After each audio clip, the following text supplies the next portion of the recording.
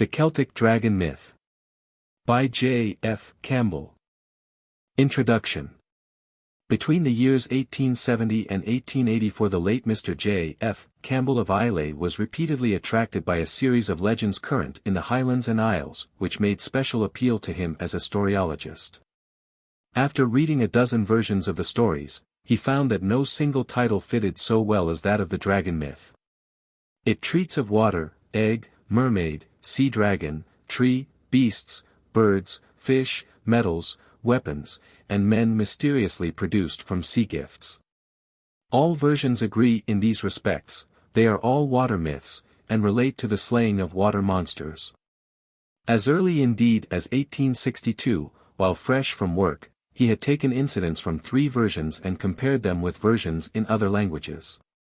Several journeys in the Highlands followed, as also in Japan, China, and Ceylon. While in the East, it was part of his pastimes to make sketches of the dragons of the Orient, his mind being all the while full of the legends of the West. He regarded this as one of the most important of myths, and the most difficult to deal with. It is the state myth of England, Russia, and Japan. He found it in the Rig Veda, and he concluded generally that it is Eurasian in the widest sense. Of his own work he expressly says that it is free translation. I take the story from the Gaelic and tell it in my own words generally where the scribe's language is prosy. But when passages occur which seem worth preservation, bits of recitation and quaint phrases, I have translated carefully. This is work honestly done while my head was full of the subject. I think that it might interest a large number of readers. The manuscript is among the Campbell of Islay collection in the Advocates' Library, Edinburgh, to the curators of which I am beholden for their courtesy, of which I now make public acknowledgement. In enabling me to complete at Glasgow University Library the transcription which I had begun many years ago. For him the subject had 2 distinct aspects: first, the story is amusing for children; secondly, it has a scientific interest for a large and growing number of scholars. He had heard in London Mr. Ralston give his lectures upon Russian stories, and found that the children in the audience were much amused. But amongst the audience were also Thomas Carlyle, Professor Owen, Sir R. Murchison, Reeve, Lady Ashburton, Miss Dempster of Skibbo, and a number of learned people who wanted to know the philosophy of the subject. For Mr. Campbell thought there was a great deal of philosophy in it, and he states, "I want readers, wise and foolish, to be equally well treated. The foolish may read the story, the wise may read both story and notes." He had read parallel stories in Swedish, German, French, Italian, English, and had heard outlines of Russian versions which seemed to him more mythical and nearer the original shape. He even found a part of the story in a book of Swahili tales told at Zanzibar. Theoretically, he remarks in 1876, this looks like serpent worship, and the defeat of serpent worship by some mythical personage. Many of the incidents which are not in Gaelic, but are in Swedish, can be traced and are explained in the Russian version, e.g., a well is a serpent, an apple tree is another serpent, a cushion in a meadow is a third serpent transformed. 3 brothers are concerned in Russian. In Swedish the serpent-slaying heroes are born of maidens who in one instance drink of a well, and in the other eat an apple. 3 brothers are concerned in the adventures in Gaelic in one case, and incidents enough for 3 are in the several versions. If they were combined, Gaelic, Swedish and Russian together would make something like a fragment of mythology, but the Gaelic versions give the largest quantity of materials. The incidents, which number about 440, or deducting what are but variants, about 200, were put together from the following Gaelic versions or stories, of which some specimens are given in this book, collected between January 1856 and January 1861. They are: 1. Sea Maiden, No. 4. Popular Tales of the West Highlands, page 72. Hector Urquhart and John Mackenzie, Inverary. 2. The 3 Roads. Hector MacLean and B. McCaskill, Berneray. MS. 3. The Fisher's Son and the Daughter of the King of the Golden Castle. John Dewar, J. McNair, Clachaig, Cowal. MS. 4. The Five-Headed Giant. B. McCaskill, Berneray, and Hector MacLean. MS. 5. The Smith's Son. Same sources. MS. 6. The Fisher. Hector MacLean and Alexander MacNeil, Seanton Barra. MS. 7. The Grey Lad. Hector MacLean and John Smith, Pulchar, S. Uist. MS. 8. The Second Son of the King of Ireland and the Daughter of the King of France. J. Dewar, J. McNair, Clachaig, Cowall. MS. 9. The Sea Maiden. MS Notes by J. F. C. and John MacFie, Volume 1, Popular Tales. Interleaved copy, second recitation. 10. The Sea Maiden. pp. 328, 346 of English collection by J. F. C. Notes and MSS. 11. Notes from an Irish blind fiddler on the Loch Goyle Head steamer. Interleaved copy. Popular Tales, Vol I, page 71. Then came further Gaelic versions noted in 1870 and later. 12. Notes in Journal, August 17, 1870, pp. 1-10, from Lachlan MacNeil 15, Maxwellton Street, Paisley. 13, August 22, 1870. John Mackenzie, fisherman, can repeat the story as printed from his telling in my book. Kenmore, Inverary. 14. Ian Beag Mac and T-Iasgair, Little John the Fisher's Son, page 42 of J. F. C.S. Journal for September 1, 1870. From Malcolm MacDonald, fisherman, Benmore Cottage, Mull. 15. Finn Mac a Bredane Agus Donchad Mac a Bredane.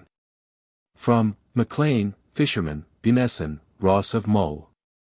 It will be seen that the legends ranged over a wide highland area, were thoroughly popular, and of the people.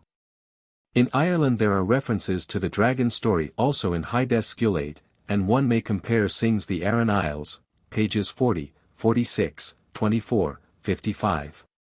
Parallel tales of contests with water monsters are worldwide, and the story of St. George and the Dragon, as told in Palestine, is very similar to that current in the Highlands. At Beirut is shown the very well into which he cast the slain monster, and the place where the saint washed his hands thereafter. The story is: there was once a great city that depended for its water supply upon a fountain without the walls. A great dragon, possessed and moved by Satan himself, took possession of the fountain and refused to allow water to be taken unless, whenever people came to the spring, a youth or maiden was given to him to devour. The people tried again and again to destroy the monster, but though the flower of the city cheerfully went forth against it, its breath was so pestilential that they used to drop down dead before they came within bowshot. The terrorized inhabitants were thus obliged to sacrifice their offspring, or die of thirst, till at last all the youths of the place had perished except the king's daughter. So great was the distress of their subjects for want of water that the heartbroken parents could no longer withhold her, and amid the tears of the populace she went out towards the spring where the dragon lay awaiting her. But just as the noisome monster was going to leap on her, Margirius appeared, in golden panoply upon a fine white steed, and spear in hand. Riding full tilt at the dragon, he struck it fair between the eyes and laid it dead. The king, out of gratitude for this unlooked-for succor, gave Margirius his daughter and half of his kingdom.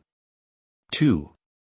In the folklore of China there is a popular legend that the Chien Tang River was once infested by a great kiao or sea serpent, and in 1129 AD. A district graduate is said to have heroically thrown himself into the flood to encounter and destroy the monster. Formerly 2 dragons were supposed by the Chinese to have been in a narrow passage near Chinai. They were very furious, and upset boats. According to the Rev. Mr. Butler of the Presbyterian Mission in Ningpo, they had to be appeased by the yearly offering of a girl of fair appearance and perfect body. At last one of the literati determined to stop this. He armed himself and jumped into the water.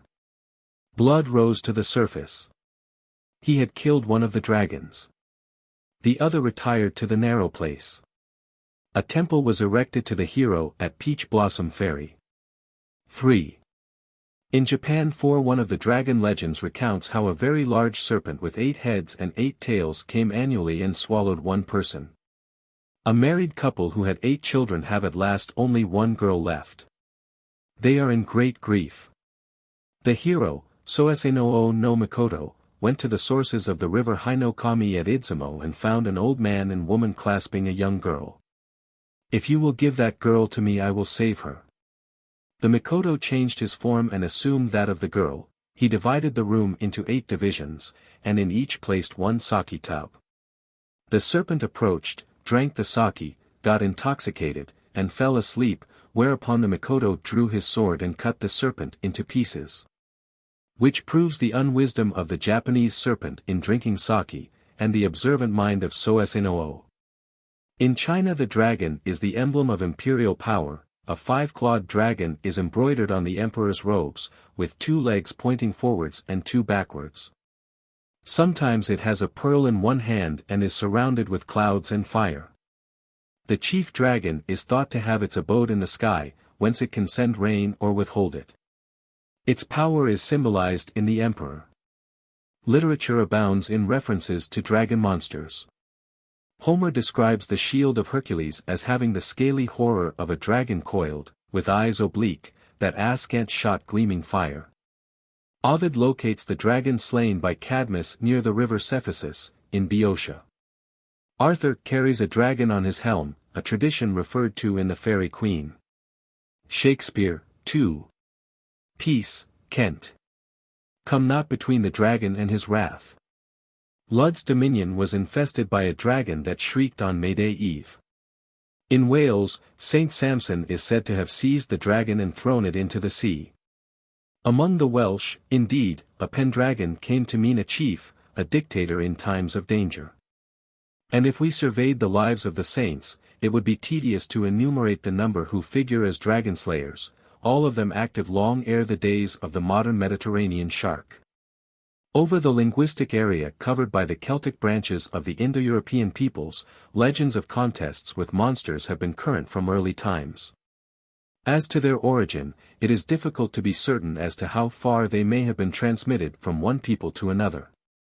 Possibly external influence may be traced in the Bruden de Durga, a Gatholic text from about the 8th century, which speaks of in Luiden Timcella in Domen 5. The Leviathan that surrounds the world. The Cymric book of Taliesin tells of that river of dread strife hard by Terra, birth. Venom its essence, around the world it goes. 6. The early lives of the saints have parallel references.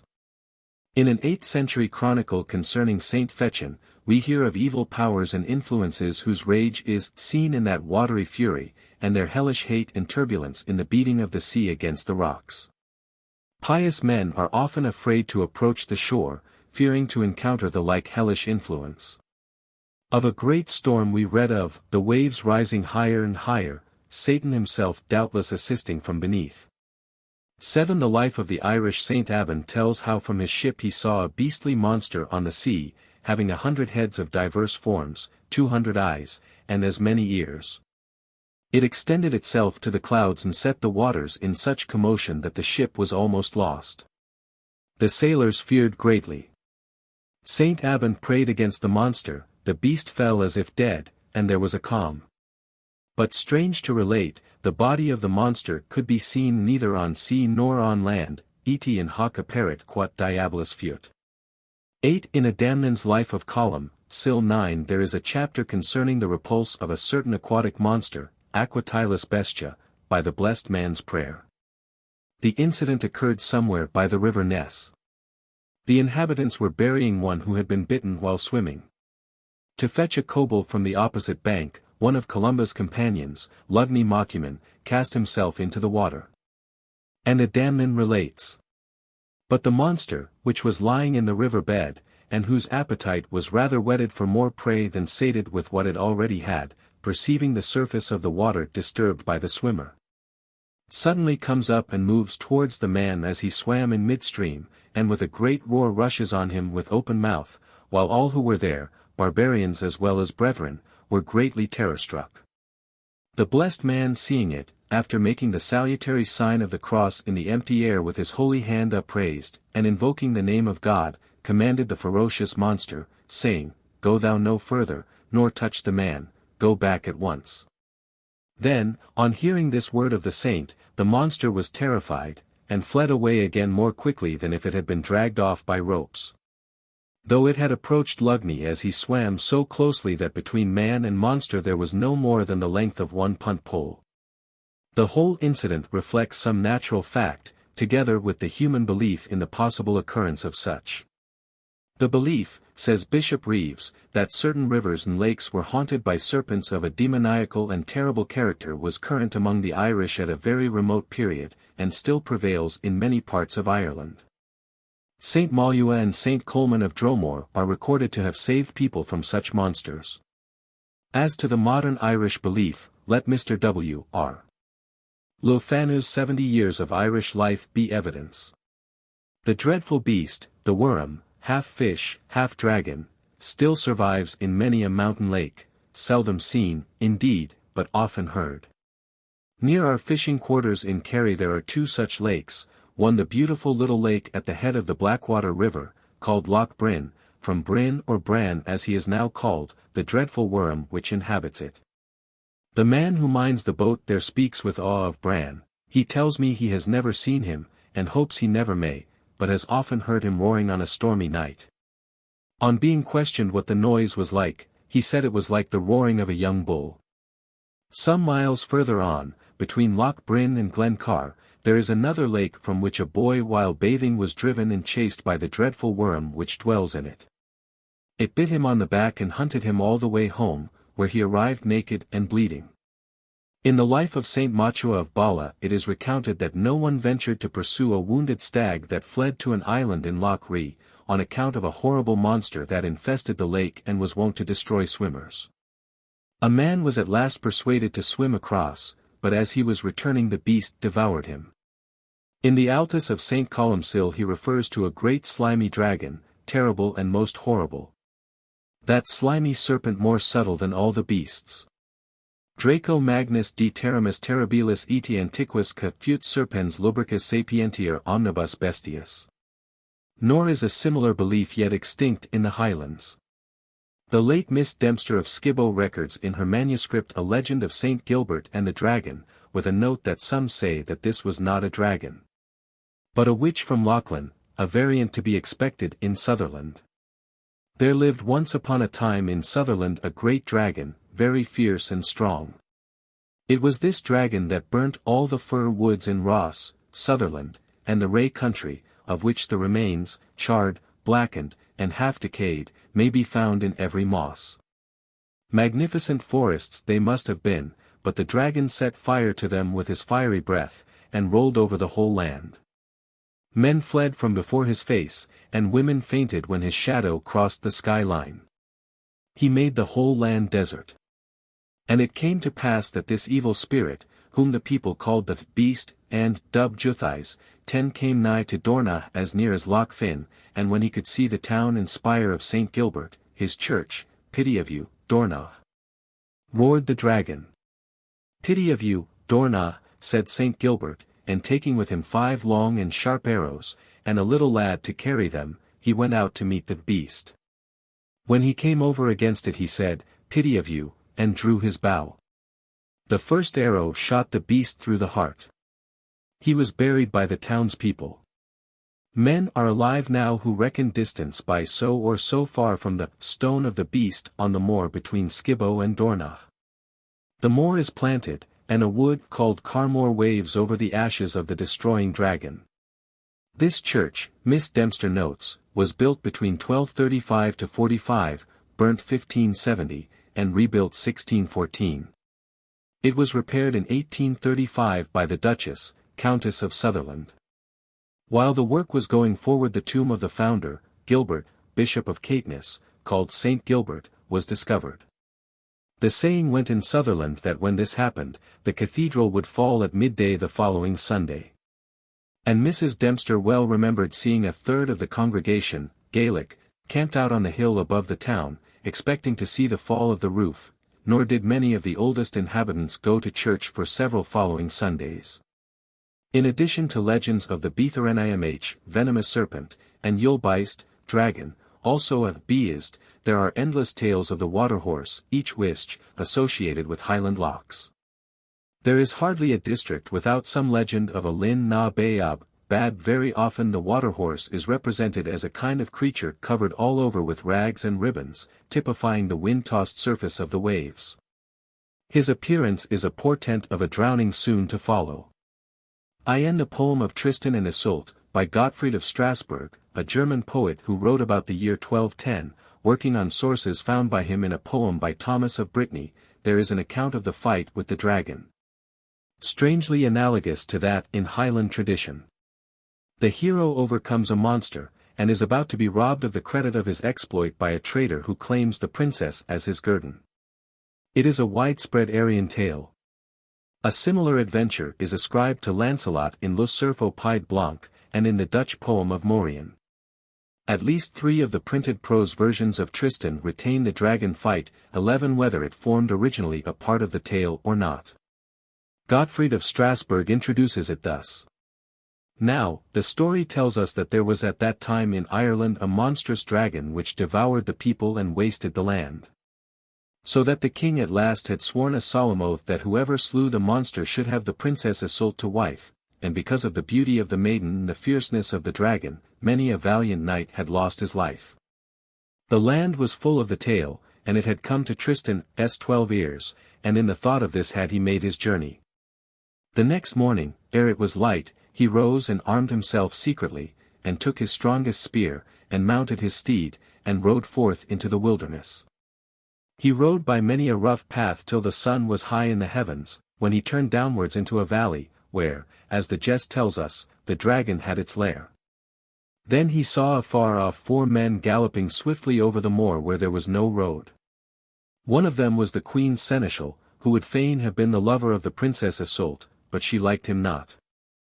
Whenever knights rode forth bent on adventures, the seneschal was ever with them for nothing on earth save that men might say they had seen him ride forth, for never would he face the dragon, but would return swifter than he went.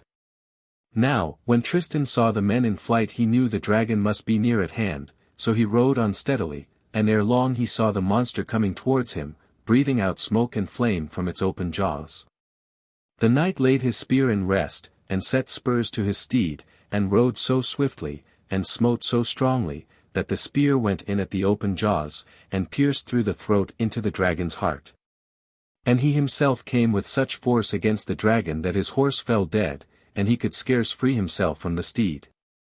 But the evil beast fell upon the corpse and partly devoured it, till the wound from the spear pained it so sorely that it left the horse half-eaten, and fled into a rocky ravine. Tristan followed after the monster, which fled before him, roaring for pain till the rocks rang again with the sound. It cast fire from its jaws and tore up the earth around, till the pain of the wound overcame it, and it crouched down under a wall of rock. Then Tristan drew forth his sword, thinking to slay the monster easily, but 'twas a hard strife, the hardest Tristan had ever fought, and in truth he thought it would be his death. For the dragon had as aids smoke and flame, teeth and claws sharper than a shearing knife. And the knight had much ado to find shelter behind the trees and bushes, for the fight was so fierce that the shield he held in his hand was burnt well nigh to a coal.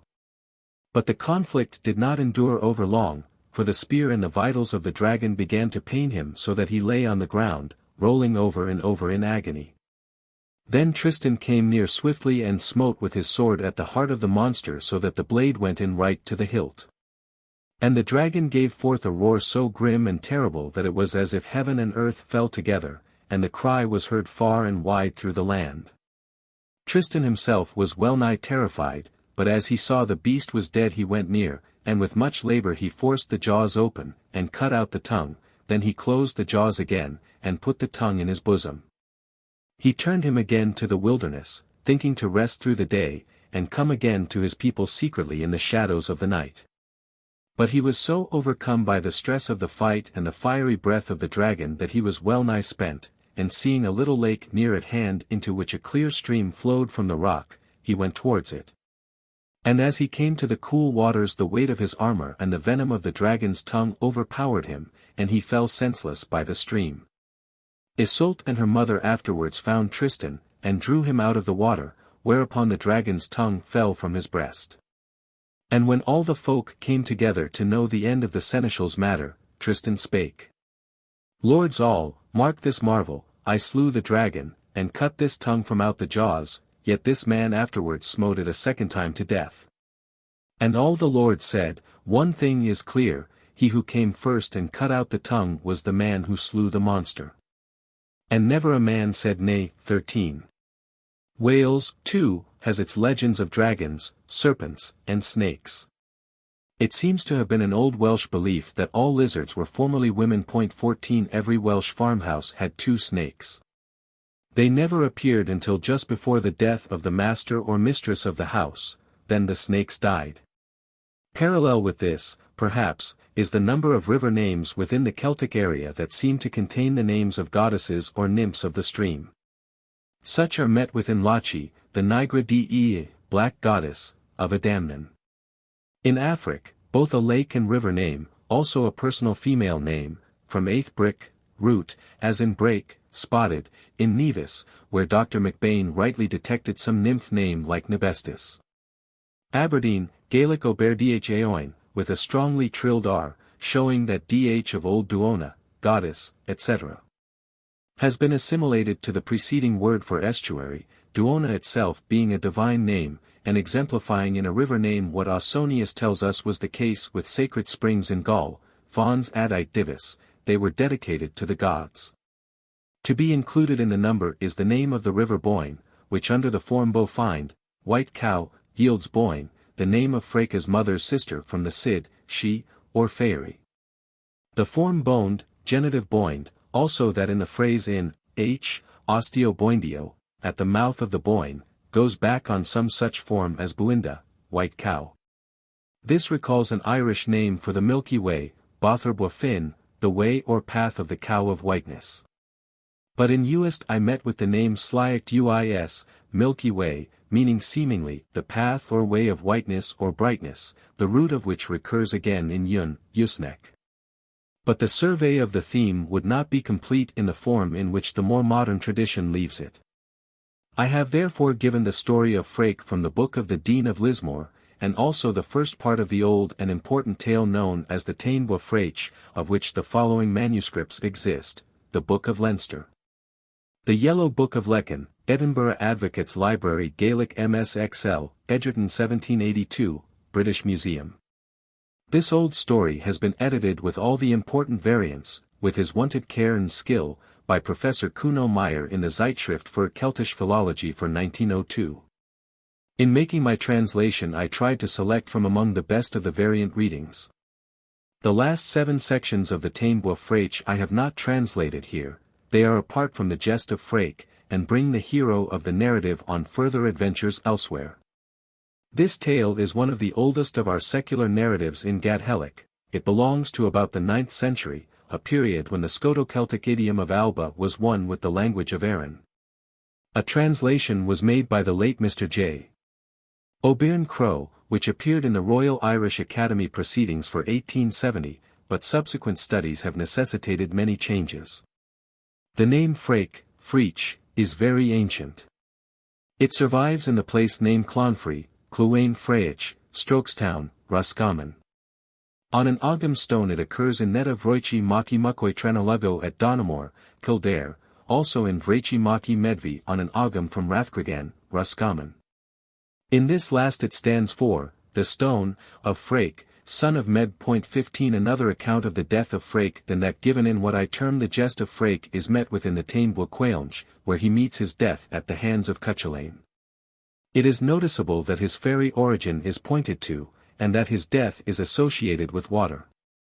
This episode is at a later stage in his story than that in Táin Bua Fraoch, which gives the serpent encounter.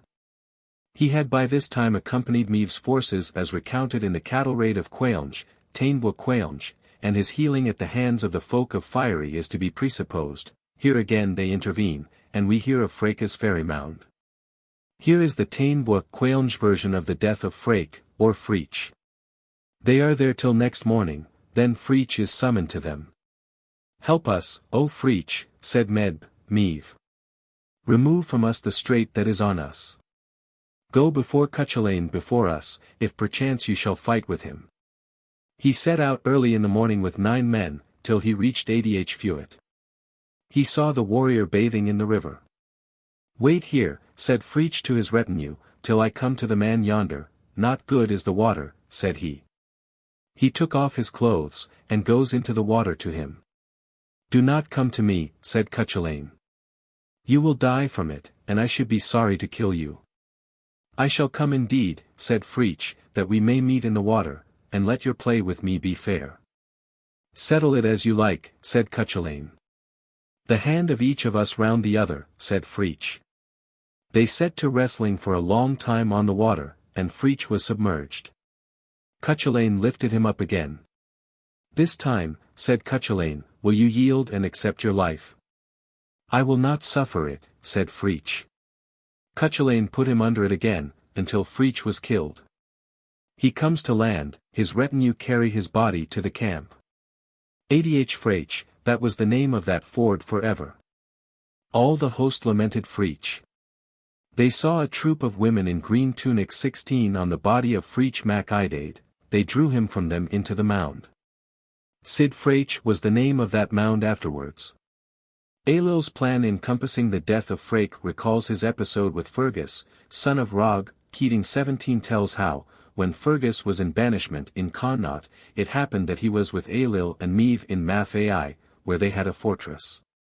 And one day, when they went out to the shore of a lake that was near the Leos, or outer court, Ailill asked Fergus to go and swim in the lake, and Fergus did so. While swimming, Meath was seized by a desire of swimming with him. And when she had gone into the lake with Fergus, Ailill grew jealous, and he ordered a kinsman of his to cast a spear at Fergus, which pierced him through the breast. And Fergus came ashore on account of the wound caused by that cast, and extracted the spear from his body and cast it in the direction of Ailill. And it pierced a grey hound that was near his chariot, and thereupon Fergus fell and died and was buried on the shore of the same lake.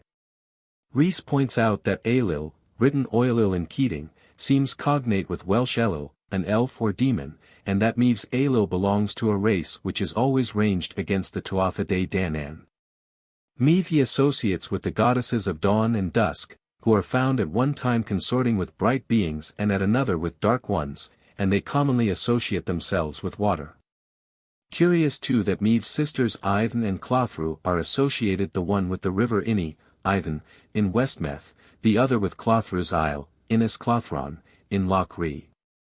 Iachade Feidhliach, monarch at Tara, was Meath's father. He had 3 sons and 3 daughters, namely, Breas and Enar and Lothar, the 3 sons. Aithin Wathach, Clothra, and Meath of Cruachan, the 3 daughters, as the poet says in this quatrain. 3 daughters had Iachade Feidhliach.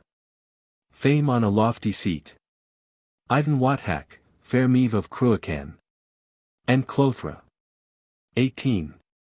O'Curry remarks of Meath that she seemed more calculated to govern many men than to be governed by one man. She soon abandoned Concobar, and returned to her father, the monarch Iachade Feidhliach, to Tara, who shortly after set her up as the independent queen of the province of Connaught.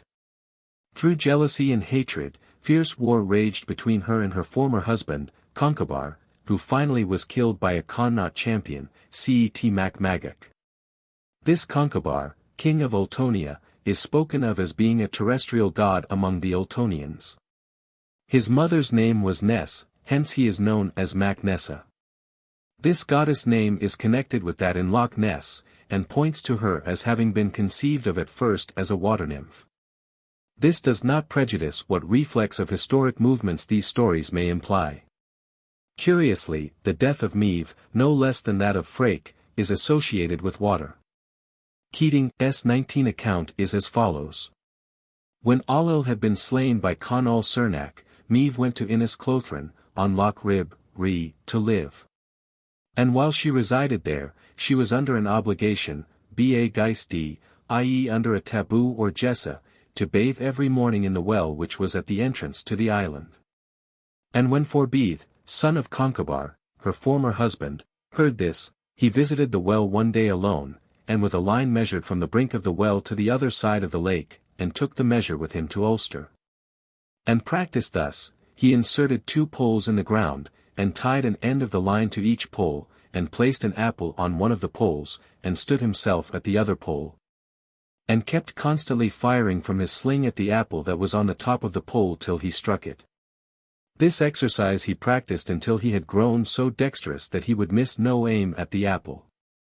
Soon after this there was a meeting of the people of Ulster and Connaught at both sides of the Shannon at Innisclothran. And Forbeith came there from the east with the Ulster gathering.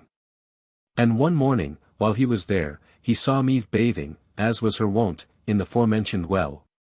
And with that he fixed a stone in his sling and hurled it at her, and struck her in the forehead, so that she died on the spot, having been 98 years on the throne of Connaught, as we have said above. 20. Of Fraoch's mother Boned, elsewhere spoken of as from the Sidhe, the Bodleian den Shenkis gives the following account, 21. Bone, wife of Nectan, son of Labraid, son of Nama, went with the cupbearers to the well of the green of the fortress. Whoever went alone to it came not from it without disgrace. Now these were the names of the cupbearers whom Nectan had, even Flesk and Lesk and Luam. Unless the cupbearers went to the well, no human being would come from it without disgrace. Then, with pride and haughtiness, the queen went alone to the well, and said that it had no secret or power unless it could disgrace her shape. And she went round the well with her shins thrice, to perceive the well's magic power. Out of the well 3 waves brake over her, and suddenly her right thigh and her right hand and her right eye burst, and then she fled out of the fairy mound, fleeing the disgrace and fleeing the well. So that she reached the sea with the water of the well behind her. And the Inver Boyne, river mouth of Boyne, drowned her. Hence Bone and Inver Boyne. One day Boyne of the Mark of Bregia broke every fence as far as the White Sea. Bone was the name on that day. Of the wife of Nectan, son of Labraid. Nectan, the mythic owner of the fairy precinct now called Trinity Well, into which one could not gaze with impunity, and from which the river Boyne first burst forth in pursuit of the lady who insulted it, may be cognate, Rhys thought, with Neptune, which certainly seems cognate with Irish Nuada Necht. 22. How rivers came to be personified may be illustrated by an enigma which a poet puts to Finn in the tale of the fairy palace of the quickened trees. 23. I saw to the south a bright-faced queen, with couch of crystal and robe of green, a numerous offspring sprightly and small. Plain through her skin you can see them all. Slowly she moves, and yet her speed exceeds the pace of the swiftest steed. Now tell me the name of that wondrous queen, with her couch of crystal and robe of green.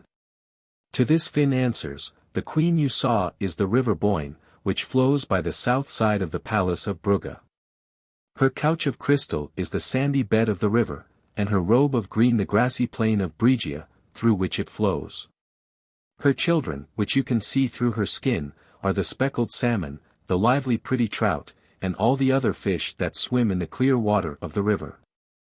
The river flows slowly indeed, but its waters traverse the whole world in 7 years, which is more than the swiftest steed can do. A booklet entitled The Death of Fraoch, a Gaelic poem, was printed at Iona in 1887, by J. McCormick and W. Muir, and published there by F. Ritchie. In 1888 a copy of the same appeared at Iona, with illustrations by W. C. Ward. For a perusal, after my own rendering was finished, of these now rare editions I have to thank Mrs. Macmillan, the Manse, Iona. The preface is of special interest, as telling that the events narrated occurred in Mull, in the district surrounding Loch Lake. The local tradition is that Fraoch lived at Swede, near the village of Bunessan. Opposite him, in an oblique direction on the other side of the loch, lived Meave, through whose treachery Fraoch was slain. The place is still known as Lerach Tai Maid. The island where the rowan tree grew is called after her, Eilean Main 24, the Isle of Main. It is right opposite to Bunessan. The local tradition asserts that the monster which guarded the rowan tree, and by which Fraoch was slain, was a great serpent, but we take leave to doubt this, because great serpents were not known in Scotland. We think that the creature was the torc nim, wild boar, which undoubtedly was common in the Highlands. Some who possess the tradition say that Fraoch was found dead with the heart of the beast in his hand, on the strand of the Bay of the Heart, Camua, Crith. The bay is there to witness this, but we do not read in the poem that the monster's heart was really torn out. The writers take exception to translating Cruachan in the third verse by Ben Cruachan, Loch Awe, and simply render Cruachan Swar, the hill in the east. They hope this rendering effectually dissipates that myth, i.e., of associating the scene with Loch Awe.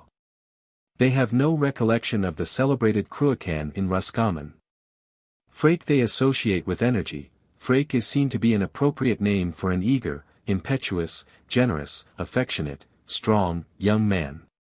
The writers add that the strength of Fraoch is still proverbial. It is common yet to say nam bithanese cho later re Fraoch spyanane craib as a bun, i.e., were I as strong as Fraoch, I could pull a tree from its roots. A tune is added, as it was sung in Mull 50 years ago, on the authority of Mr. Neil McCormick of Finfort, the first verse being repeated after each of the others, as a chorus. It has the strain of a lament, and the tune to which it is sung is most melodious and melancholy. The air there noted is different to that given in the appendix to Dr. K. N. MacDonald's Gesto collection. In Scotland the legend is also localised at Loch Fruchi, near Amory, Perthshire, and at Loch Awe, Argyll, where the legend has been moralised in poetic treatment at the hands of Mr. P. G. Hamerden in his Isles of Loch Awe, 1855. Mr. Hamerden compares the Celtic myth to that of Hercules. He depicts both Fraoch and the lady as dying after the tasting of the poisonous fruit. Both their faces were in deepest shade, close to each other. Thus the pair were found. Mr. Hamerden draws a moral. There are fables full of truth. Fraoch's tale is sadly true. For how many in their youth, bitten by the serpent's tooth, die or only live to rue? A free rendering of the 18th century Lay of Fraoch, which really does not belong to the Ossianic cycle, was given by Jerome Stone, 1727–1756, in the Scots Magazine, with a letter dated Dunkeld, November 15, 1755. He made an unwarrantable change in heading the poem Sir Alban and the Daughter of May. In Hamerden the fruit is poisonous, Fraoch and the Lady of Loch Awe both die of it. The eating of the fruit of the tree of life brings death. Meb could not live without the fruit, Fraoch could not taste of it, or even go through the perils of getting it, without dying. Fraoch must not go near the water, otherwise there will be a conflict which will issue in his death. Boine, his mother's sister, cautions Fraoch's mother against the water, according to a poem in the Book of Fermoy. Let him not swim black water, for therein he shall shed his blood. According to the Highland lays, Fraoch dies by the serpent, and Findabair laments him. In the Táin Bua Fraoch there is only a promised betrothal with Findabair. According to the Book of Fermoy, his wife is Treblin, a foster child to Quarper Mac Rosa, who belonged to Faery. In the Táin Bua Fraoch his healing came from the Sidhe, and he survived to take part with Meb on the foray of the Táin Bua Quailnge, when he fell at the hands of Cuchulainn. In either case his death is connected with water. Meb was previously wife of Concobar, who, according to a gloss in the Book of the Dun Cow, was formerly a god upon earth, Dia Talmanda. In another account we find Concobar as the name of a river. 25 Meb's first husband would thus seem to have been a water god. One might hazard the suggestion that in old Druidic teaching, Meb herself may have been a sort of sea mother, if indeed their thought on ultimate things may have got the length of postulating a mother of mankind. The berries for which she craved were from the tree of life, the food of the gods, the eating of which by mortals brings death. Rowan hurdles were used in Druidic divination. 26 The rowan was a magic medicine. A monster was thought to haunt the roots of a rowan, and typified the guardian spirit of the tree. The thought is old among the Celts. On the second altar of Notre Dame there is a figure of the Celtic Hercules killing a serpent, 27, which the late Monsieur d'Arbois de Jubanville tried to explain by episodes from Gaelic myth. The dragon may be thought of as the confiner that holds captive the fruit-bearing tree of life. On this view he may be the winter monster which Hildebrandt sees in the Indian Vritra, the confiner that holds captive the rivers, while Indra is the spring or summer sun which frees them from the clutches of the winter dragon. The rage of the sun god may be conceived of as manifested against the cloud dragon, or the winter dragon, or the sea dragon. Fraoch may thus be the Celtic Hercules furens, the name being the same in root as Fraoch, wrath, early Irish Freach, fury, rage, which is cognate with Cymric grug. 28. His quest may be a solar journey. And he is swallowed by the monster as the sun is swallowed by the sea. On this view the dragon myth should portray the hero as being devoured by a fish, as on Semitic ground, for which the reader should consult the great Bible dictionaries, which treat of Bel and the dragon and allied themes. In Fraoch the hero is slain, which is parallel to his being swallowed by the sea. If not cast up again, he is healed at the hands of the Sidhi. May we not infer that the myth is an endeavor to shadow forth some aspects of the external world, a picture, not yet moralist, of the cosmic process, an eternal tragedy of nature? So far as Fraoch's conflict is comparable with that of Heracles and the Hydra, I should like to emphasize a trait in Euripides, Ion, v. 192, where Heracles kills the Hydra with golden sickles, lambda epsilon rho nu alpha omicron nu delta alpha nu alpha iota rho epsilon iota chi rho upsilon sigma alpha iota rho pi alpha iota delta iota pi alpha. On an Attic vase there is depicted the conflict of Heracles against the centaur Nessos, in reality, a river god. Perhaps if we had the Celtic myth in its earliest stage we should find Medb herself to have been a sort of serpent or water monster. The idea of a paradise or Elysium among the Celts, as with the Greeks, assumes two aspects, either that of the hollow hill, Sidhi, that is, the fairy mound, or that of the oversea Elysium. This contrast may have some relation to the civilization and home of the Celts, the former pointing, as to its origin, to their continental home, the latter to their insular and maritime abode.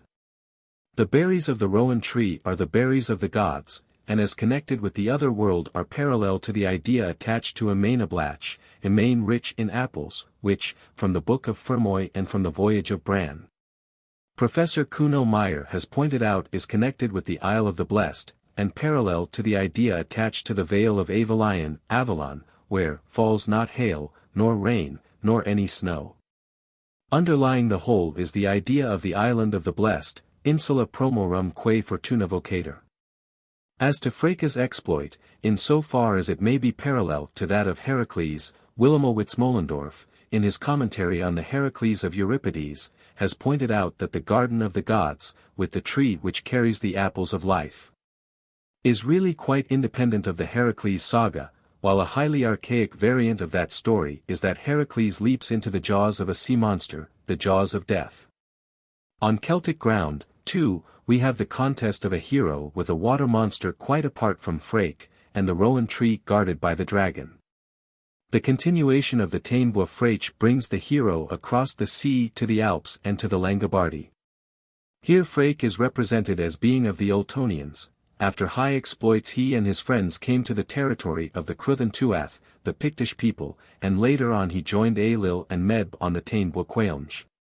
It is impossible to be sure whether we have not here a hint that Fraoch was a hero of the Picts, the people whom the Gael called Cruthan Tuath, a word cognate in root with Cymric pryd in Ynys Prydain, and pointing to the pre-Gaelic population of these isles as a people who practiced tattooing. Apart from the accessory of the Tree of Life, the parallel that is closest of all is the rescue of Andromeda by Perseus. On a Hydria in the Berlin Museum there is a representation of Perseus in conflict with the monster fish, where there is present Andromeda, Cepheus, and another woman, Jope. The whole story of the Geste of Fraoch is there minus the rowan tree and the serpent, which is replaced by the monster fish. Among the Greeks it formed the subject of a lost drama of Euripides. But we know the theme from the Pseudo-Apollodorus. Perseus, on having come to Ethiopia, the kingdom of Cepheus, found the king's daughter Andromeda about to be exposed to a sea monster. Cassiopeia, the wife of Cepheus, had boasted of her beauty, and thus fell into strife with the Nereids, or water nymphs. This brought on her the anger of the Nereids and of Poseidon, who sent a flood and a monster to her father's realm. The oracle of Ammon gave out that the disaster to the kingdom would be averted if the king abandoned his daughter Andromeda to be devoured of the monster. Pressed by the Ethiopians, Cepheus had his daughter bound to a rock. In this state she was found by Perseus, smitten with love, promised Cepheus to slay the monster on condition that he would have the king's daughter, on her deliverance, to be his wife. This condition was agreed to, and thereafter Perseus went to meet the monster, killed it, and rescued Andromeda. This is another version of the Heracles Hesione saga, which briefly is as follows. Poseidon and Apollo came in human form to Laomedon, king of Troy, and promised, for a certain reward, to gird his city with walls. The king would not fulfill his promise when the work was ended, whereupon Apollo sent a pest, and Poseidon a sea monster which used to carry off the people working on the fields. Laomedon sought the advice of an oracle, which counseled him, in penance for his guilt, to deliver his daughter Hesione to the monster. In consequence of this divine judgment, Hesione was chained to a rock. As Heracles came the way, he offered to free the maiden if Laomedon would give him the horses which he formerly received from Zeus on account of Ganymede. Which being agreed to, Heracles slew the monster and freed the maid. But the stubborn king endeavored to deceive Heracles also, which drew upon him the vengeance whereby Troy is said to have been first of all destroyed. It is at Joppa, in Phoenicia, that the story of Andromeda has been localized of old. Pliny 29 tells us that the Phoenician Joppa is older than the flood, that it lies on a hill, in front of which is a rock where traces of the fetters of Andromeda are pointed out. And Saint Jerome, in his commentary on Jonah, writes, "Here, at Joppa, is the place where on the strand are pointed out to this day the rocks to which Andromeda was bound, and from which she is said to have been freed by the help of Perseus." And on an Attic vase is a representation of Jason being vomited from out of the belly of a sea monster or dragon at the command of Athene. While we have no reference as to Fraoch having been swallowed by the dragon, the fisher's first son was swallowed by the mermaid, who is induced from her love of music to cast him forth once more. 30. It is also noticeable that the impostor incident, so common in the dragon stories, alongside of the rescuer, is lacking in Fraoch. But the impostor incident must have been known of old among the Celts, for we find it alluded to in the rescue of Derfergail, or Dervergoil, a variant of a folktale introduced into the Wooing of Emer, a text of the Cuchulainn cycle. On coming to the dwelling of Ruadh, king of the Isles, at Halloween, Cuchulainn hears wailing in the fort. The king's daughter Derfergail has been assigned in tribute to the Fomori, and she is exposed on the seashore, awaiting their coming. Cuchulainn kills 3 Fomori, or sea giants, in single combat, but his last opponent wounds him at the wrist. The girl gives a strip from her raiment to bind his wound, and her rescuer goes off without making himself known. The maiden came to the Duin and told her father the whole story. Many in the Duin boasted of having killed the Fomori, but the maiden did nor believe them. On a test having been applied, the maiden recognized Cuchulainn, it is to be inferred, from the piece from off her raiment on his wound. 31. In Brittany the impostor figures as a charcoal burner, who professes to have killed the 7-headed serpent to which the king's daughter was to have been sacrificed, and he carries off the heads. But the herd had cut out the 7 tongues, and these are tokens of the true victor. 32. In Highland folktales the rescuer appears in the character of Herd. 33 and the impostor as a squint-eyed 34 carroty-headed cook.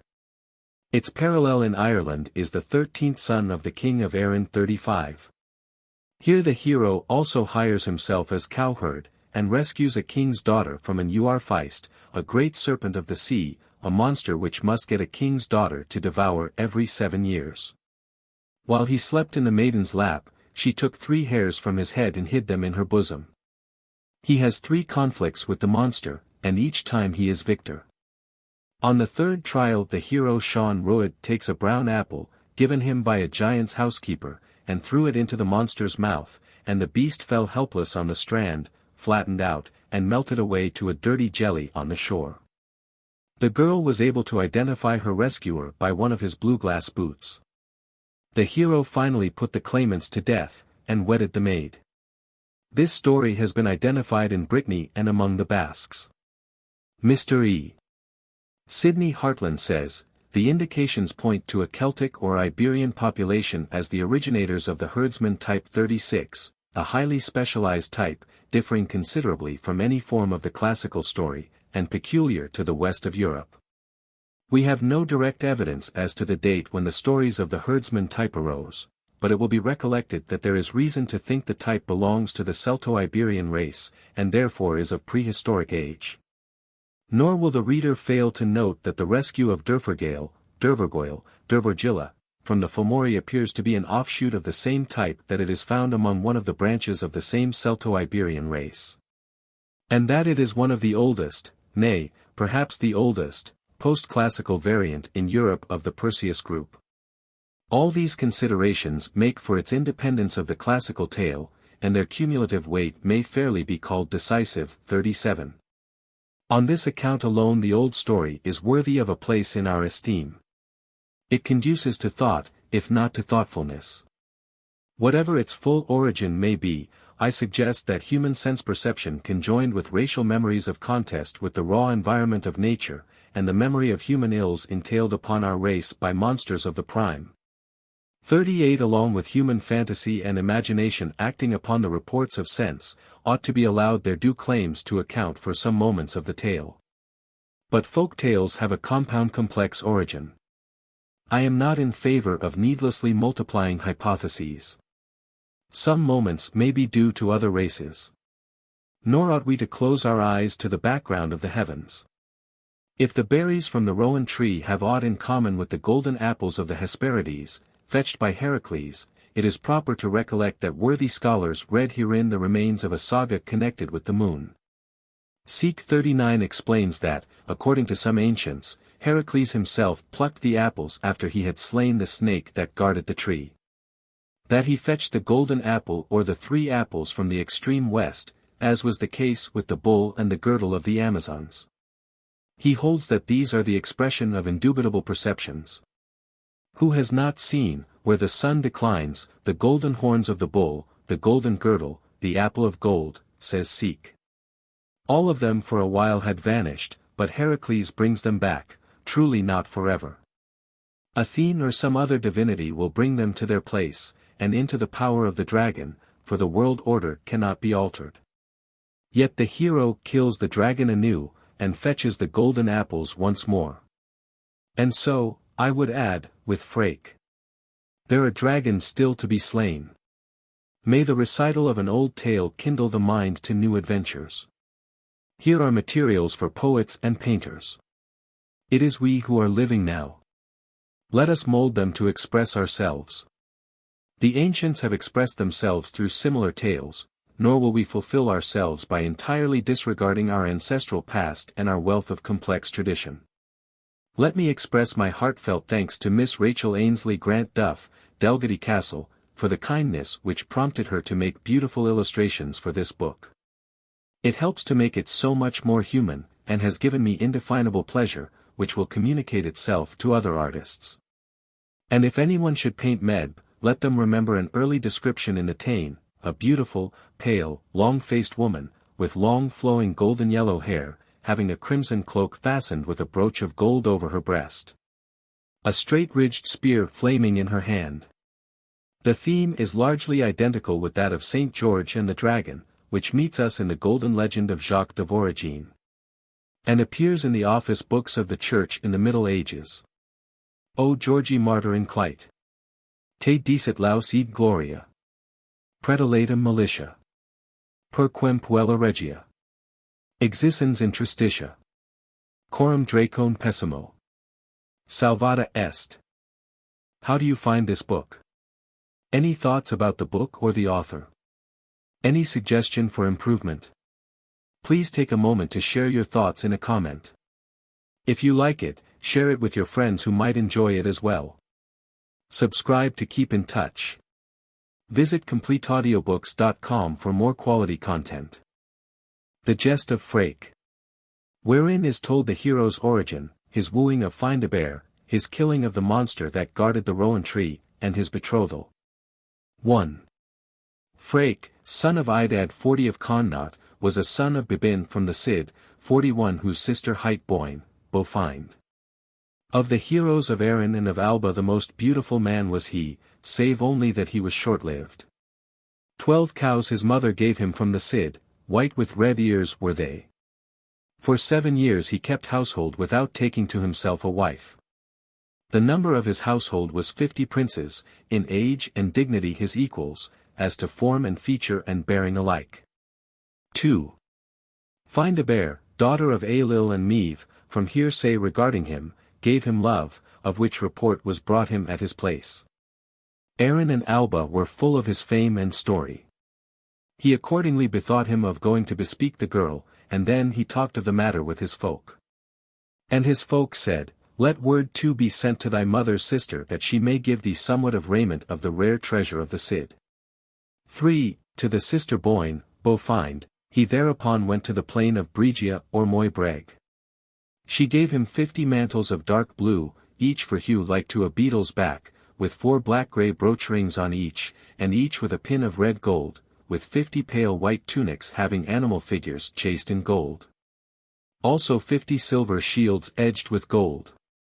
For each man's hand a lance like to a candle such as befitted a palace, 42 each having 50 rivets of white bronze, with knobs of burnished gold, the spear points from below were of carbuncle inwrought. While the front irons of the spears were chased with precious stones, so that night shone as 'twere by the rays of the sun. Further, 50 swords with hilts of gold, and for each rider a dark grey steed with bits of gold. Around each horse's neck was a plate of silver with bells of gold. 50 leather caparisons in purple with threads of silver, with buckles of gold and silver, and animal devices for ornament. 50 whips in white bronze, with a golden hook on the handle of each. 7 greyhounds in chains of silver, with an apple of gold apiece, each having greaves of bronze. There was no colour which the hounds had not. Accompanying them in garments of diverse colours were 7 trumpeters, with trumpets golden and silver, and golden pale yellow tresses, and they had plaids that glistened like the shee. In front of them went 3 jesters having silver diadems and gilt about. Each had shields engraved with devices, with crested staves and ribs of white metal along the sides. Opposite them were 3 harpists, each of kingly presence. And in that guise they set out for Cruachan. 4. On coming into the plain of Cruachan the watchman perceives them from the Duin. And he spake.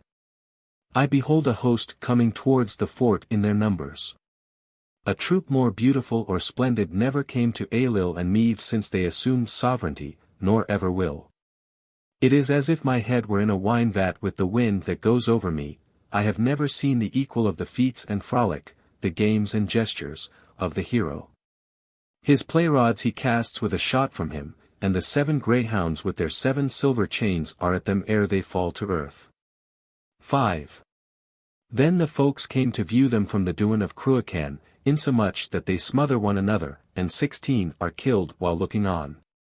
On alighting at the door of the Duin they unyoked their horses and set loose the greyhounds, which chased to Rath Cruachan 7 hinds, 7 foxes, 7 hares, and 7 wild boars, and these the youths kill on the lawn of the fort. Thereafter the dogs dashed into the brae and caught 7 others, which they deposited at the said entrance to the door of the chief Rath, where Fraoch and his folk sat. 6. King Ailill sent word to them, and inquired whence they had come. They accordingly named themselves after their true names, which they gave. Here, said they, is Fraoch, son of Idad 43. This the steward declares to the king and queen. An illustrious young hero, quoth Ailill, let him come into the lists. 44. And quarters were allotted them. 7. The plan of the house was thus: 7 apartments it had from fire to wall all around, decorated with gold, each with a fronting of bronze, and partition carvings of red yew variegated by fine planing withal. 3 layers of bronze in the arched skirting of each apartment, with 7 layers of brass from where the shields rested to the roof tree. Of pine the house was made, and it had a covering of shingle on the outside. 16 windows it had with brass shuttings in each, and a brass yoke across the roof light. 4 beams of brass in the apartment of Ailill and Meave, all adorned with bronze and in the very center of the house. 2 silver frontings it had, and overlaid with gold. And by the fronting facing Ailill there was a silver wand that would reach the mid-hips of the house, so as to command the inmates at all times and circuit the house all around from one door to the other. Having hung up their arms within, they make the circle of the house and were made welcome. 8. Welcome are ye, quoth Ailill and Meave. It is for that we have come, quoth Fraoch. Not a journey for boasting shall this be, quoth Meave. Thereafter Ailill and Meave arranged the chessboard. Fraoch then takes to playing chess with a man of their company. The most beautiful of chessboards it was, it had a board of white metal with 4 ear handles, and gold edgings. A candlestick of precious stone gave them light. The chessmen were of gold and silver. Get ye food in readiness for the braves, quoth Ailill. That is not what I wish, quoth Meave. I want to have a game with Fraoch. It liketh me well, quoth Ailill, get up and go to him. Meave then goes to Fraoch and at chess they play. 9. Fraoch's folk in the meantime were roasting the animals of the chase. Let thine harpers play for us, quoth Ailill to Fraoch. Let them play in sooth, quoth Fraoch. Harp bags they had of otter skins mounted with ruby, adorned with gold and silver, and roe skins, white as snow around the middle, with black-grey eyes in the center. Gold and silver and bronze in the harps, which were chased with figures of serpents and birds and hounds in silver and gold. With the movement of the strings the figures would move all about. The harpers having played, 12 of Ailill and of Meave's folk died of sorrow and of grief. 10. Gentle and melodious this triad, theirs were the chants of childbirth. 45 3 noble brothers were they, Sorrow Strain, Joy Strain, Sleep Strain, and Boyne from the Sidhe, their mother. It is of this music which Eothen the Dagda's harp played that the 3 are named. What time children were being born its strain was sorrow and travail from the soreness of birth pangs beginning, next a strain of glee and of joy it played because of the pleasure of bringing the 2 sons to the birth. The strain played by the last son was one soothing and soft because of the heaviness of birth, so that it is from him that the 3rd of the music has been named. Boyne then awoke out of sleep. I receive, she said, thy 3 sons, O Eothna full ardour, since Sorrow Strain, Joy Strain, Sleep Strain are on kine and women who shall fall by Meave and Ailill. Men shall fall on hearing the strains being played. Thereupon the playing ceased. Splendidly has it come off, said Fergus. 11. Apportion us the food, said Fraoch to his folk. Bring it in. Lothar, having stepped within, divides them the food. On his hand used he to divide each joint with his sword, leaving neither shred nor skin, since he took to dividing he never hacked the meat under his charge. 3 days and 3 nights, then, were Meave and Fraoch playing chess, by reason of the abundance of precious stones with Fraoch's folk. Thereafter Fraoch addressed Meave. Well have I played against thee, I take not thy stake from the chessboard that there be to thee no decay of honour. Since ever I have been in this doin, said Meave, it is this day that I feel the longest. Yea, certainly indeed, quoth Fraoch, 3 days and 3 nights have we been playing chess. 12. At this Meave starts up. She felt shame at the warriors being without food. And she goes and tells this to Ailill. An extraordinary deed have we done, the warriors outside who have arrived to be without food. Dearer to thee is chess playing, quoth Ailill. It hinders not food being distributed throughout the house to his suite. 3 days and 3 nights are they there without our having perceived the night through the glare of the precious stones within. Tell them then, said Ailill, to cease the lamentations they make until food be served them. Thereupon food is served them and it pleased them well, and they stayed there 3 days and 3 nights feasting. And thereafter Fraoch was called to the hall of audience to converse with Ailill and Meave. They ask him his errand. It pleases me in sooth to visit you, said he. Your company is indeed not displeasing to the household, said Ailill. Your arrival is preferable to your departure. 46. We shall stay with you another week, then, said Fraoch. They stay until the end of a fortnight at the Duin. Every day they go to the chase and hunt. And the men of Connaught used to come to view them. 13. It was, however, a trouble with Fraoch not to have converse with the daughter, for it was that benefit that had specially brought him. Night at end he got up one day to bathe in the river. It was at the same time that she with her maid went to bathe. He takes her hand. Stay to speak with me, it is for thee I have come, he said. Pleased am I, said the girl, but if I come I could do nothing for thee. Wouldst thou not elope? He queried. I will not elope, she said, I am a king and queen's daughter. Thine estate is not so humble that thou wouldst not get me from my people, and it is my choice too to go to thee, for it is thou whom I have loved. And do thou take this ring of gold with thee, said the girl, and it shall ever be a token between us. My mother gave it me to put by, I will say that I mislaid it. They each then part. 14. I am fearing indeed, quoth Ailill, the eloping of yon daughter with Fraoch. 'Twere not in vain 47 even should she be given him, he would come to us with his cattle to aid us at the Táin, said Maeve. Fraoch goes to the audience chamber. Is it a secret ye are speaking of, he quoth. Though it were a secret, thou wouldst fit in, said Ailill. Will ye give me your daughter, said Fraoch. She will be given thee, said Ailill, if thou give me her purchase price 48 which I shall name. Thou shalt have it, said Fraoch. 60 black-grey steeds to me, said Ailill, with their bridle bits of gold, and 12 milch cows, each in milk, and each having a white red-eared calf. And do thou come to me with all thy force and with thy musicians for the bringing of the kine from Caonge, my daughter to be given thee provided thou dost come to the hosting. I swear, Fraoch spake, by my shield, by my sword, and by mine arms, would not give that purchase price even were it for Maeve herself. Then he marched out of the house.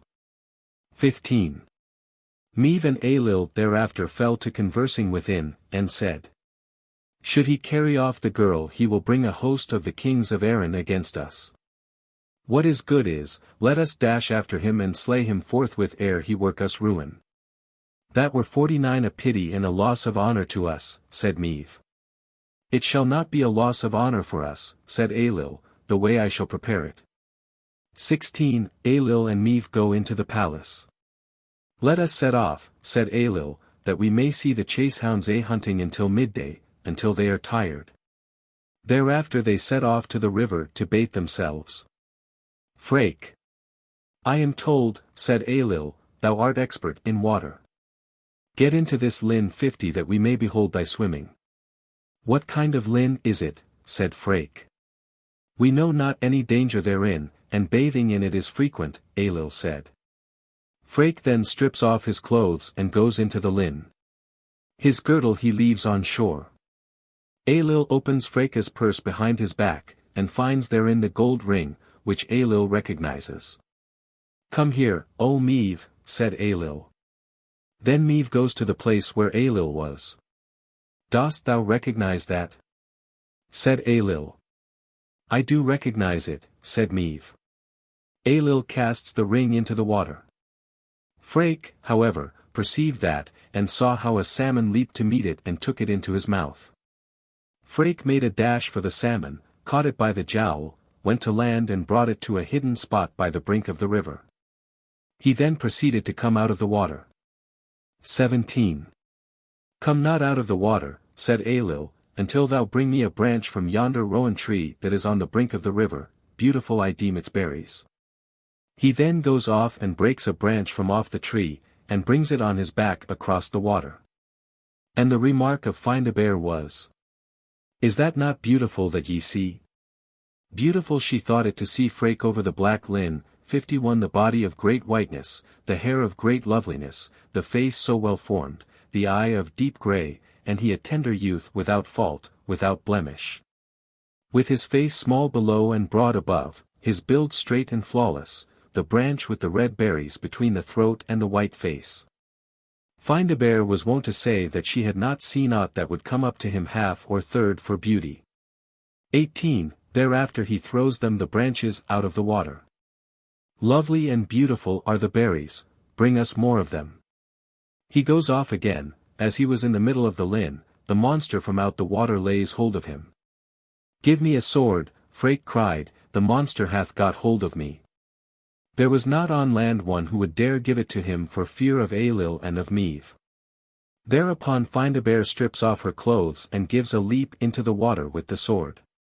Ailill casts a 5-pronged spear at her from above, a shot's length, so that it passes through her 2 tresses of hair. Fraoch, however, caught the spear in his hand, shoots it to landwards, the monster all the while being in his side.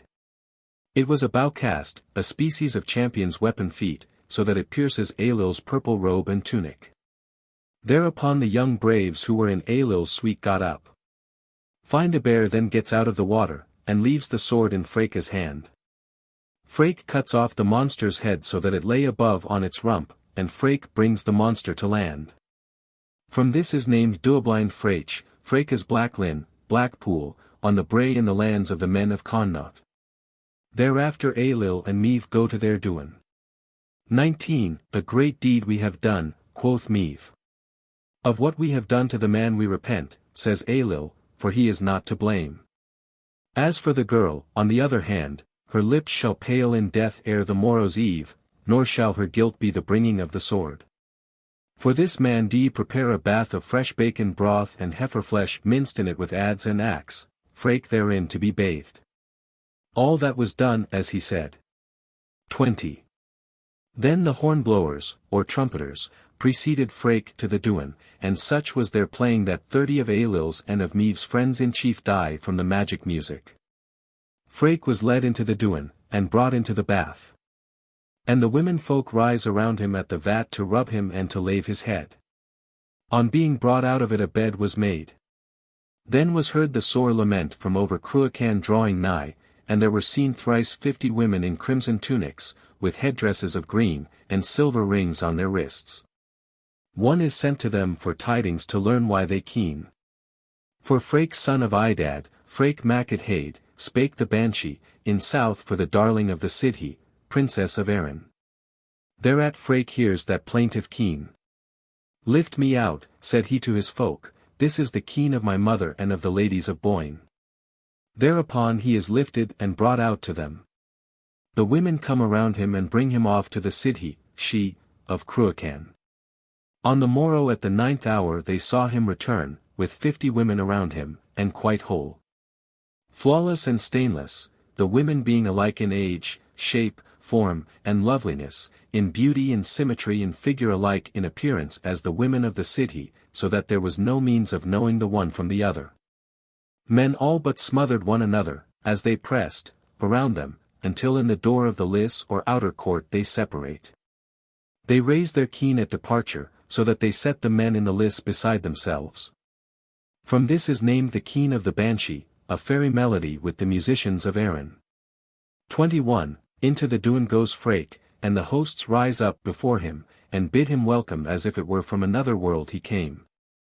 Ailill and Meve arise and show they are penitent for the misdeed they did him, they make full peace and betake themselves to feasting until night. Fraoch summons a servant of his suite and said, Get thee off to the spot where I went into the water, a salmon I left there, bring it to Findabair, and of it let herself take charge, and let her broil it well. The gold ring is in the salmon's middle. I expect it will be asked of her tonight. They become inebriated, and music and playing delight them. 22. Quoth Ailill to his steward, Bring me all my treasures.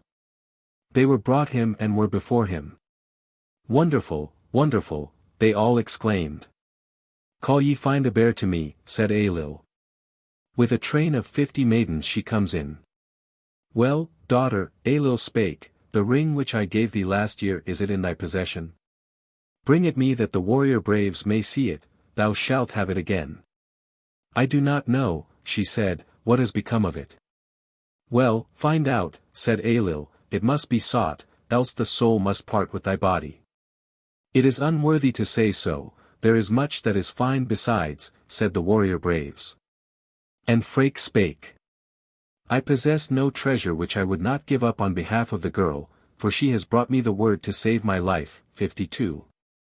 Of treasures thou hast none which can save her if she bring not the ring back, quoth Ailill. I have no power to give it, said the girl, do with me what thou wilt. By the God of my folk, said Ailill, thy lips shall pale in death if thou return it not. Why it is asked of thee is because of the impossible. Until the dead come back who died since the world began, from where it was flung I know it doth not return. Verily, not for reward or longing shall the wished for treasure return, said the girl. Since, however, thou dost long for it so pressingly I go to bring it thee. Go, indeed, thou shalt not, said Ailill, but let some one go from thee to fetch it. And the girl sent her maid. I swear by my people's God, she said, should anyone be found to protect me from the tyrant's stroke, 53 I shall no longer be in thy power should the ring be found. Should the ring be found, said Ailill, I shall certainly not prevent thee, should it even be with the groom, stable boy, that thou shouldst go. 23. The maid then brought into the palace the dish with the broiled salmon thereon, well prepared with honey dressing. Over the salmon lay the golden ring. Ailill and me view it. Let me see, said Fraoch, and he looked for his purse. Meseemeth, it is for a testimony that I left my girdle behind, said Fraoch. Declare on thy royal word what thou hast done with the ring. Yea, I will not conceal it from thee, Ailill said. Mine is the ring which was in the purse, and I knew it was Findabair who gave it thee. On this account I flung it into the black linn. On thy word of honor, and by thy soul, declare O Fraoch, how it has happened to be brought out. Fraoch spoke, I will not conceal it from thee. On the first day I found the thumb ring at the door of the liss, and I knew it was a lovely gem, therefore I carefully put it by in my purse. On the day that I went to the water I heard how the girl had gone out to seek it. I said to her, what reward shall I have from thee for finding it? She told me that she would give me a year's love. It chanced that I had not got it with me. I had left it behind me in the house. We met not until we met as she gave the sword into my hand in the river. And thereafter I saw when thou didst open the purse, and didst fling the thumb ring into the water, and I saw the salmon spring to meet it so that it took it into its mouth. Then I caught the salmon, took it up on the bank and put it into the girl's hand. It is that salmon then which is on the dish. 24. At these tales the household were struck with astonishment and they marvelled. I shall not bestow my thought on another youth in Erin after thee, said Findabair. Betroth thee to him, said Ailill and Meave, and do thou come to us with thy kine to the raid of the kine of Qualnge, on thy return once more from the east with thy kine, ye twain shall wed that same night, thou and Findabair. I will do so, Fraoch replied. They are there until the following day, when Fraoch with his companions got ready and bade farewell to Ailill and to Meave. They then set out for their own bounds. The Death of Fraoch. Retold after the Book of the Dean of Lismore, a 16th century text. The tale might be entitled, The Tree of Life in Gaelic Legend. Its teaching might be summarized, Thou shalt not break off the branches from the tree of life, nor attempt to uproot it, in the day that thou disturbest it thou shalt surely die. Its guardian is the serpent, the dragon snake, the mother of mankind possibly thus typified. On Cloan Fraoch 54 a friend doth sigh. Where doth lie a warrior low? On his bier. And his moan makes warriors grieve. And bereft of love his spouse. For Idad's son she doth keen. For whom is named Cairn Lave. Fraoch mac Idad of soft locks. Idad son of raven hair. Westward there lies Fraoch mac Idad. Who fulfilled proud Meave's behest. On Cruachan she, Sid, a mother weeps. Sad the tale, a mother's wail. She grieves sore for Fraoch her son. Many a field in strifes of old. He had won and behold. Fraoch mac Idad leath cold. To Clúin Fraoch comes Findabair.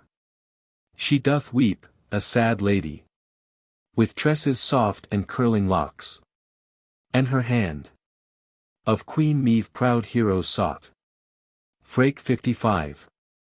Octor Hudjus and Caoch o Clúin. 1. Achosnad Carade and Clúin Fraoch. Achosnad Lowick and Caisiel Crow. Achosnad Dinan and Tursich Fear. Agus Den Gael and Bean Og. 2. Aig Soshir 56 and Carp Fan Bh File. Fraoch Mac Fiadhake and Fwilt Mouth. Fear Rin Bedheachas Baoib. Is Boen Slointier Carn Fraoch. 3. Ghoul Aon Mana and Cruacan Swar. True and Skull Fabh File at Bean. Is Se Bear a Achosnad Gu Trom. Fraoch Mac Fiadhake Nan Kalg Sean. 4. C. N. Aon Bean Du Nid and Ghoul. Ag Dol Da Fios Gu Clúin Fraoch. Fionabhair and Fwilt Chase Ale. Ingian Mheoid 57 gm by Ad Lowick. Findabair of golden hair. Ailil's one daughter she. Lies side by Fraoch tonight. Of many loved, of many sought. But never a love. But Fraoch had Findabair. Her cause of hatred unprovoked me found. For Fraoch the best of knights. Bravest and friendliest. When love for him she found. Her passion he did scorn. And hence his wound. Fraoch lies a corpse tonight. Great was the wrong thus wrought by Meave. Simply we still unfold the story old. With womankind side not in ill. His death her scheme foretold. On Clúin Fraoch a friend doth sigh. 2. A rowan tree grew on Loch Meave. Southwards is seen the shore. Every 4th and every month. Ripe fruit the rowan bore. Fruit more sweet than honeycomb. Its clusters virtues strong. Its berries red could one but taste. Hunger they staved off long. 5. Ingian Orla 58 as you are folt. Is Fraoch and Naked Tob Thaib. Gilmore fear Dietike Terget I. Nyer Gradhake Si fear Ach Fraoch. 6. Fagias Medba Mufuth. Cerdes Fraoch Fa fear and Gliad. A Choes Fa and Cruch Ta Chorp. Tre Gun Lockta Dinam Ria. 7. Du Chwyred E Gu Sa Baz. Tab Re Nabe Na Tug and Alk. Is more Pudhar a Thut Lumeb. Iniasad Gun Chielga Nos. Achosnad. 2. 8. Karen Dubier Lochmai. Du Chidmist and Tre Fa Dias. Gach, A, Raid, Agus, Gach Me. Torrid Abade Dubier. 9. Sassid Bid Na Keora Sin. Ba Mils Na Mil Ablath. Du Chongbad and Keoran Dirge. Fear Gun Bayad Gu Sin Naoi Trath. Its berries juice and fruit when red. For a year would life prolong. From dread disease it gave relief. If what is told be our belief. Yet though it proved a means of life. Peril lay closely nigh. Coiled by its root a dragon lay. Forbidding passage by. A messenger for Fraoch was sent. By Eacheda's daughter keen. When sickness sore Meave rent. What ails, quoth Fraoch, the queen. And Eacheda's daughter made reply. Eachade of the festive horns. That ne'er would she be whole. Till her soft palm were full. Of berries from the island in the lake. Fraoch's hand alone to pull. Such I ne'er culled, said Idad's son. Of blushing face. Yet will I what I yet ne'er willed. Quoth Fraoch, out of grace. Sir Fraoch moved forward to his fate. Forth to the lake and swam the tide. He found asleep the dragon snake. Around the tree, mouth open wide. On Clúin Fraoch a friend doth sigh. 10. Bliadhain Sheagal Gachfur. Du Chwyred sin fa Sgiel derb. Gum bu Fwyren du Lucht need. From had a mies is e dirge. 11. Du be Anchestact 59 na day. Gu ba li a Chobharan T-Slough. Peist nmh du be na bun 60. Bakad dha catch tool da bwain. 12. Li Nieslain thrum. Ingian iachade nan corn sar. Du Chwyred fios lethair Fraoch. Dh, Fiasrake and Laoch Syed Thanagri. 13. A dubhert med knock by slan. Moor Phalon a Boise mouth. Du Caaraban Lacha Fuer. Gun du in Ga Bwain Ach Fraoch. 14. Nuasact Ryam ni Dernadmi. Ar Mac Fiadhake Goang ni Derg. Gugar Dernas Ar Fraoch. Raxad du Bwain Chire du Maib. 15. Gluazias Fraoch, be fear and ache. Bwain a Schnam Aaron Loch. Fuera, Feist is I, na Swain.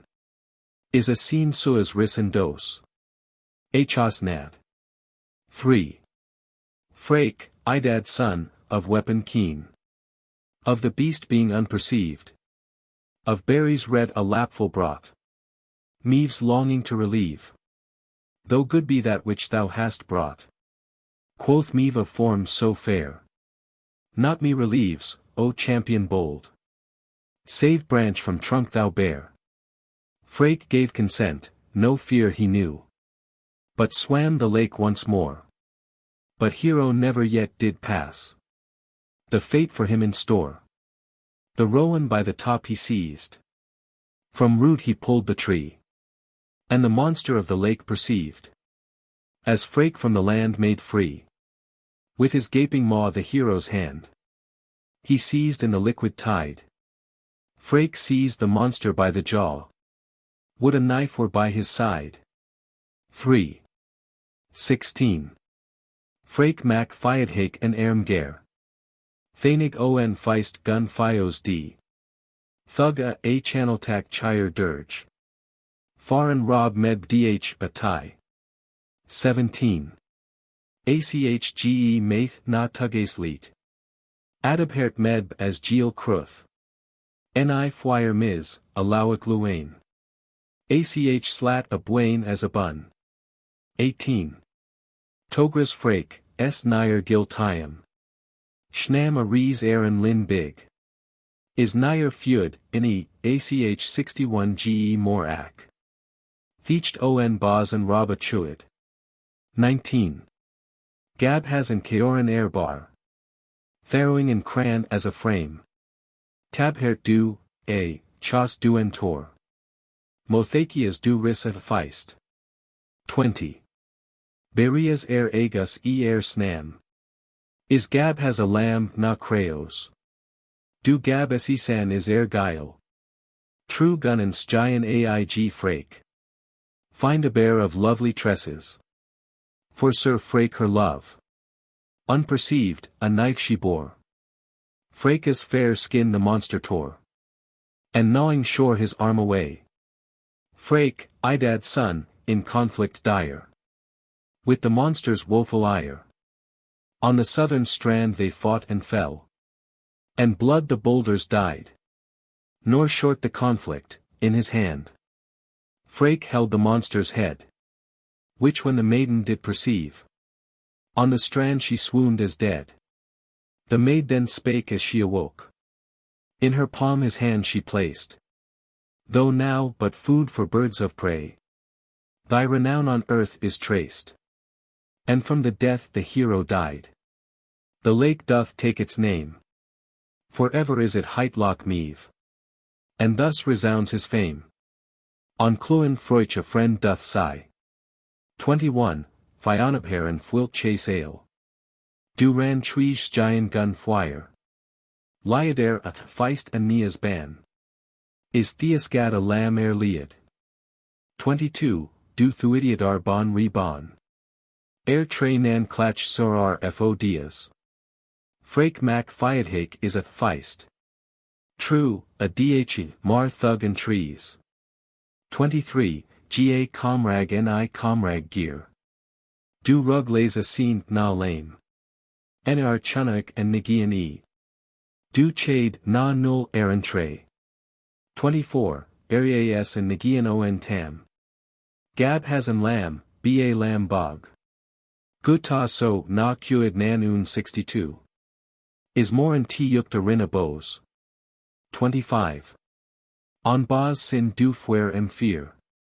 Lock Made Gun Lean De En Lock. Ada and Tiem Sin Death Gul 1. Ga Germ Anuas Gusa Nos.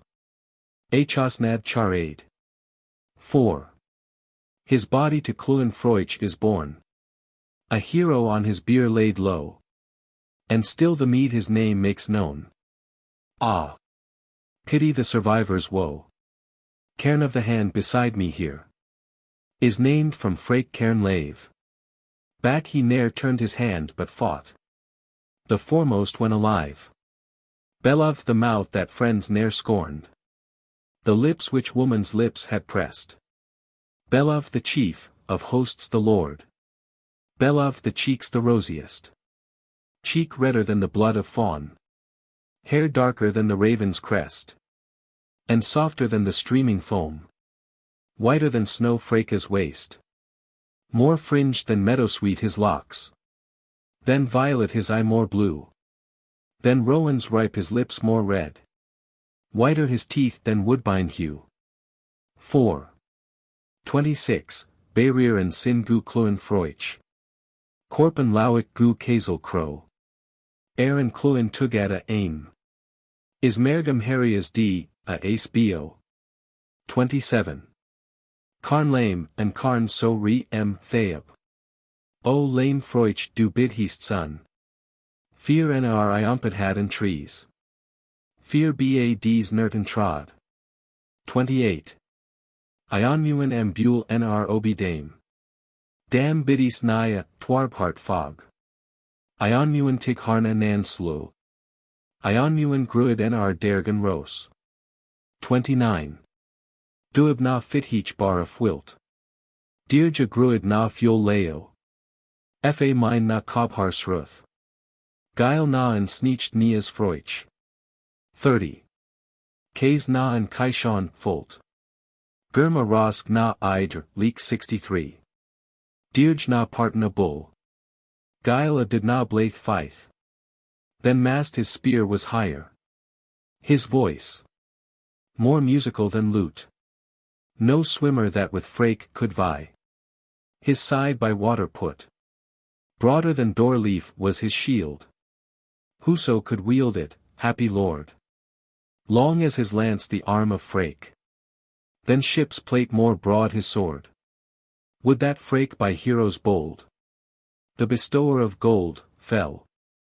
Alas and alas! Through a monster's hold. We hear his funeral knell. On Cluin Fraoch a friend doth sigh. 31, Dared a Shlee na Crana Siwil. Bin na Tud Chula Guth. Snamhaid du Beefear na Fraoch.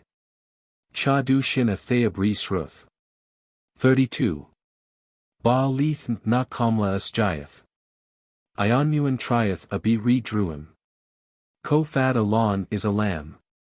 Leith a Chalg na Klar Dhi Luwing. 33. True Knock and Comrag Re Lowick.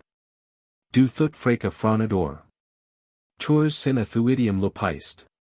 True, a Dhe, Knock Marian Foss. Hos Nad.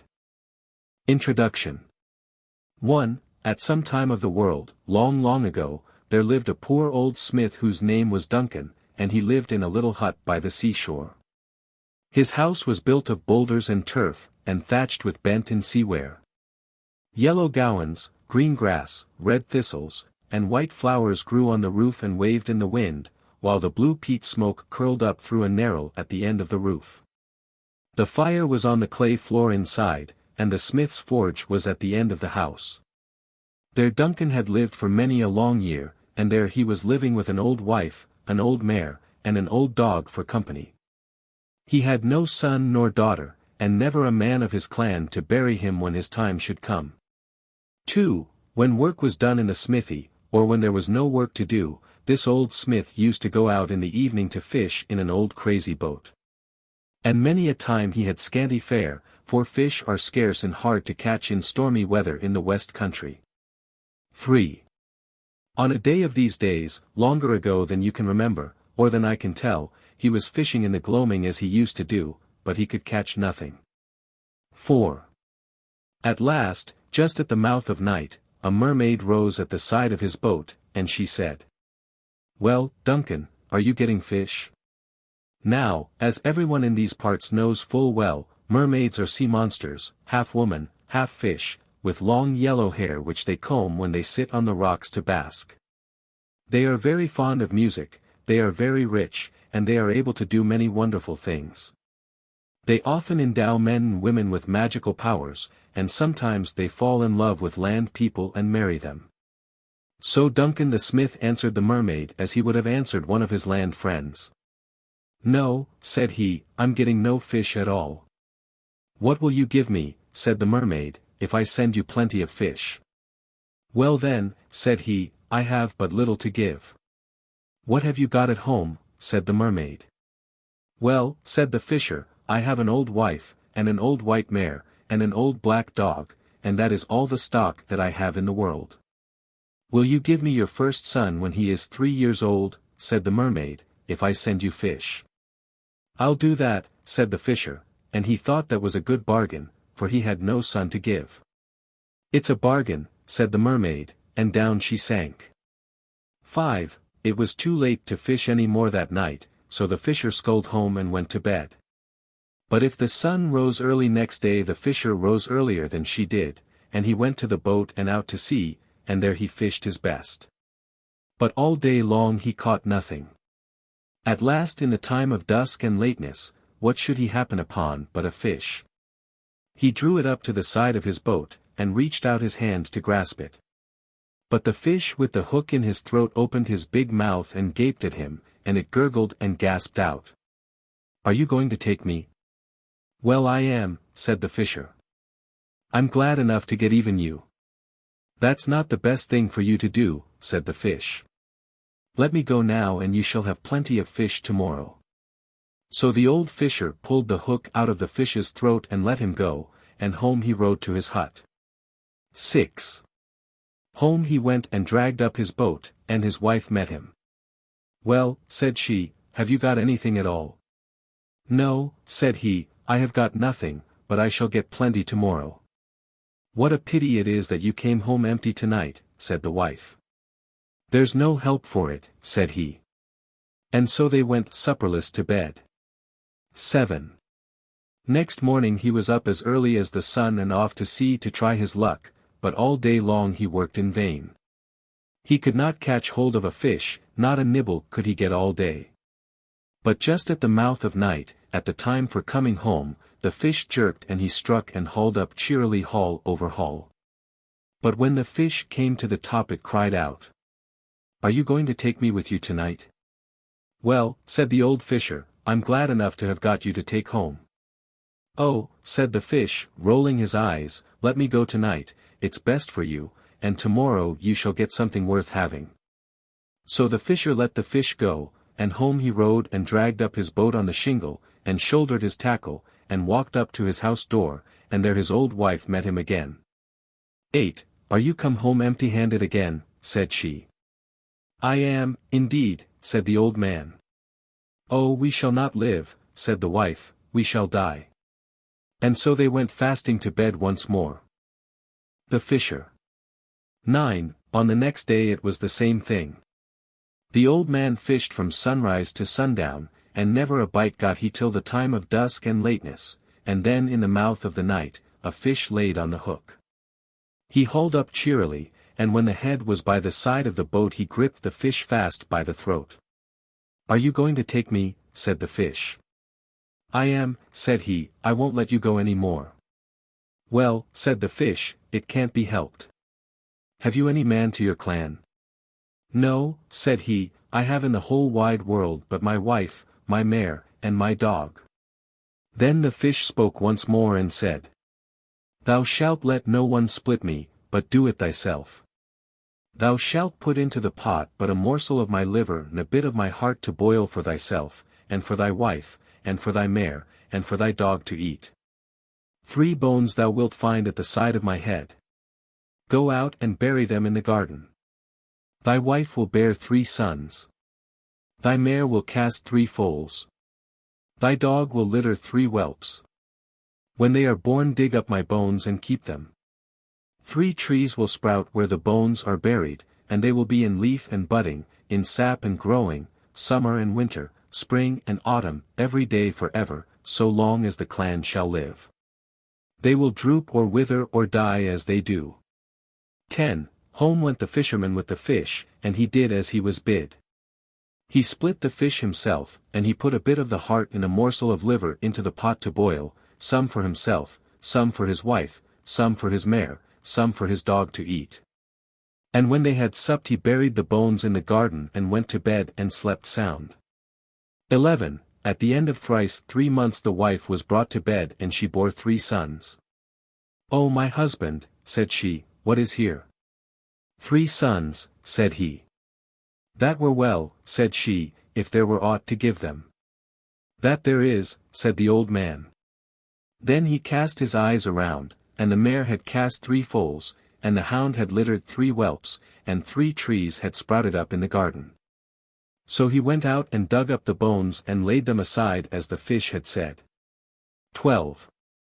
So time went on and the children grew, and the old man fished as usual, and he got plenty of fish. But as the 3rd year came near its end he grew sorrowful and failed day by day. At the end of the 3rd year, in the gloaming, the mermaid rose at the side of his boat and she said, "Have you brought your eldest son?" "No," said he. "I forgot that this was the day. I did not bring the lad." "Well, well," said the mermaid, "you may keep him 4 years more to see if it be easier to part with him. See, here is his like for age. Is yours as fine as mine?" And she held up a big bouncing baby. 13. Home he went full of delight that he had 4 more years of his eldest son, and he kept on fishing and catching plenty of fish till the end of the 2nd term was near. Then he grew sad and heavy, and failed daily. But when the end of the 7 years had come he went to sea without his boy. The mermaid rose at the side of the boat and she said, "Have you brought me your eldest son?" "Oh, I forgot him," said the old man.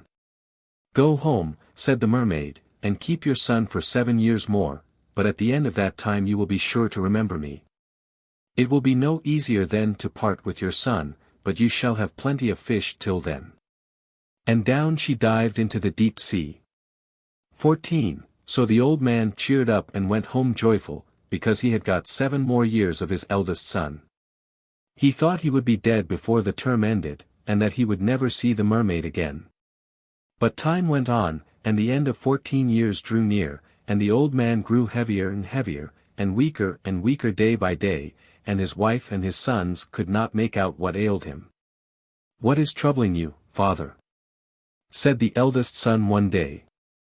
"The matter that does not concern thee touch it not," said the old fisher. "But that which makes you sad concerns me," said the boy. "I must know what it is." So the old fisher told his son how the whole matter stood between him and the mermaid, and how he was promised to the mermaid at the end of the 14 years.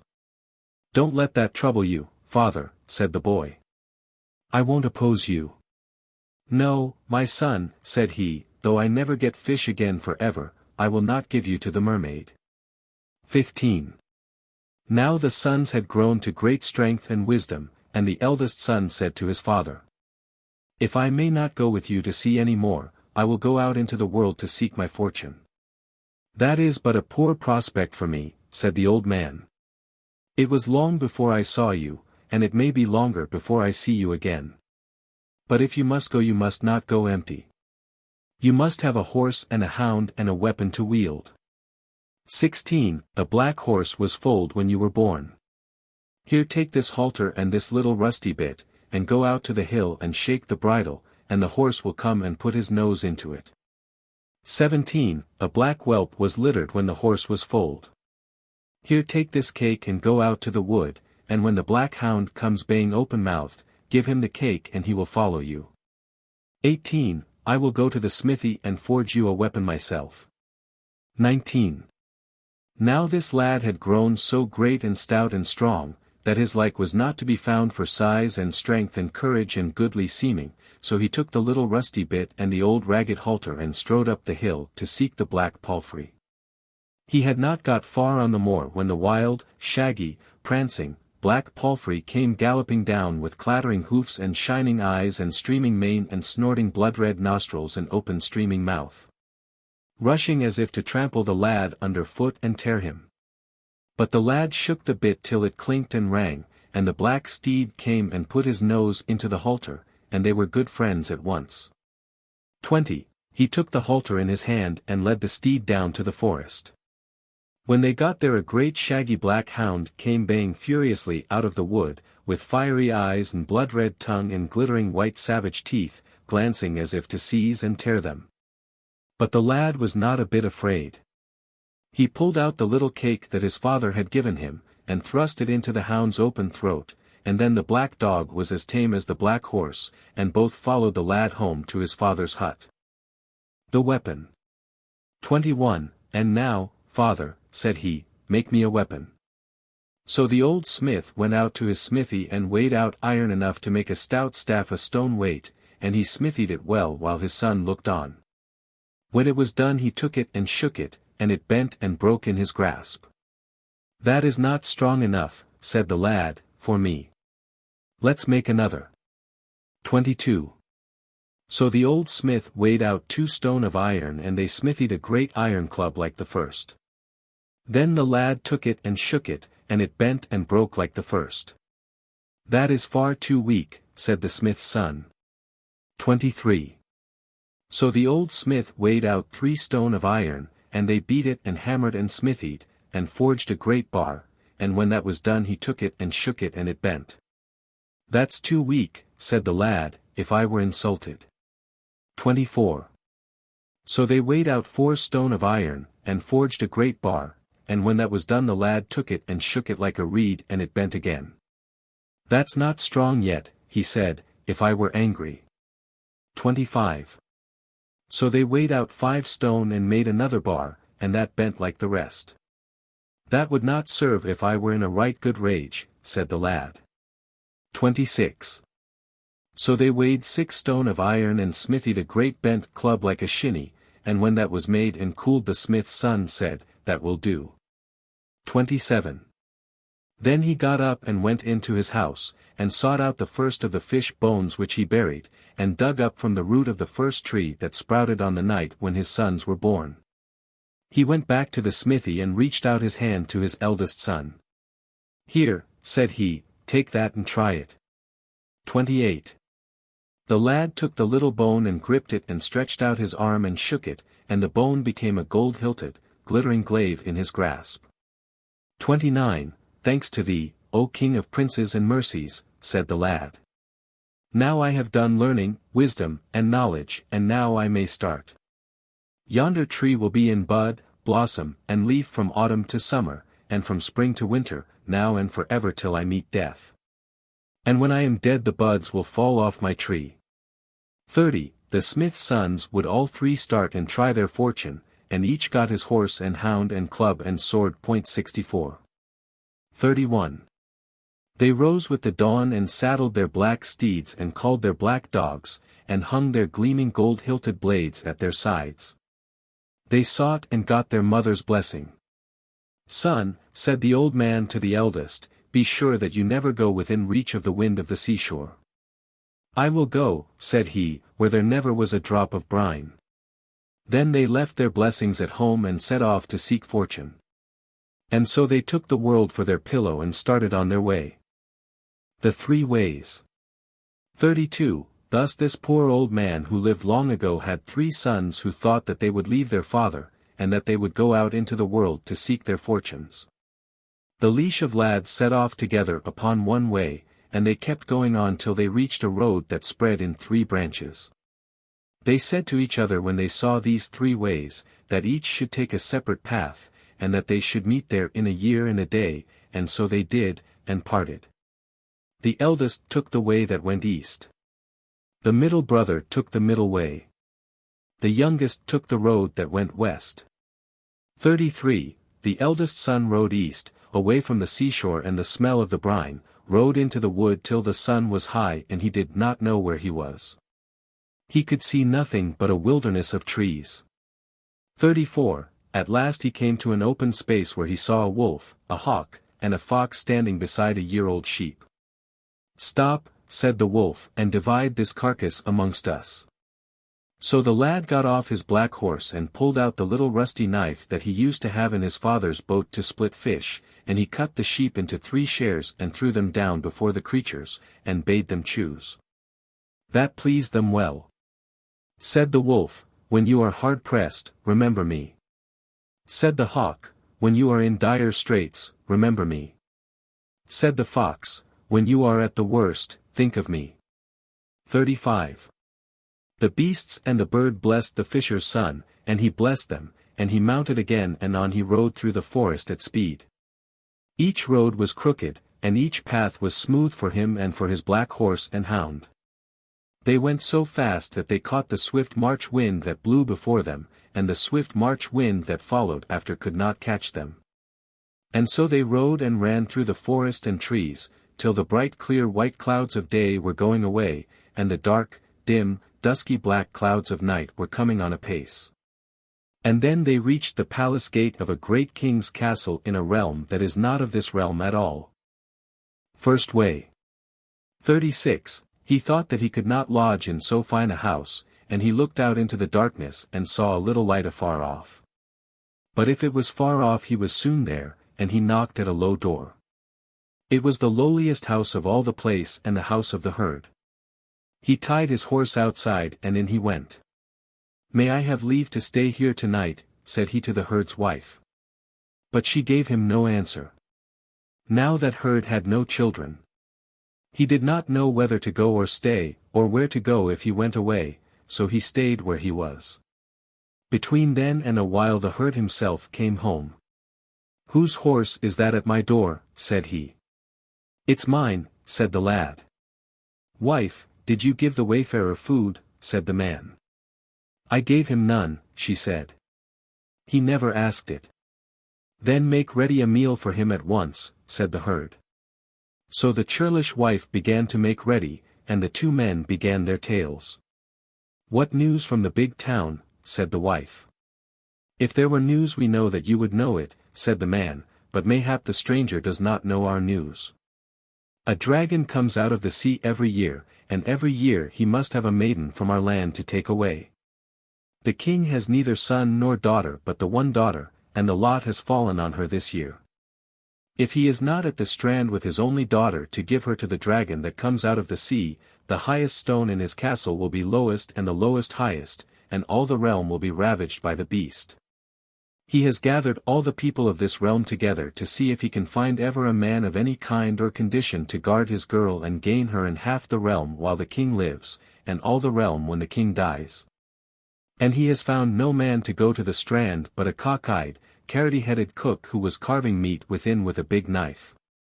37. "Well," said the lad, "you may need a herd and I am seeking service, will you take me and let me live here and earn my meat?" "Yes," said the herd. "I need a lad to mind the king's cattle, and you will serve my turn well enough. It was Fortune herself that sent you here, for the herd that I had before left me last night." The lad took service with the king's herd, and there he lodged. 38.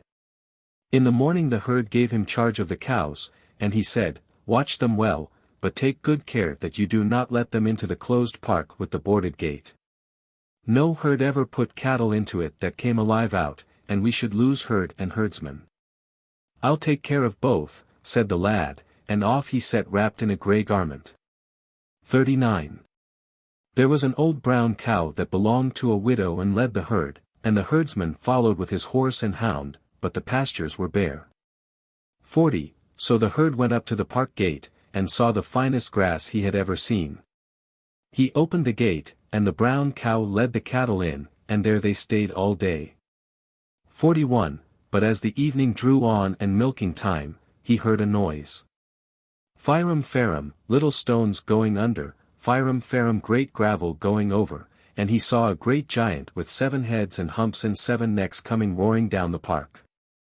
He took 3 of the beasts by the tail and cast them on the very shower-top 65 of his shoulder, and off he strode. The herd thought it was better to suffer death than lose the beasts, so he ran to the park door and shut the gate. "Mannikin, open the park gate," said the giant. "I won't," said he. 42. Then the giant gripped the herd, and they fell to fighting with might and main. They made mire of rocks and rocks in mire. When least they sank they reached their knees, where most they sank they reached their eyes. At last the herd began to think he was far from friends and near his foes, and he thought of the wolf, and he was a wolf. And he gave the giant a little light easy lift and tossed him up and knocked him down and stood upon him. 43. Death is upon you, giant, said the herd. What's your Eric? 66. Oh, that's much, said the giant. I have a copper castle and a copper whistle, and a ruddy russet brown servant. I have a red dress, and a red horse that can fly through the air, meat and drink, and much treasure. Have to be yours while we live, and me to be your faithful comrade in good and evil, all to be yours when I die. That's mine and your life, said the herd. And he killed the giant. 44. Then he searched in the giant's pouch, and found the whistle and rode up to the copper castle and blew a blast. And the ruddy russet brown servant came out, and he said, Well, now, I cannot but think that my master must be dead. I'll be your master and not a whit worse, said the lad, and he asked for food and drink. That he got, and then he said, Don't let a pin's worth go hence till I come again. I won't, master, said the ruddy russet brown servant who was in the copper castle. 45. The herd left the copper castle and gathered the skirt of his grey garment, and took the brown cow, and the rest followed him home. The old herd met him sauntering on, and he said, You have come back alive. Yes, said he. Did you see any man to harm or frighten you? No, said he, no one. 46. When the cattle were milked and all about the king's house were pleased, for they had not enough of milk pails to hold the milk, they had to send for carpenters to make more, all the dairymaids and the old herd made much of the new herd. And gave him a good supper and lots to drink. 47. The lad lived with the herd, and every day he went to the grass park and the copper castle till the pasture grew bare. Then he thought he had better go further afield, and he went until he came to a second gate of boards and a second park, where the grass was as high as his knees. He opened the gate and let in the cows, and there he stayed. 48. But he had not been there long when he heard a greater and a louder clatter than ever. Firum, farum, little gravel going under, firum, farum, greater gravel going over, and he saw a big man coming. If no greater than the other he was no less, and he had 7 heads and 7 humps and 7 throttles. 49. He came roaring into the park, and he seized 6 cows by the tails and slung them on to the shower top of his shoulder and the ridge of his back. 50. The herd thought it better to suffer death than lose the cattle, so he ran to the gate of the park and shut it, and put his shoulder against it. Impudent elf, open the gate of my park, roared the giant. I am not sure but that you may be the slayer of my brother, but I cannot think that such a mannikin did it. 51. He slung down the cows and sprang to the gate, and seized the lad with the grey garment, and then began a fight worse than the first. The lad was hard pressed, it seemed that he was near his foe and far from friends, and he thought once more of the wolf.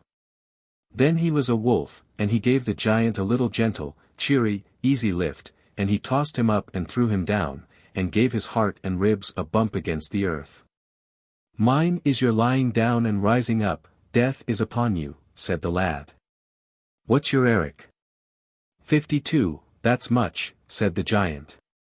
I have a silver whistle and a silver castle, and a fine, fair, white servant in it.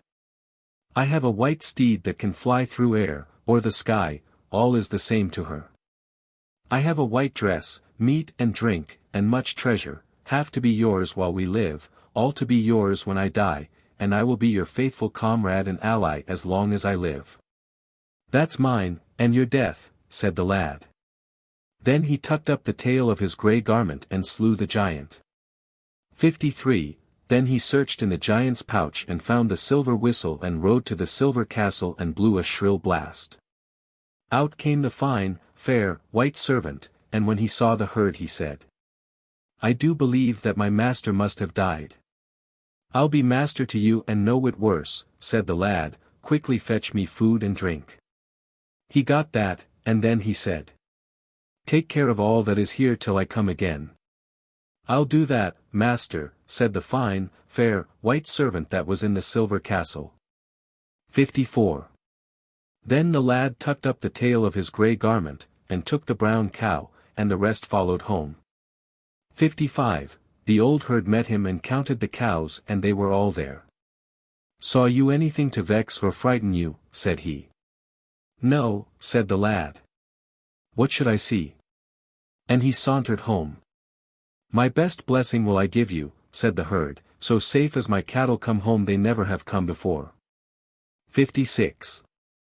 And when the cattle came to be milked they had to send for more carpenters to make more milk pails, such milk had never been seen in the king's dairy. 57. And all the maids made much of the herd, and gave him lots to eat and drink. 58.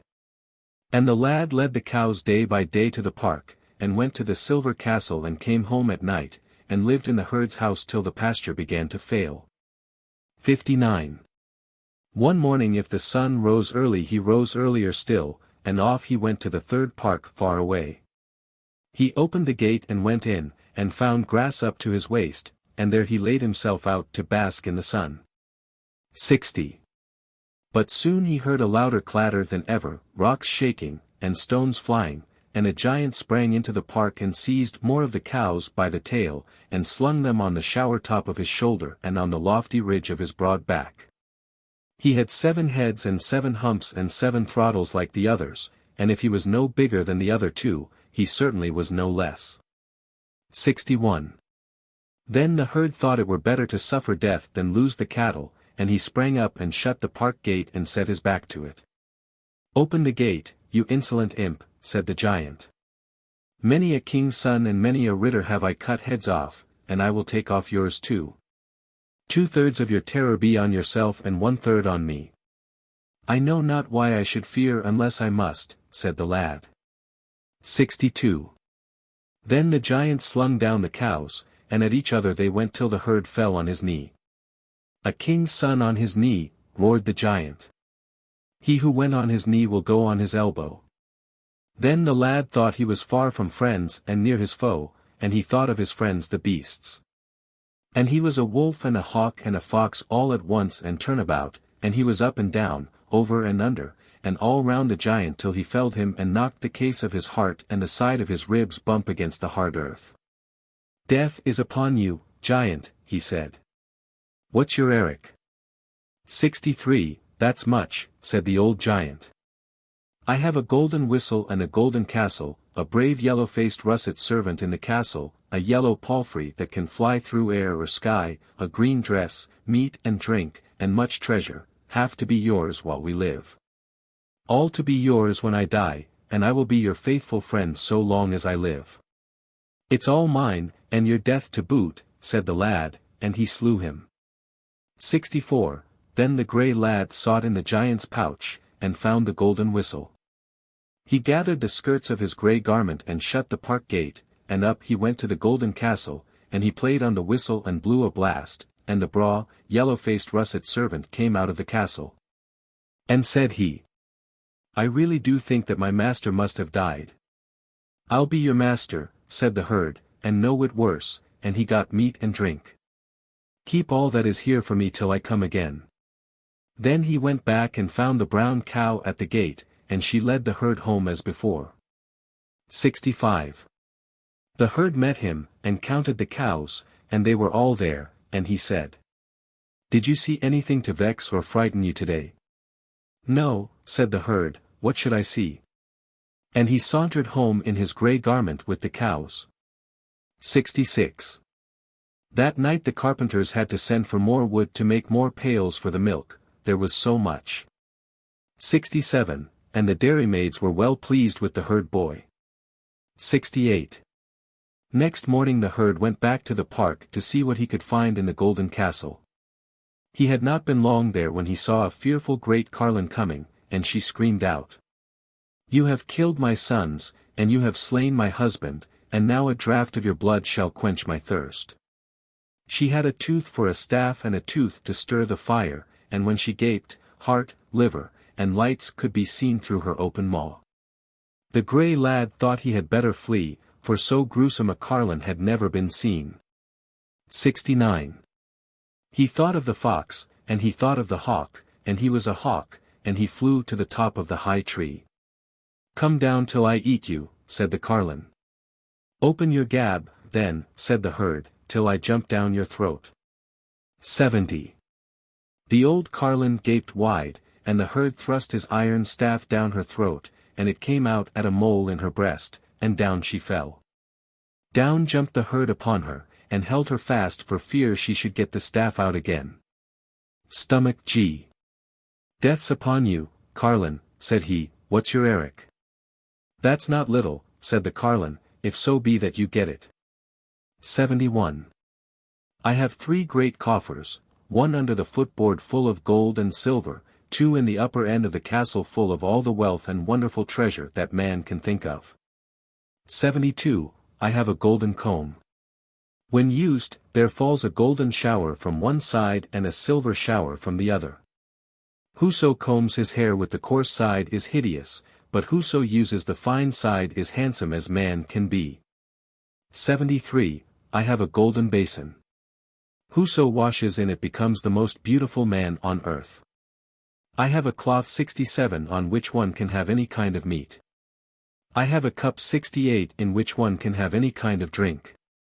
74. I have a glittering glass 69 dress. I have a pretty blue pacing palfrey that can fly through the sky. Though that's but little, said the lad, it's mine, and your death, and he killed the carlin with his glittering steel blade. 75. Up he went to the castle and played upon the golden whistle, and the braw, yellow russet servant came out. He went into the golden castle, and found all the marvellous things that the carlin had. He combed his head with the golden comb, and showers of gold and silver fell from his hair. He washed in the golden basin and put on the glittering glass garment, and never was seen so handsome a man since the world began. He ate and drank. Never did hungry herd taste such a meal. Then when all was ended he laid his braveries by, and gave them to his braw, yellow russet servant to keep. He combed his head with the coarse side of the golden comb and he was shaggy and swarthy, sunburnt, rough and scabby as he was before. He tucked up the skirts of his grey garment and went to the park gate, let out the brown cow, and sauntered home as usual. The Mermaid. 76. Then as usual the old herd met him and counted the cows, and said, "Did anything happen to frighten you today?" "No," said the herd, "nothing."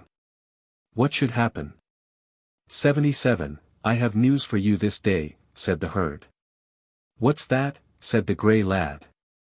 "The great Biest is coming out of the sea to take away the king's daughter, and unless he gets her the whole realm will be ravaged. I should care much more if evil befell our brown cow, than if it happens to the king's daughter," said the herd's boy, and home he sauntered to the herd's hut, and went to rest. 78. If the dawn came early next day, the herd rose earlier, and he took the cows and the brown cow at their head, and went straight to the first park. He opened the door of the park, and put them in, because there was no giant there now to meddle with or molest them. Then he tucked up the skirts of his grey garment, and up he went to the copper castle, and took out his copper whistle and played on it, and blew a shrill blast. The ruddy brown russet servant came out and said, "What's your will, master?" "Meat and drink, horse and dress, arms and armor," said the lad. That was ready, and when he had eaten and drunk his fill, he mounted and started. 79. Now when the king found that his only daughter had to be early out on the deep-dyed dark green hills, where the sun rises betimes and sets so late. And when he could find no man to guard her from the great sea monster that was to come out of the sea but the cock-eyed carroty cook, who carved the meat with a great big knife in the king's kitchen, he sent them both off to the strand before sunrise, and 14 full-armed, worthy warriors with them. When they got there, the king's daughter sat on a green mound by the seaside, and the cook went to the shore and flourished his carving knife. He dug it into the sand and shouted, "Though all the monsters in the sea, and all the warriors in Sorka should come, thus will I do to them." When he was tired he came to the king's daughter, and laid his head on her lap. "Comb my hair," said he. "Comb your filthy hair," said the princess, "you wretched scullion, not I." 80. Then they saw a shower coming from the west, and the sun in the east, and a glittering warrior with a flashing sword, with a ruddy russet dress, and a red horse riding swiftly from the eastern sky. And when they saw him, the 14 full-armed worthy warriors fled to hide, and the cock-eyed carroty-headed cook with the carving knife ran away faster than they. And he hid in a dark hole where no man could see him and where he could see all. 81. Then the rider of the red palfrey came down to earth and tied his steed to the branch of a tree and came to the king's daughter, who sat sorrowful on the green mound by the deep-dyed dark green hills by the seashore. And he said, "There's gloom on your face, girl. What ails you? And why are you here?" "No matter," said she. "I shall not be here long, for the dragon is coming out of the sea for me, to take me away." "I will stay with you," said the lad, "and keep you company for a while." Then he laid his head in her lap to sleep and rest, and she combed his long hair. 82. "But if you sleep," said she, "what will rouse you?" "If I sleep," said he, "nothing will rouse me but to cut off the tip of my left ear." "Do that when the dragon comes." And so they sat on the green mound in the morning sun, and the king's daughter combed the lad's long hair and he fell fast asleep. 83. He had not slept long when the lady looked and saw the dark squall coming from the west, the sea running east, and the waves waxing, and she tried to waken the lad. She laid his sword on his face and he stirred but slept on. Then she saw the dragon coming in the squall with the rising tide and the waxing waves, spouting and blowing spray and spindrift from mouth and nose, and she was terribly frightened by the horrible noise of the fearful beast. She took the lad's bright sword and cut off the tip of his left ear, and up he rose and shook himself. 84. Then he shook a little rusty shaggy bridle that he had at his girdle and a black steed came and a black hound. He mounted the horse, and down to the strand he rode with the black hound at his heels. 85. And the dragon came to the strand, and he was so weighty that he sank in the sand. 86. Then they fell upon each other with hard blows and much noise, rattling of stones, clashing of arms, baying and neighing, and shouting and roaring, splashing of billows and turmoil of wind and waves. Man and dog did the best they could, and the dragon fought as well. Sometimes the dragon rolled over the man, sometimes the man rolled over the dragon. 87. At last the man thought that he was far from friends and near his foe, so he gathered his strength and clutched his sword and smote off one of the monster's heads. 88. If I had a draught of fair water, said the dragon, would tear you to pieces now. If I had a draught of good red wine I would slay you this day, said the fisher's son. 89. If one head is off two are on, said the dragon. If the king's daughter is not here tomorrow at this same hour the realm shall be ravaged by me. 90. Then the dragon went back into the sea and went out of the loch with the ebb tide and the swelling waves of the ocean. 91. Then the lad picked up the dragon's head and tied it in a withy with a queer knot, and he sprang on his red horse and rode off to the eastern sky and disappeared. 92. Now the cook had hid in a place where no one could see him and where he could see every one, and when the coast was clear, out he came and seized the head and flourished his knife. And threatened the king's daughter with instant death if she dared to say that he did not do this deed of valor. 93. The 14 full-armed worthy warriors of the king's guard when all was still came back, and found the cook with the dragon's head on a withy, and the king's daughter unharmed. They all marched back to the palace and boasted aloud. 94. But the king's daughter had the tip of the ear in her pocket. 95. The fisher's son went back to the copper castle and played on his copper whistle, and gave his red steed to be stabled by the ruddy russet-brown servant, and his dress to be laid aside.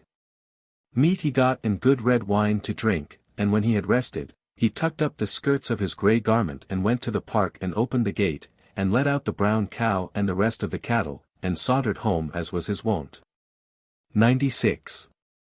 I have news for you today, said the old herd when he met him. What's that? Said the grey lad. The cock-eyed carroty cook has cut one head off the beast that was to take away the king's daughter, but 2 heads are on yet, and they are to meet tomorrow. I had rather our brown cow were well than the realm and the king's girl, said the herd's boy. 97. Well, said the herd. It will be said of that cock-eyed cook, many a good blade has a bad sheath. That's true enough, said the herd's boy, and home he went and slept in his dark crib. 98. If the day came soon, sooner than that the herd was up, and off he set with the cows to the second park. He went to the silver castle and sounded his silver whistle, and the fine fair servant came out and said, What's your will, master? Meat and drink, horse and harness, said he. That was ready, and when he had eaten and drunk he mounted and rode through the air. 99. The king's daughter, with the carroty cock-eyed cook and the 14 fine, full-armed, worthy warriors were at the strand boasting and brandishing their blades as before. 100. But when the sun rose they looked to the east, and saw a gleaming, glittering warrior in silver armor riding through the air on a milk-white steed, with a gleaming, glancing sword of light in his right hand. And then they fled helter-skelter up to the deep-dyed dark green hills, and the cook hid in his dark hole as he did before. 101. The rider of the milk-white steed came down to earth, and tied his horse to the branch of a tree and came to the king's daughter. And without more ado he laid his head in her lap, where she sat on the green knoll by the seashore, and there they talked for a time and a while she combed his hair. 102, But, said she, if you sleep how shall you be roused? Lay my sword upon my face, he said, and if that won't rouse me, cut off the tip of my little finger when the dragon comes. 103. Then he slept while the lady sat and combed his hair, and the cook looked out of the dark hole, where no one could see him and he could see all. 104. He had not slept long when the west grew dark with a coming squall, and the sea ran east and the waves waxed big and gully, and the tide rose on the strand. Then she laid the bright steel on his face, and he stirred in his sleep but slept on. Then she saw the dragon in the squall with the spindrift flying, blowing clouds of spray and steam from his mouth and throat and nostrils, and she seized the sword and shore off the tip of his right little finger, and up he rose. 105. He took from his girdle the little black rusty bit and the shaggy headstall and shook it, and the black steed and the black hound were at his side. He mounted, and to the strand he rode. 106. Then the dragon landed and trailed himself up, and he sank in the sand. He was so mighty and weighty, but this time he sank less, for he was lighter by one head. 107. A hard fight for the king's daughter today, roared the dragon. A hard fight, shouted the herd boy, and at it they went. Horse and hound and man and monster rolled and roared, barked and bayed, and drove the sand and stones into the air, bit and fought and panted till they were tired. It was hard to say which had the best of the battle. 108. At last the herd thought that he was far from friend and too near a fearful foe, so he gathered his might and heaved up the beast, and he put his shoulder under and tossed him up and broke his ribs, and his shoulder blade on the strand. Then he grasped his shining steel sword and smote off a second head. 109. If I had a draught of water I would win yet, said the dragon. If I had a draught of good red wine I would slay you this day, said the herd. 110. One head is on if 2 are off, said the dragon. I will be here tomorrow to take the king's daughter. If she is not here I'll ruin the realm. 111. Then the dragon trailed himself back to the sea, and went out with the ebb and the gully waves of the dark west. Then the herd bound the head on a withy, mounted his white steed and went off swiftly. 112. Then out came the cock-eyed carroty cook with his carving knife, and danced and boasted and brandished his blade and took the head in his hand. 113. Then down came the worthy well-armed warriors of the king's guard, and they took the king's daughter home in triumph, and boasted and shouted more than ever they boasted before. 114. The herd went back to his silver castle and blew his whistle, and gave his milk-white steed and glittering silver armor to his fine fair servant to stable and keep. He called for meat and blood-red wine to drink, and when he had rested he donned his grey garment and gathered the skirts, and opened the park gate and let out the brown cow, and followed the beasts home as before. 115. "I've got right good news," said the old herd when he met the lad. "What's that?" said he. 116. "It will be often said of that red-skulled cook that a good blade may have a bad sheath." "What has he done now?" said the lad. "He has brought home the dragon's second head and broken his ribs and his shoulder blade, and the king's daughter is safe, and all the realm is rejoicing, for they hope to be rid of the dragon tomorrow." "Is it so?" said the lad, and he went to the byre with the brown cow and the rest of them and went to bed. 117. Next morning long before dawn the herd was up and off to the third park with the cows. He put them in and went to his golden castle and played upon his golden whistle, and when the yellow russet servant came out, he said, "What's your will, master?" "Meat and drink, horse and harness for a hard fight," said he. That was ready, and when he had enough he mounted and rode west. 118. The king's daughter and all her company were at the same place. They looked east and they looked west, and they saw nothing but sky and sea. 119. Then the boasters began to brandish their weapons, and the carroty, cock-eyed cook came to the king's daughter where she sat on the green knoll beside the seashore by the deep-dyed dark green hills of Greece, and he laid his head on her lap. 120. "Louse my head," said he. "You filthy scullion," said she. "Not I."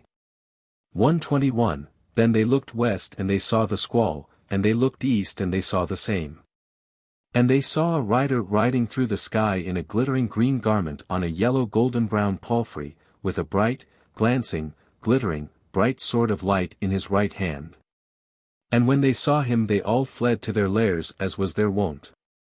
122. The rider of the golden steed came down to earth and tied his horse to the branch and came to the king's daughter, and laid his hand on her lap at once. 123. "If I am hard-pressed," he said, "give me a draught of wine." "And where shall I get wine here?" said she. "Take this golden cup," he said, "and give to me when I am hard-pressed." 124. "And what will wake you if you sleep?" said she. "Cut the size of a coin from the crown of my head," said he. 125.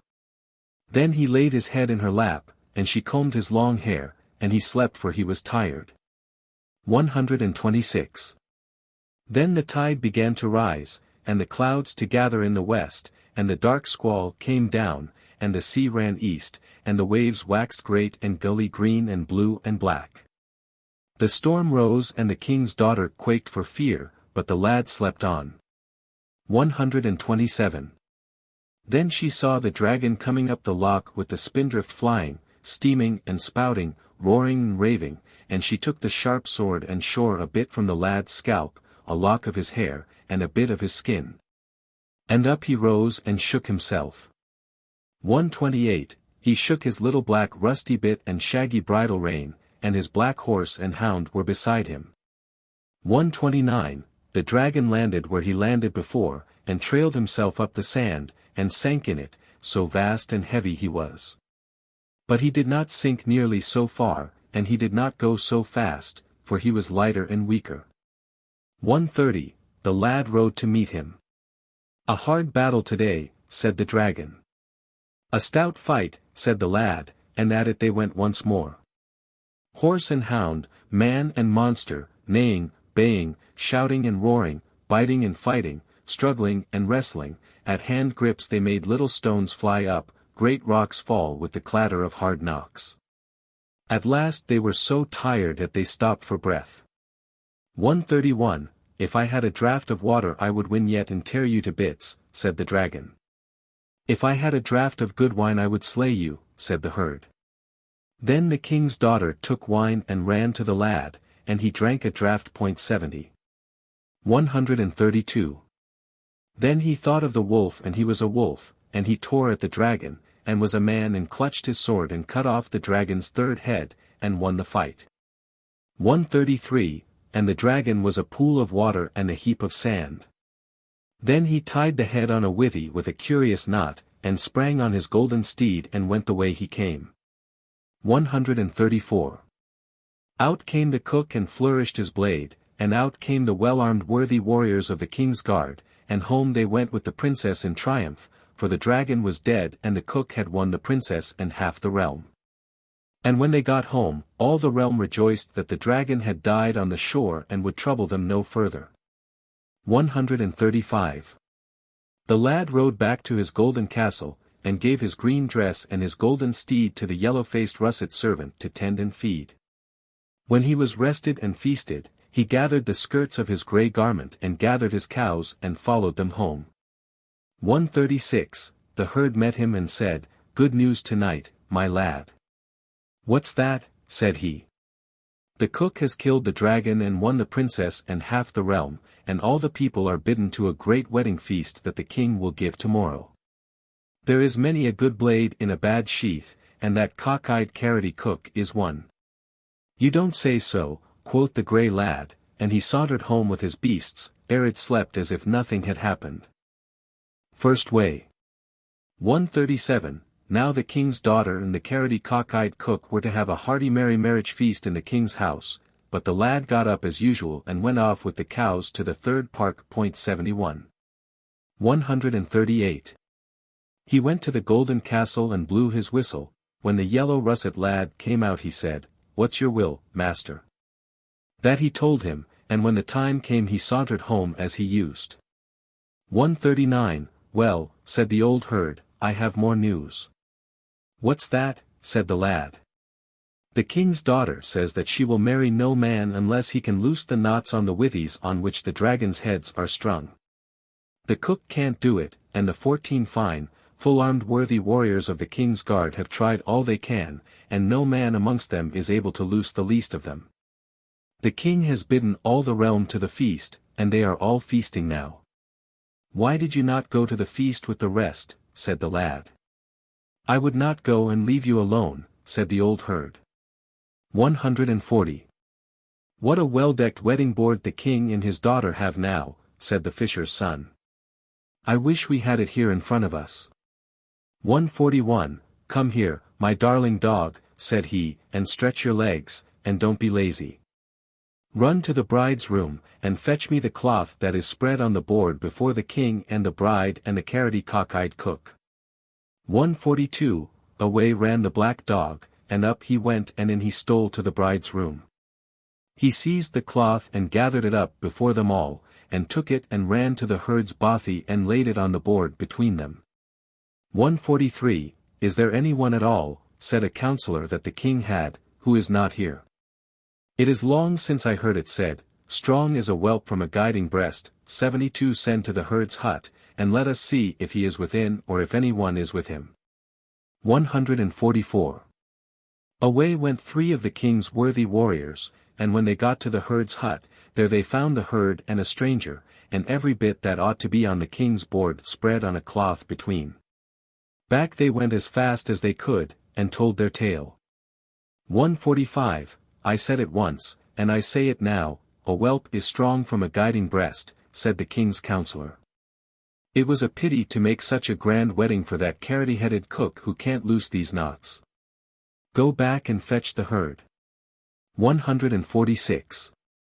So the well-armed worthy warriors trotted back, and brought the herd, but he could not loose the knots any more than the rest. 147, I said it before, and I say it once again, said the king's counsellor, a whelp is strong from a guiding breast. Go down and fetch the herd's boy. 148, So 3 worthy warriors went down to the herd's hut once more, and they said to the lad who sat there, who told you to take away all that was on the king's table? Come to the castle. I never took it, and I never stirred from here, said he, and I don't mean to stir. So the worthy warriors trotted back, and told their tale. 149. Once more, said the counsellor, I say that I have heard it said often, strong is a whelp from a guiding breast.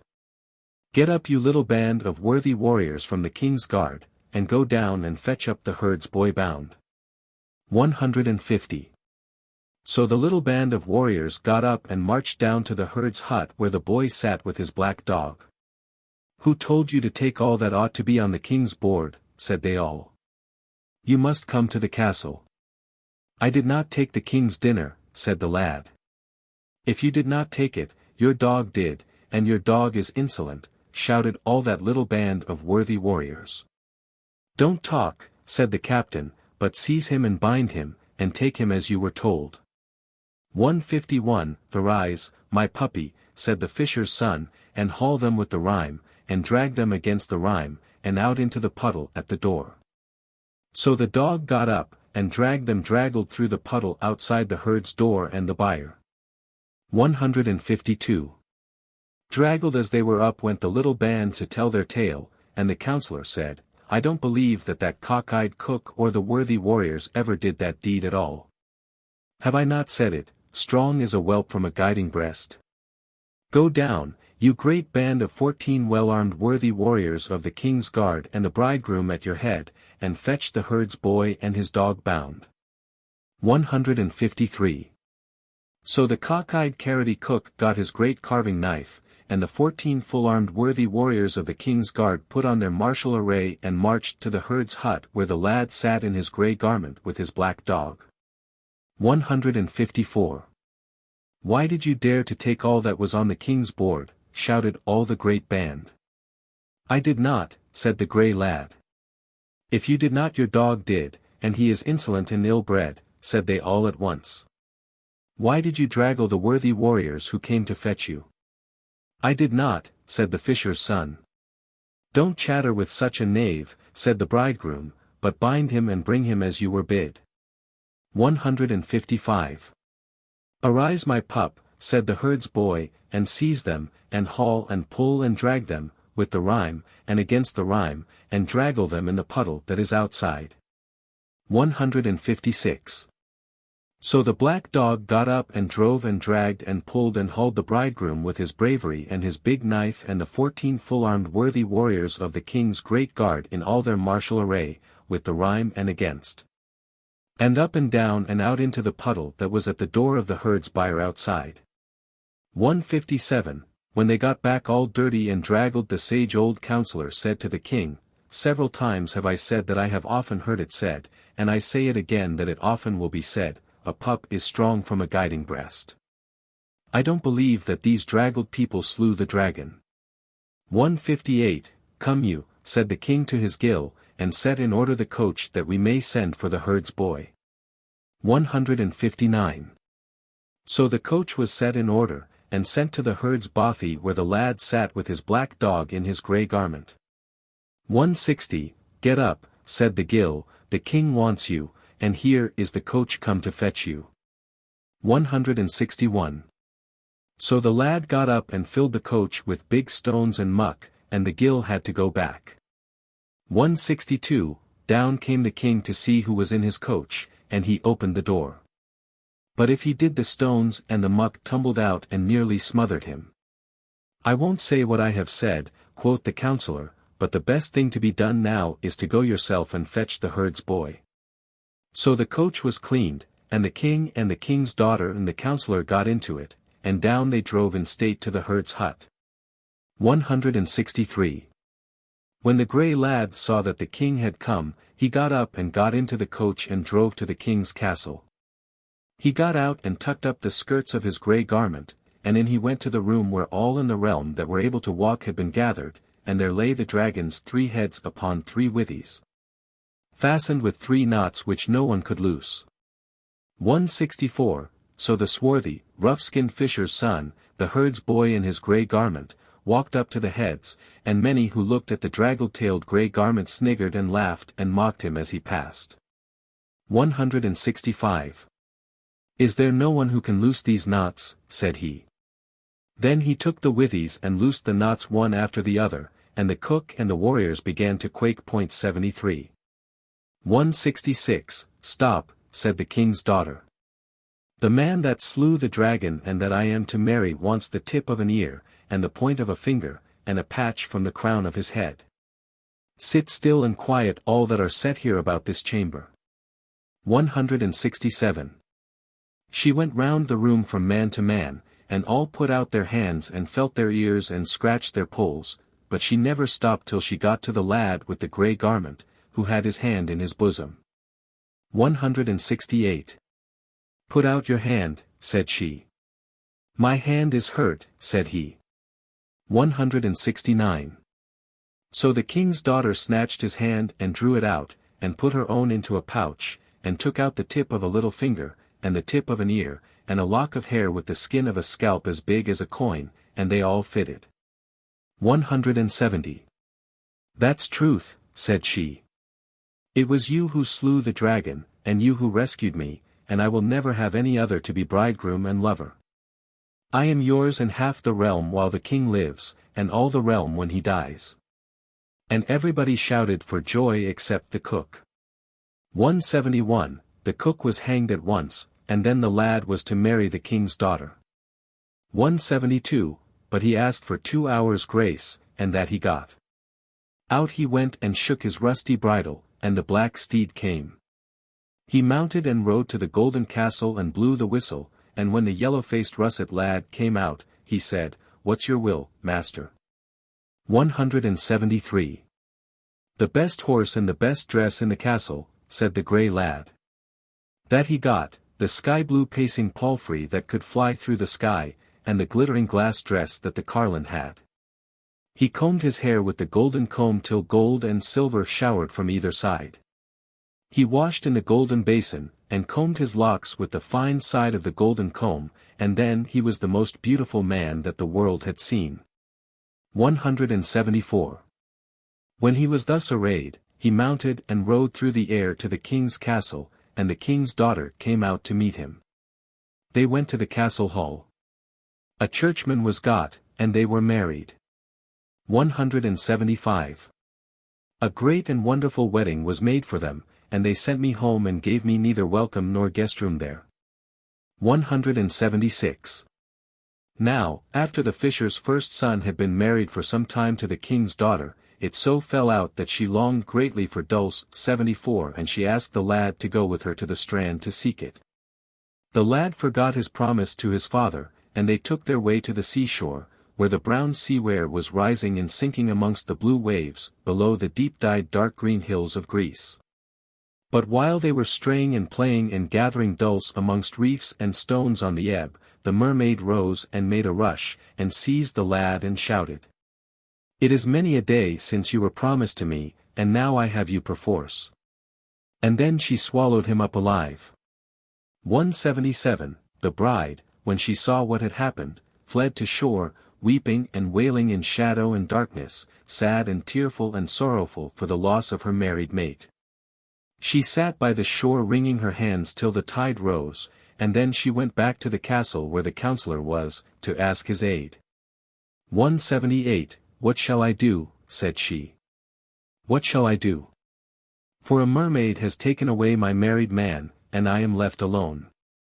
How shall I find a way to get my man back? This do, said the counselor. Go down with all the dresses and braveries and jewelry that you have, and spread them out by the seashore. Take your harp and play. And much more he said which she did, and I omit in order to avoid telling the story many times as reciters always do when they spin yarns. 179. Down she went with all that she held most precious, dresses and jewels and things of price, and she spread them on the rocks by the sea. She sat on a green mound in the gloaming in the mouth of the evening, playing on her harp beside them. 180. She had not sat long there playing in the dark when the mermaid rose outside the surf, for mermaids are fonder of music than any other creatures, and there she floated, listening, but when the king's daughter saw the mermaid, she stopped. 181. Play on, said the mermaid. No, said she, not till I see my man again. So the mermaid opened her great mouth and gaped, and showed the lad's head, and the king's daughter knew that he was alive. 182, What fine things you have there, said the mermaid, as she swam close to the shore. Yes, said she. I would give them for my husband. Well, then, play on, said the mermaid. 183. So the lady sat on the green mound and played, and the mermaid lay in the brown sea where and listened, and opened her mouth and gaped, and showed the lad to the waist, and swallowed him down again. 184. Then the lady stopped, and the mermaid said again. What fine things you have there on the rocks. Yes, said she, I would give them all for my husband. Well, then, play on, said the mermaid. 185. So the lady played on, and the mermaid rolled amongst the brown sea where in the blue water amongst the waves, and she opened her mouth once more and took out the lad altogether, and placed him upon her open palm. 186. But he, when he was free, thought of the falcon, and was a falcon, and flew and darted to shore, and was free. 187. But when the mermaid saw that her prey was gone, she made a snatch at the wife and took her away instead. 188. When the lad saw that the mermaid had taken away his wife, he was wild with grief, and mad with rage, and did not know what to do, so he went to the counselor and asked his aid. 189. Well, said the counselor, there is but one way to win your wife, and that is to take the mermaid's life. And how is that to be done, said the lad. The mermaid's life, said the counselor, is not in her, and it is easy to take. It is in an egg, which is in a fish, which is in a duck, which is in a ram, which is in a wood, under a house on an island, in a lake. 190. Now the lad thought that the first thing to be done was to get to the loch. So he went to his golden castle and donned his glittering glass dress, and mounted the sky-blue palfrey, and took his gold-hilted glaive of light in his hand, and his dress became him well. 191. He rode and rode till he reached the loch, and then at a bound the horse was in the island. 192. He found the house in a wood, and he dug under the stance, and found a flagstone. 193. He raised it and out rushed a ram. 194. So he thought of the wolf, and was a wolf, and he chased the ram all round the island, and caught and slew it. 195. But when the ram was slain and torn open, a duck flapped out of his inside, and flew swiftly off to the sky. 196. Then he thought of the falcon, and was a falcon, and flew a swift flight till he soared over the loch above the duck, and then he stooped and struck. 197. But as he did, a fish fell from the duck out into the loch, and the falcon flew to shore, and was a man. 198. But the lad could not think what to do next. 199. So he thought of the fox, and was a fox, and he found out an otter's den on the island, and seized the cubs. 75. 200. Let go my cubs, said the otter to the fox, and I will be your faithful ally forever. Well, then, said the fox, fetch me the fish that fell in the loch from the duck just now. 201. So the otter dived out into the water like an oiled stick, and rose quickly with a trout. 202. But out of the trout's mouth rolled an egg, and the lad seized it, and set his foot on it amongst the stones on the shore. 203. Then the mermaid rose in the loch, and roared a roar, and screamed a yell, and cried out, Break not the egg, and you shall have all you ask. 204. Give back my wife, said the lad. So the mermaid swam to shore and opened her mouth, and the wife sprang on dry land, safe and sound. 205. When he got her hand in his, he crushed the egg with his foot against the stones, and the mermaid was a heap on the rocks. 206. There was joy and delight in the king's castle that night, for the king's daughter was safe, and the dragon was slain, and the mermaid dead, and when the lad told how he had slain the great carlin. And the 3 big giants with their 5 heads and 5 humps and 5 throttles apiece, and how he had saved the king's cattle, and gained 3 castles, then the king gave him great honor and half his realm. And he was a mighty man with the monarch from that day forth, and, as they say in the Highlands, there I left them, but only to come back to them after a while. The Second Way. 207. Now, when the fisher's 3 sons parted at the 3 ways, the middle brother took the middle road with his black horse and his black dog, and his gold-hilted glaive by his side, and he rode up a steep hill. 208. He took the hill way, and when he got to the top of the mountains he fell in with a great plain, and on he went till he came to a place where a lion, a pigeon, and a rat were all 3 quarrelling over a grain of corn. He was not much afraid of them, and went to see the sight. "Come hither, lad," said the lion, "and give just judgment between us 3. You will be the better for it if you do, but if you give unjust judgment you shall be put to death. What think you of my being here?" "Well," said he, "I have no very sure notion, but I think that you ought rather to be about the banks of rivers." Then the pigeon said, "And what think you of my being in this place?" "I'm not sure what to think," said he, "but I have a notion that you ought rather to be amongst boughs and banks and rocks," said he. "And what think you of my being in such a place?" said the rat. "I don't surely know," said the lad, "but I am sure of this, that you ought to be gathering a shelter to keep ready for winter." That pleased them well. Then the lad thought a while, and spoke. "You, lion," he said, "I wonder that you who have been raised above all the beasts of the field, should think it worth while to quarrel with a rat about a grain of barley. And you, pigeon, who can fly so far and fast through the sky, and gather so much, I wonder that you should dispute 1 grain of corn with a rat." Then the lion spoke for the rest, and he said, "Well hast thou judged. The rat has best right to the barley corn. We 3 were put under spells here to remain as lion, pigeon, and rat, and we were to dispute about this barley corn till some one should come to give us right. Because of my might all that came before judged that I had the right, and I slew them all. We are kings altogether, and you have done us great service. Each of us will be a king again, and may go to his own realm, and for your help to me your reward shall be that whenever you think of me, you may be a lion, so that you may do a lion's exploits." Then the pigeon said, "You have done me great service, and my gift is, if ever you need it, you need but to think of me and you will be in this form." Said the rat, "He has done me as great a service as to either of you, and whenever he thinks of me he may be a rat, and though I be the sorriest amongst you, it may well be that it will serve him as well to be a rat as to be in the shape of either of you." They went away, and he never asked what realm belonged to any one of them. 209. On he went and on he rode as swiftly as ever his brother did, till he came to a realm that he did not know. To all whom he met he spoke, and asked his road. All who knew it, answered. All who did not, gave him a civil reply, and so he went, and hurried till the evening was coming on, and he saw a great house before him, and a big town, and they told him it was the house of the king. 210. So when he saw the king's castle, he came to the gate as a poor lad seeking service. He told his errand at the gate, and word was sent in to the king that a sturdy lad was at the gate seeking service.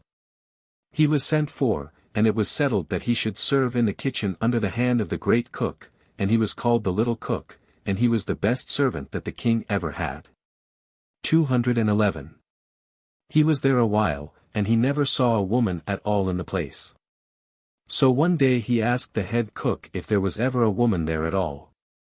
"There is no woman here at all," said the head cook, "but the king's daughter, and it is not everyone who can get to her room." "And where may that room be?" said the cook's mate. "It is at the northern end," said the cook, "in a tower." 212. Now one day it so fell out that the king had an errand, and the lad had to go to a house that was far away. The king wanted to give him a horse, but he said, 213, "I would rather be without a horse, for I am not used to horses. But if you send a man on horseback I will be back before him." That the king would not credit, but he thought that he would try. So a horseman was sent, and the little cook set off horseless to see who could soonest get back with the king's errand. 2:14. No sooner was the lad out of sight of the castle than he thought of the pigeon, and he was a pigeon, and flew to the journey's end and got the matter, and he was back before the horseman had got halfway there. The king would not believe that he had been there at all, till the rider returned. 2:15. And where is the thing that I sent you to fetch? Said the king. They told me that the cook's mate got there before I did, and fetched it, said the rider. The king was amazed, and he was very fond of the lad after that. 2:16. Nevertheless, he had to sleep in the kitchen with a hound, and his company did not displease him, for he knew that she would tell no tales. 217. Now it so happened that the cook's mate on his errands about the house saw the king's daughter, and spoke to her, and one night he thought that he would pay her a visit in her chamber. So he threw a somersault out of heel and became a pigeon, and flew out of the window to the northern end of the castle, and to the top of the chimney, and down onto the floor, and then he was himself again in a trice. 218. The king's daughter was sleeping sound, so he crept to the bedside and tried to steal a ring off her finger. 219. But the king's daughter awoke in a fright and cried out, and all the guards and sentries and the king himself came rushing to help her. 220. But before they got the door open, he thought of the rat, and was a rat, and fled under the bed and hid in an old backhole of a shoe. 221. The king and all his guard came clattering in and cried together, What is the matter? 222. Oh! Said the king's daughter, There is a man in the room. He came to my bedside and tried to steal the ring off my finger, but I awoke and cried out. 223. The guards searched and the king sought, and they kicked the old shoe hither and thither, but the little lad lay hid, and they found no one. When they were tired the king said, There is nobody in the room. Somebody was in this room when I called out, said she. So the king and the guard sought again to see if there was any way to get out when the door was locked, and they peeped up the chimney and everywhere else, and there was no place to get out of the room but the room door. 224. So the king flew in great rage, and he growled, Daughter, if you ever dare to make such a disturbance and rout about the house again, I will give it to you with my sword when I come up. So he marched out and locked the door behind him. 225. When they were all gone, the lad came out of the old shoe and turned heels over head, and was a lad again, and he seized her hand and stole the ring. 226. But since she did not dare to cry out for fear of the king, she said softly, Where were you when they were searching the room? I was in the room all the time, said he. And who are you? Said she. I am your father's head cook, said he. That you are not, said she, but I should like to know who you are. But since you can come here, if you come again I will give you a gift, for such is the custom in this country. Away he went as he came, and back to his kennel beside the dog who could tell no tales. 227. After a few days the lad thought that he would go the same way to see what might happen, and before he went away from the room the lady gave him a waistcoat, pyteag, embroidered with needlework. And told him to go with it to the fair at the big town next day.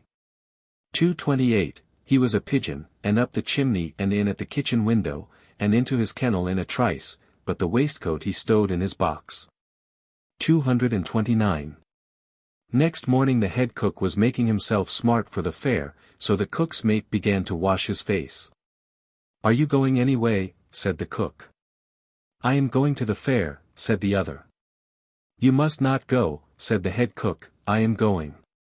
The lad said never a word, but he opened his box, and took out the waistcoat and put it on.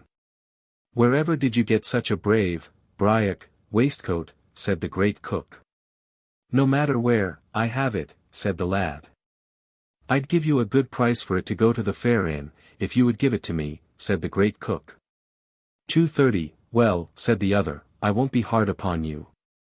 If you will give me 7 bellyfuls before we go, and 7 bellyfuls when we come back, you shall have the waistcoat for the fair. So the lad got lots to eat, and the cook got the waistcoat, and put it on and went to the fair. 231. When he was there, the king's daughter came to look if she could see who wore the waistcoat, but when she saw the cook with the waistcoat on, her hands fell down by her sides, and she went home.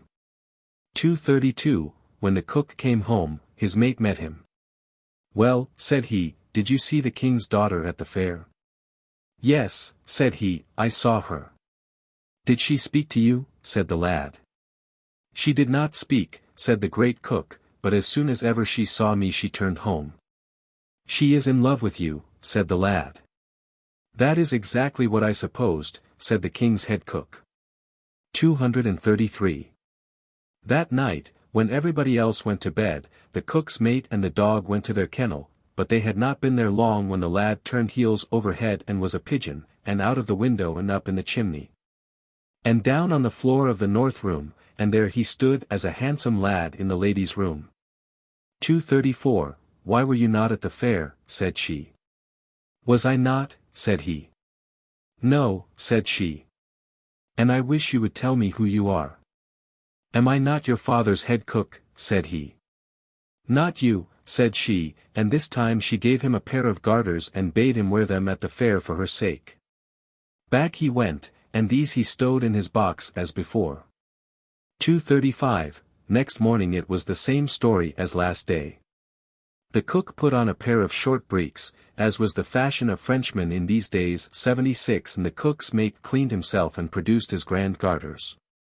Such garters the head cook had never seen, and he got a loan of them for the same price, 7 good bellyfuls before he went to the fair and 7 more when he came back. 236. He put on the garters and went.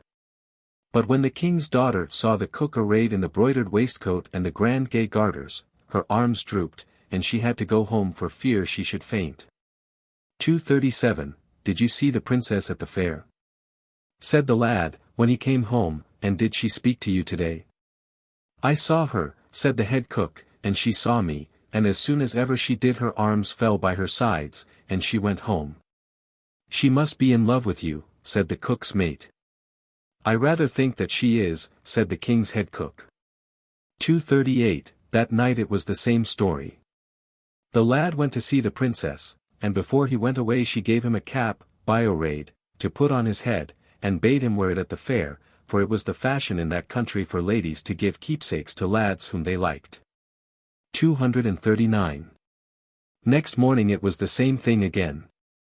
The head cook got a loan of the grand cap, and the little cook stayed at home and had plenty to eat.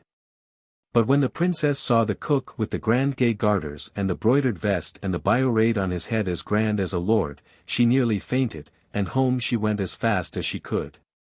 240. When the cook got home and told his tale, his mate was sure that the princess had fallen in love with him, and he rather thought that that was the case. 241.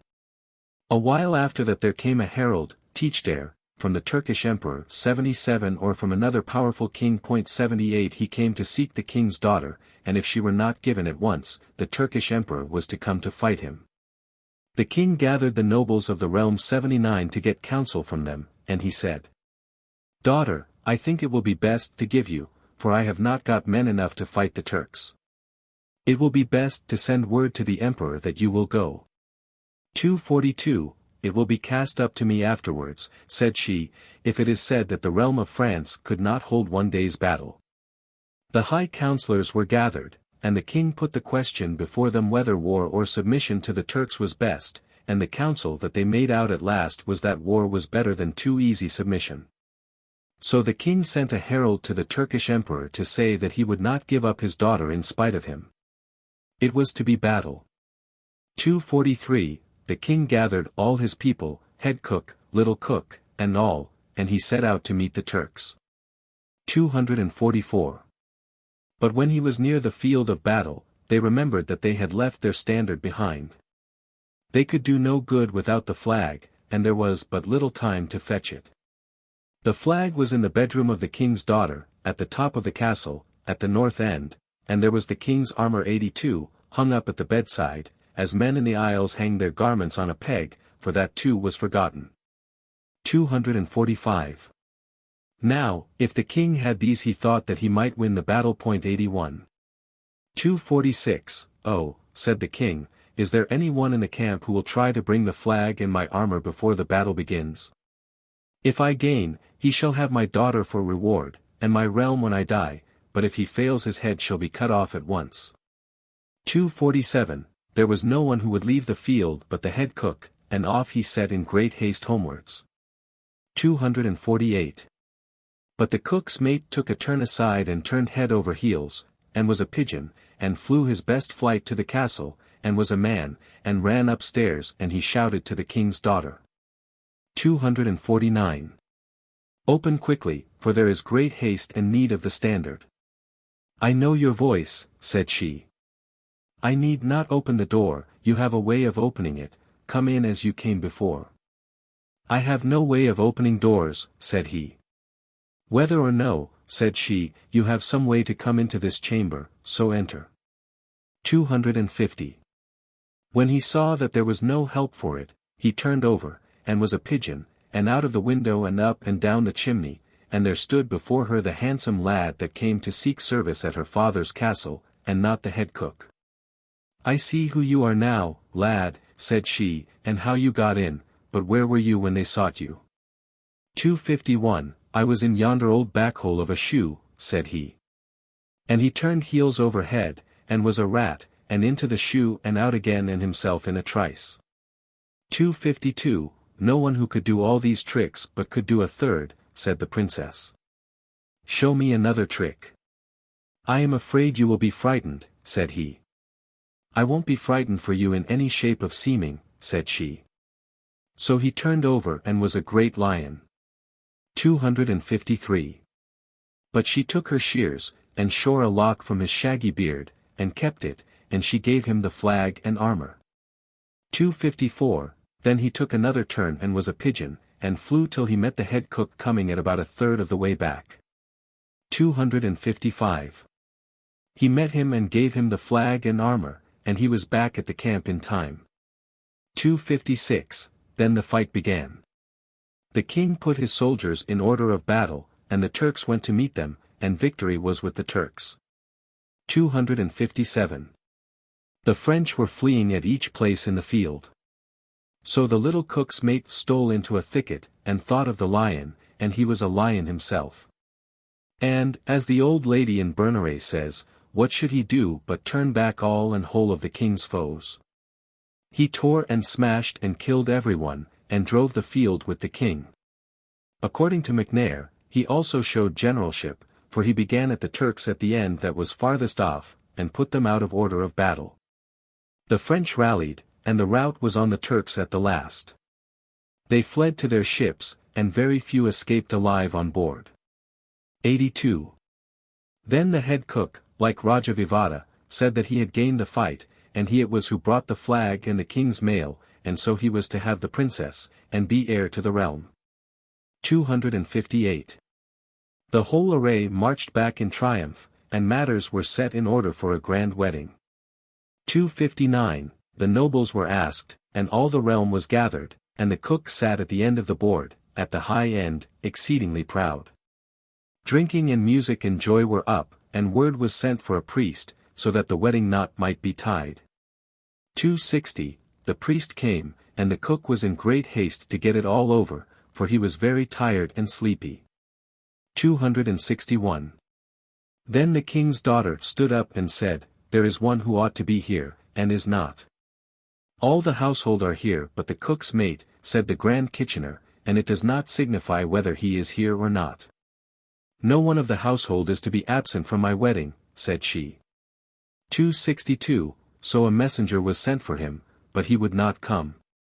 263, Then another and more honorable messenger was sent, and he would not come. 264. Then the bride herself went down to the kitchen where the lad was. And why did you not come to be at my wedding, said she. 265, I never was asked, said he, as his brother said in the like case. You were asked, said she. You did not ask me, said he. 266, Then she grasped his hand and said, Come up with me, then. And so he went. When she got to the guests, she said, Here is one who can turn twists and play tricks that will cause you wonder. Do one for me, she said to the lad. Perhaps you will be frightened, said he. No, they said that they would not. 267. So the lad turned over and was a rat, and he ran about the floor, and nibbled the ladies' feet till they screamed and yelled and laughed. 268. Then he turned over again and was a pigeon, and flew, and stood on the ladies' knees, and all were pleased, and stroked his feathers till they were like to hurt him, they were so pleased with the pretty bird. 269. But when he had been all round the company, he flew up to the lights and flapped them out with his wings, and then the ladies giggled and laughed. And said that they had never before seen a man turn himself into a rat and a pigeon in this strange fashion. 270. Then all begged that he would play another trick, and when the lights were lit once more, he gave another turn, and was a lion, gaping and roaring all about the room, and the ladies fled and tumbled about for fear, as did the Grand Kitchener. And all but the king and his daughter. 271, Aha, said the king. This is the man who did the deeds this day, and not me. 272. Then the princess fitted the yellow lock in the lion's shaggy beard, and she told that this was the man who fetched the flag, and that she had seen him play all the tricks. 273. Then the lion turned over, and was a very handsome lad, as likely to look upon as any in the whole realm, and all allowed that such a lad ought to have the princess. 274. So the cook's mate was married to the daughter of the French king, and the herd's boy was married to the daughter of the king of Greece, and the Lord High Grand Kitchener was sad, and disagreed, and left the company. 275. That wedding lasted for 6 days of the week, with drink, and music, and great rejoicing, and there I left the fisher's second son at the end of the second way. 276. The third brother, when he parted from the others, rode west, as it is said in Berneret, where all ways would lead to the sea after a couple of miles, and he came to a great forest. 277. Up he went into the forest, to try if he could see houses or find any people of the place, but nothing could he see but a tangled wilderness of wood and birds and fruits that he had never seen before. At last, day was going, and night was coming. 278.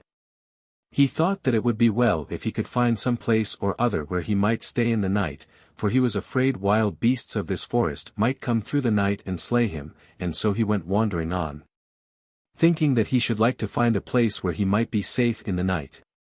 279. As he went, he saw a great castle before him, with a rampart wall about it. At first he feared to go on, for he did not know whether peaceful people or fierce men were within, or whether they might not slay him. But spite of danger, he risked going on. 280. He reached the castle, and he saw no one at all. He went round about the rampart till he came to a gate, and he went in by the gate, and looked all round, and still he saw no one. 281. He saw an open door in the castle, and he went in, but still he saw nobody there. 282. He went and passed other 2 doors, and into a room where there was a fire. 283. He sat at the fireside, and there he stayed for a while waiting, but he saw none living. 83. 284. But a candle and a candlestick came into the room where he sat, and the candle and candlestick stood upon the board, and the candle gave light through the chambers. 285. When he had sat for a long time and saw no one, he began to be tired of waiting, and to long. 286. He thought that food might do him good if he could get it. In an instant the board was spread, and his choice of every food that was better than another was on it. He sat a while staring at the board, but still he saw no one living, and he was very hungry. At last he thought that he might as well eat part of the food, whatever the matter might mean, so he sat by the side of the table, and he ate till he had enough. Then he sat at the fireside again. 287. When he had sat a while by the fire, he began to grow sleepy. Then it seemed to him that if he had a bed he would go to rest. 288. The candle and the candlestick that stood upon the board went to the first door that was next to him, and the candlestick with the candle in it, stood at the door. He sat a while looking at them, wondering at all he saw, but in time he took courage, and got up and went where they were. 289, they went when he came, till they came to another door, and there they stood. 290. It seemed to him that he might as well follow to see where they should go. On they went, till they got to the next door, and again he followed. 291. The third door was opened, and in he went to a wondrously gorgeous 84 chamber with a bed in it, and the bedclothes were choice and ready for going to bed. He stood a while looking about him and looking at the bed, and at last he came to think that as he could see no one, he might as well go to bed. So he stripped off his clothes, and he lay down in the bed, and put the clothes over his head and slept. 292, the first time he awoke during the night, he seemed to perceive something like a human creature near him. This did not please him very well, so he moved from it as best he might, and he slept again. The next time he awoke it was day, and no one living was near him. 293, he looked about him, as he usually did. The chamber was very richly set in order. He lay a while staring about, and at last he got up to put on his clothes. But when he looked, there was not a rag of his there. He sought backwards and forwards, and all about, but he had no clothes to find. But there was a dress of other clothes, and clothes that were very grand, lying just where he had laid his own.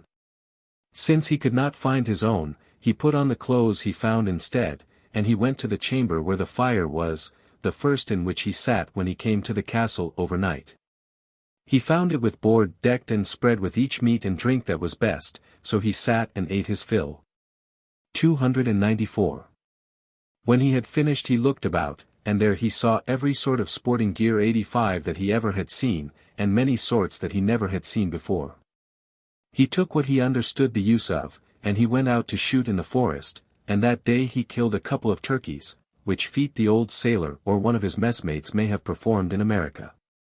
These he took to the castle and cast on the ground, and when dinner time came, one of them was ready. He wandered about the castle till the night came, and when the night came he went into the castle and to the chamber, where he was the night before, and he sat at the fireside. 295, then came the candle and gave him light. 296. When he wished for supper, the board was decked. When he was sleepy, the candle led him from door to door, and he followed her, and went to bed and slept. 297. The first time he woke, he felt as though a human creature lay on the bed, but he said never a word and slept, and the next time he awoke, the day was there, and there was no one with him in the bed but himself. 298. He got up and found other and grander garments, and this time he was not so loath to put them on as he was the day before. 299. He went to the quarter where he was used to find food, and the fire was lit and the board decked, and when he had eaten, he went out to sport, and that day he killed 2 hares. These he took to the castle and cast on the floor. One he found ready for dinner, and when the night came the candlestick with the candle in it came and stood upon the board, and the candle gave him light. 300. When he wished for supper, the supper was ready upon the table, and when he had eaten and wished to go to bed, the candle went before to show him the way, and he followed and lay down. 301.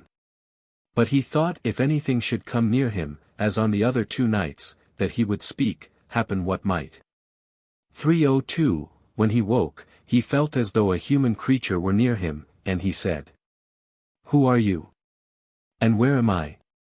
The thing that was near him said, "I am the daughter of the king of the golden castle, and this is the castle.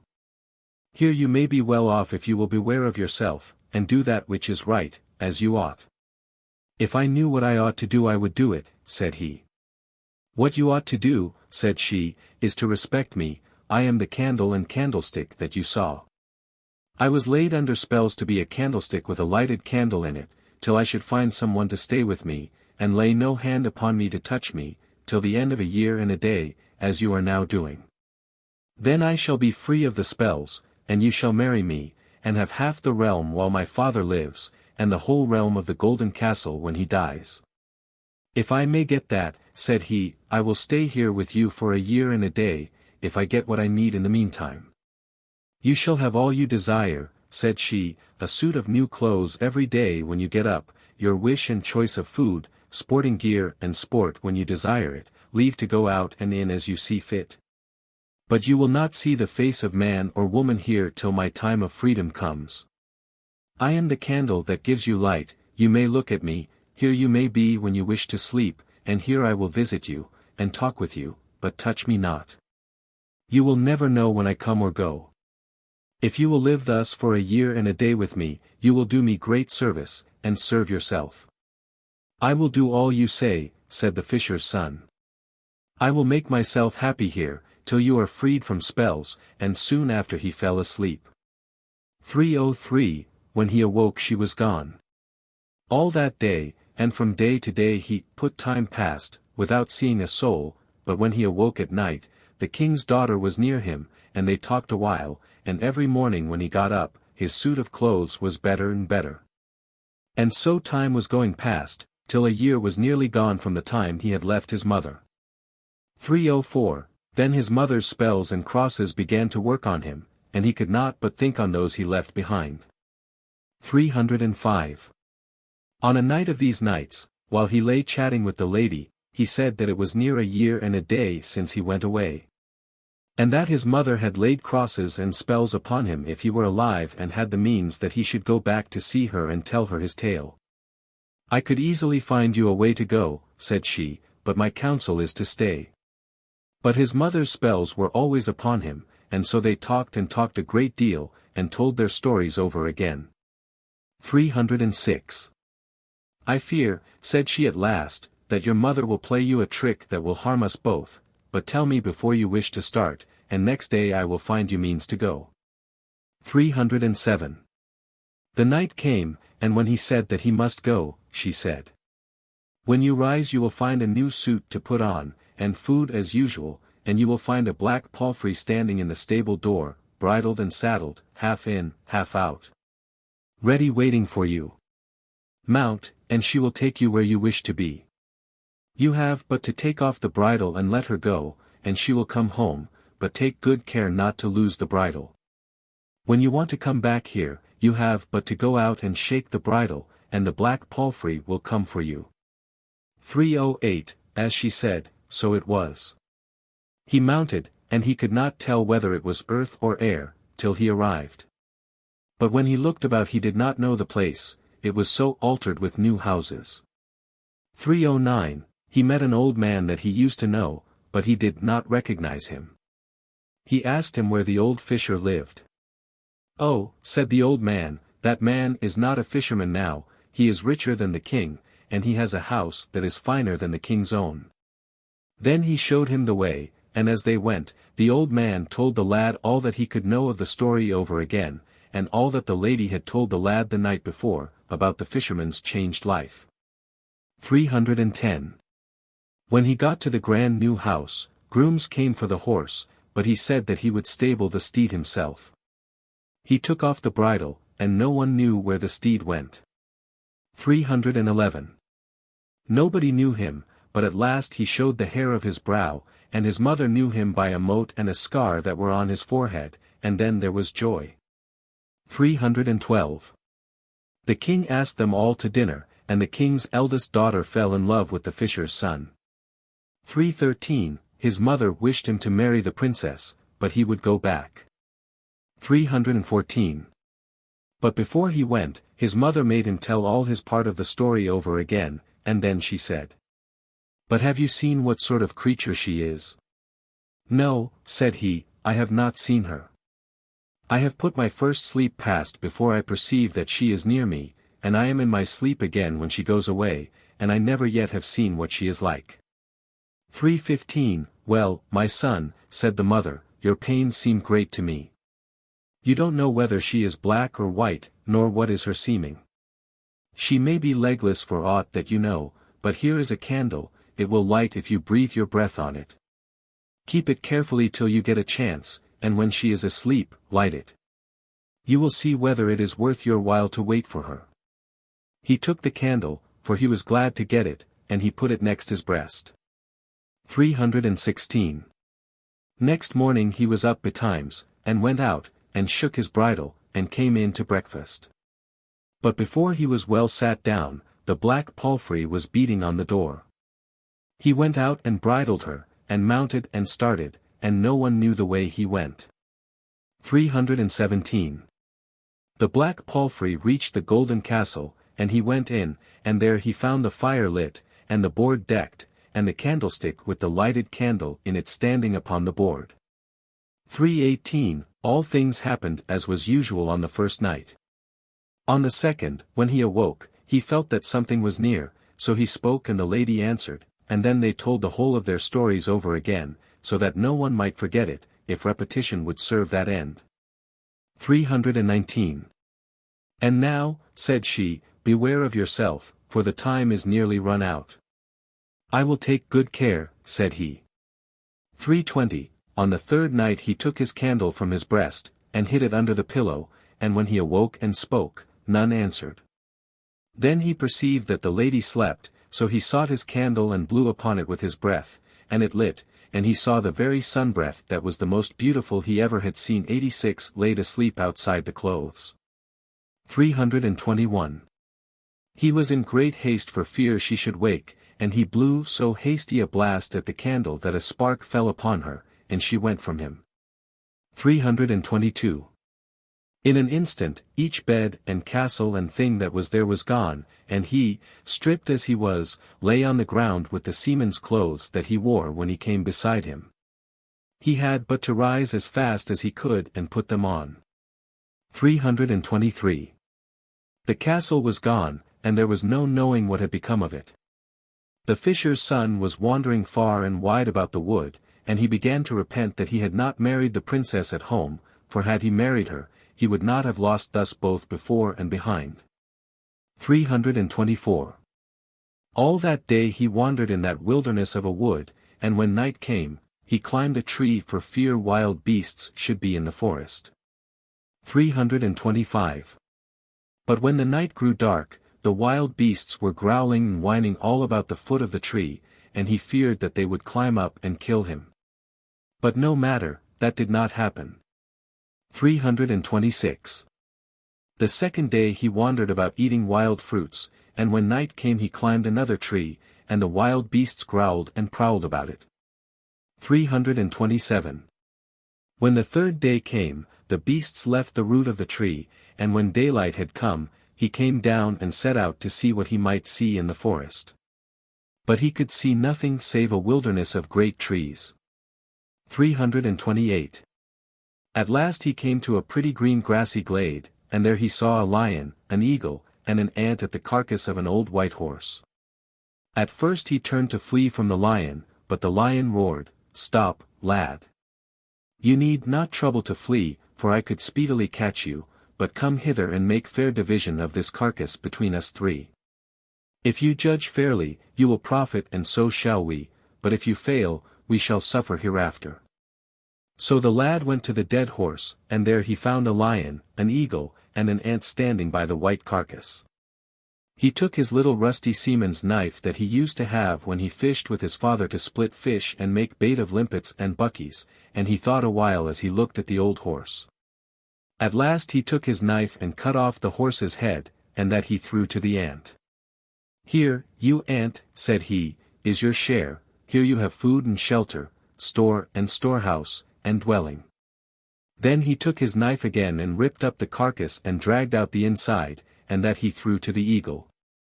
"There, you eagle," said he, "it is fittest and softest for you to rive and tear with beak and claws.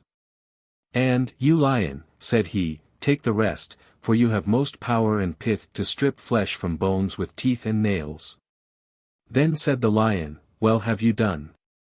You have given each that which is fittest, and for that, if at any time you come to straits or peril and need, you may be a lion 3 times. Then said the eagle, "You have helped me likewise, and if you have need and it will help you, you may be an eagle thrice."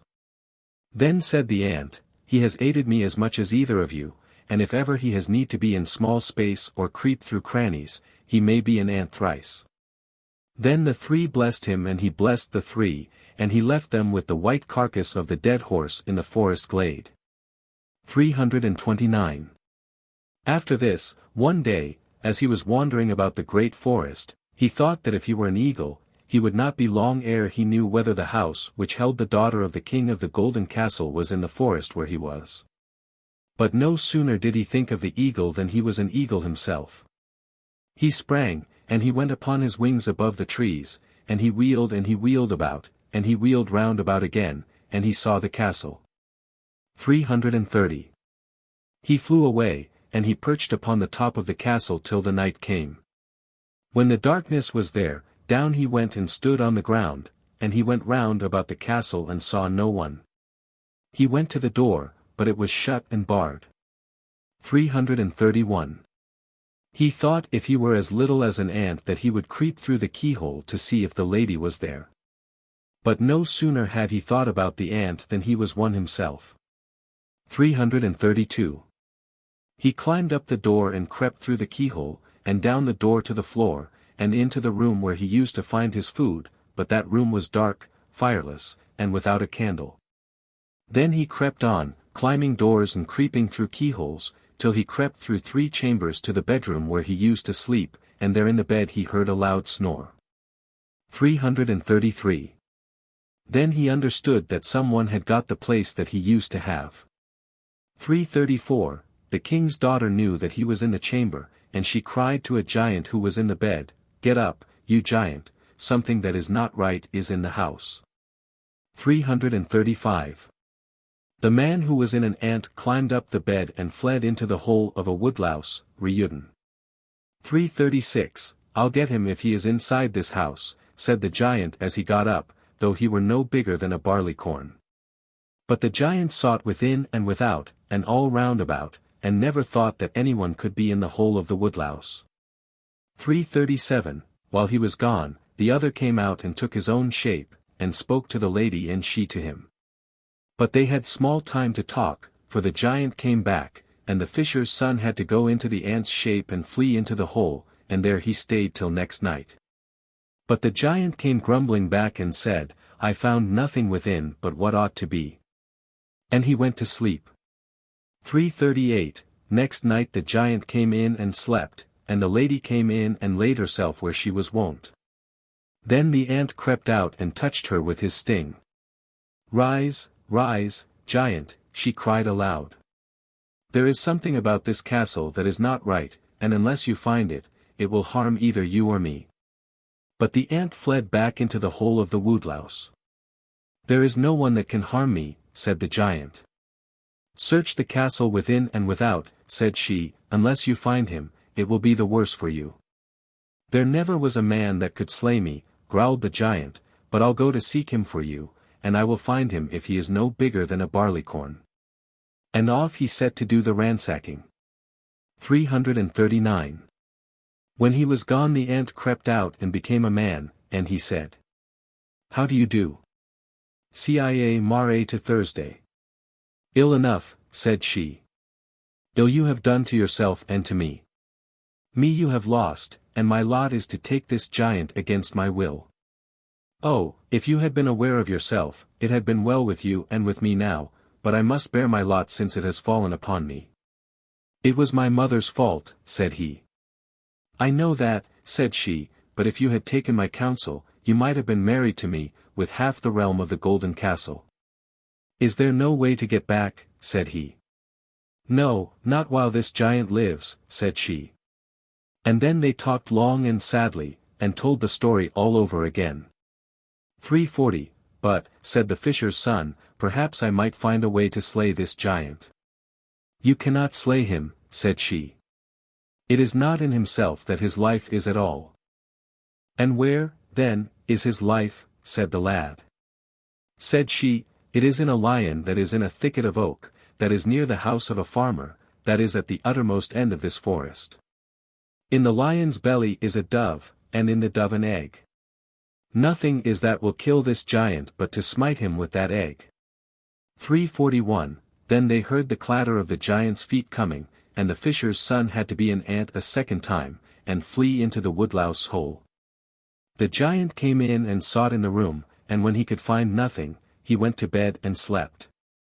When the giant slept, the fisher's son crept out, for that was the last time he could be an ant, and it would not do to stay longer there. He thought the sooner he was out of the castle the better for him, so he climbed down the bed, and crept over the floor, and crawled up the door and through the keyhole, and down over the floors, and so from door to door, and from room to room, till he was outside the walls of the castle. 342, Then he thought of the eagle, and sprang and flew to the castle top, and there he sat till day. 343, As soon as the day came, he went upon his rings to see if he could hit upon the farmer's house near the grove where the lion was. 344. At the darkening of lateness he got there and took his own shape, and he beat upon the door, and the farmer came out and said, Who are you, and whence? 345, I am a poor sailor, said he, my ship was lost, and all on board were drowned but me. And since I cannot get back, I am seeking service. Come in, lad, said the farmer, your sort used to be hungry and thirsty at times. 346, In he went, and from less to more he offered to be a herd. We need one of your sort, said the farmer. A lion is in a thicket of wood near us, and each time the cattle go to that grove, the lion takes one of the cows, and sometimes he takes the best, and sometimes he takes the herd. I will be herd, said the fisher's son, and they settled the bargain. 347, Early in the morning he used to arise to put out the cattle. He drove them out and went with them to pasture where the grass was best, and at night he used to bring them home. 348. One of the farmer's daughters was Mermaid, and she fell in love with the herd, and she did not want him ever to go to the forest with the cattle, for fear that he should be slain by the lion. 349. On a day of these days, the herd said to the farmer, I will go to the wood with the cattle today. Well, then, don't go too far in, said the farmer, for fear that the lion should happen upon you and take one of the herd. I will take care of that, said the herdsman. The dairymaid did not wish him to go, but she was more afraid that the lion might take the lad. But no matter and never mind, the thing that was done was driving the cows to the wood. 350. When the herdsman got to the grove, instead of keeping the cows back, he drove them farther and farther into the forest, till at last the lion came. 351, He was going to seize a brindled heifer that was there, but the herd got between them. 352. Then he thought on the lion that he helped at the white horse, and in the twinkling of an eye, he was a lion himself. 353. The two lions struggled till the sun was going west beneath the mountain at evening, without knowing which was losing or winning. 354, They could struggle no more, so they sat and stared at each other. 355. If I had a draught of water I would rive you to gobbets, said the forest lion.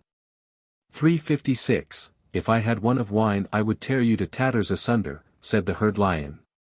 Then the forest lion got up and stalked back to the wood again, and then the herd lion got up and made a herd of himself, and drove the cattle home, singing a ditty tunefully. 357, When he got home, the farmer said, How went it with you today? Well, said he. Saw you the lion? Said the master. I saw him, said the herd. I wonder he did not take one of the cattle, said the farmer. He wanted to take one, said the herd, but I would not let him. 358. The cattle were sent to the byre, and the dairymaid milked them. 359, And she never got so much milk from them before. 360, The herd got well taken to that night. Joy and a feast were made for him. 361. Next day the master said, You need not go to the wood with the beasts. A day now and again is enough. It is not easy to keep cows from the lion. The dairymaid said as much for fear of the herd's life. But he said, There is good grass in the groves, and it is best to hold on till the cattle make it bare. I will keep off the lion. 362. Then I will go with you, said the farmer's daughter, and she was ready to start, but he would not let her go that day. 363, he drove the cattle farther and farther in, till the lion came as before, and tried at the brindled heifer. 364. Then the herd ran between and thought on the lion, and was a lion himself. The two lions struggled and tugged and fought all day, till the sun was going down under the mountain at evening, and then at last they paused and gazed. 365. If I had a draught of water, said the forest lion, would tear you to tatters. 366. If I had a draught of wine, quoth the lion herd, I would not be long about riving you asunder. 367. Then they got up and went their ways as before. 368. Saw you the lion? Said the farmer, as he got home. I saw him, said the herd, and he wanted to take the brindled heifer, but I hindered him. It's odd that he did not take you, said the master. If he could, he would have done that same, quoth the herd. 369. So much milk they never got before. 370. And the herd was feasted, and praised, and well treated that night. 371. Next morning the farmer said, I rather incline to think that you had better set the cattle on some other way today. A day in the wood now and again is quite enough. It is rather risky to go often to the forest with them, but that's no matter. The best grass is in the woods, said the herd, and it is best to go there that grass may grow elsewhere. 372. The dairymaid did all she could to keep the herd from the wood, for fear that he should be killed by the lion, but no matter. To the wood they went. 373. Instead of holding the cattle back, he drove them farther and farther in, till the lion came, and he, as was his wont, tried to take the best in the herd.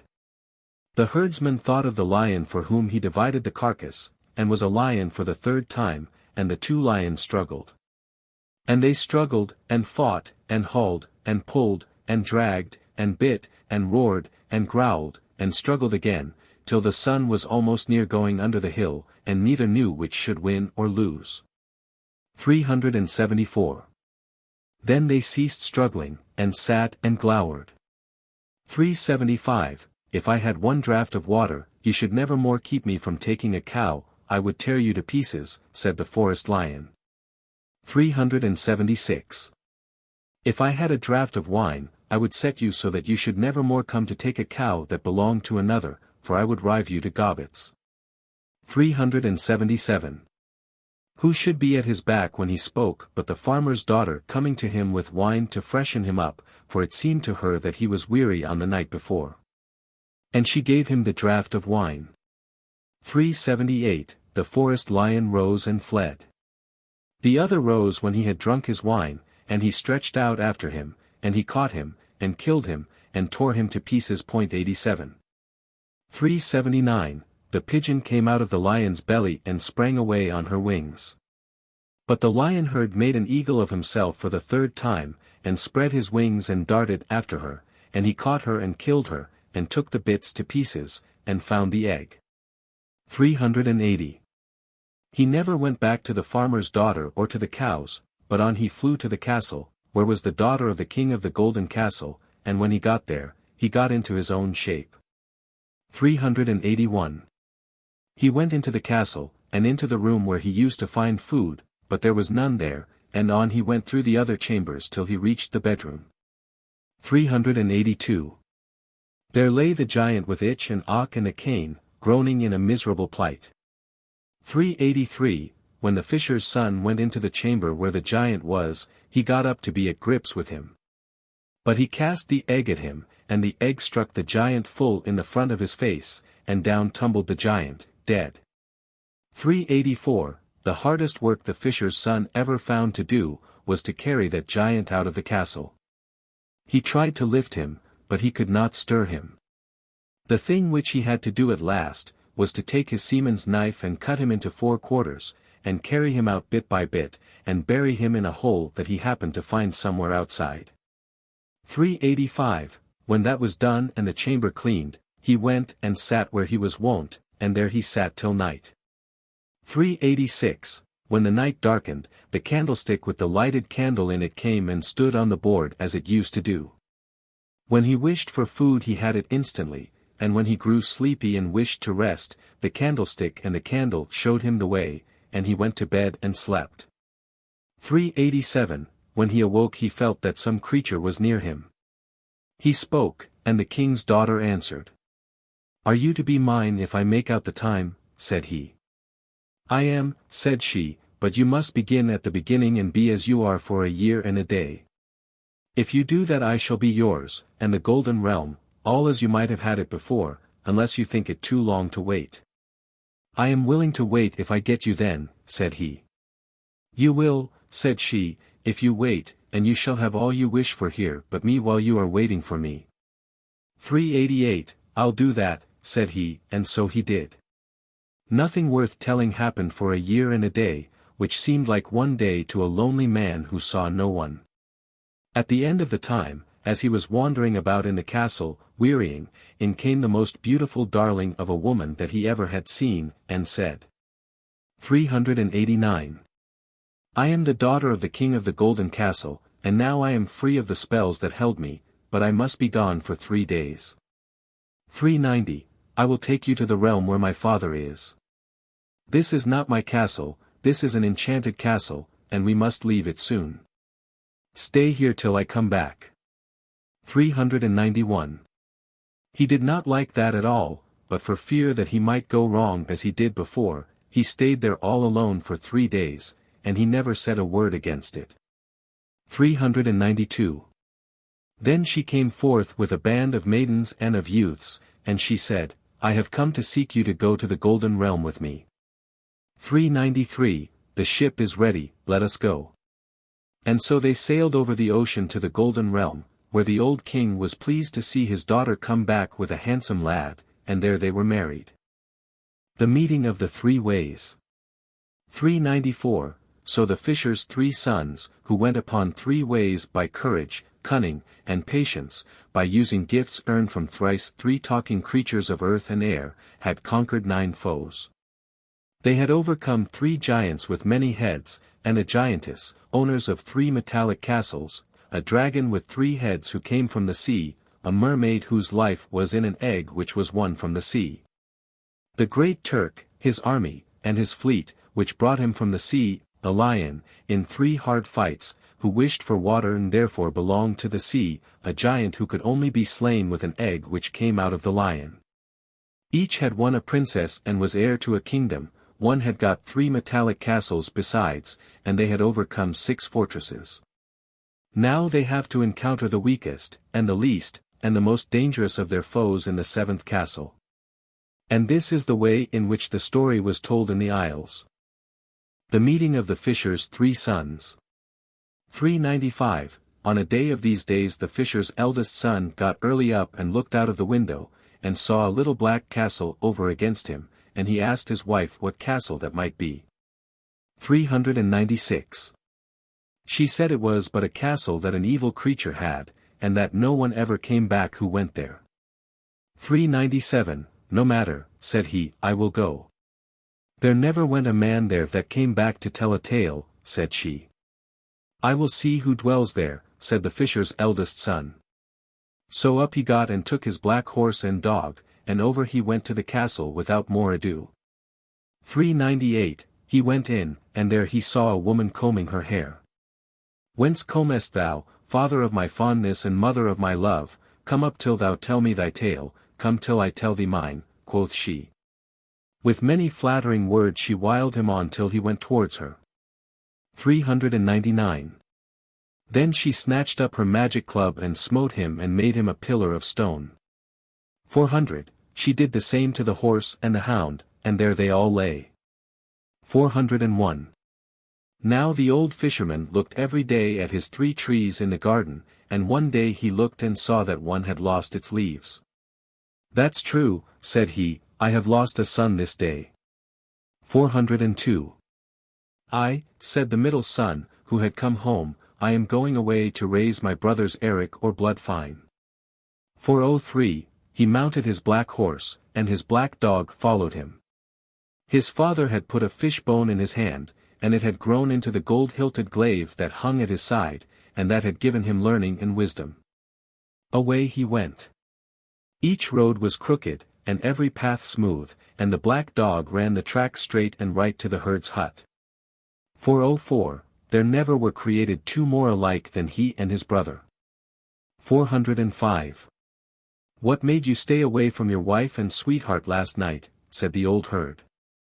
406, he was sent up to the king's house. The king's daughter went to meet him and to embrace him, believing him to be her own husband. 407. He did not know how in the world he could manage to keep from his brother's chamber that night. 408. So he told his brother's wife that he had laid a heavy wager with a gentleman, so that he could not go to bed, but he would sleep on a table in front of the bed. And he did so till morning. 409. Then when he looked out, he saw the little black castle, and said to her, "What is yonder castle?" Said she, "Did I not tell you that last night?"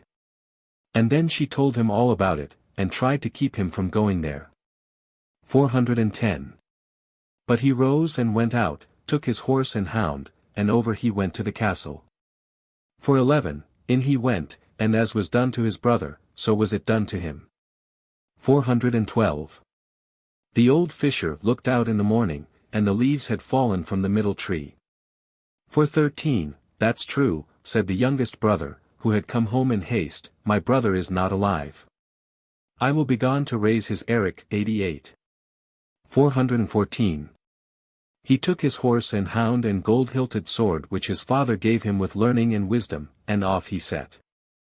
Each road was even and each path smooth for him, and he rode, and ran right and straight up to the palace of the king of the Greeks. 415.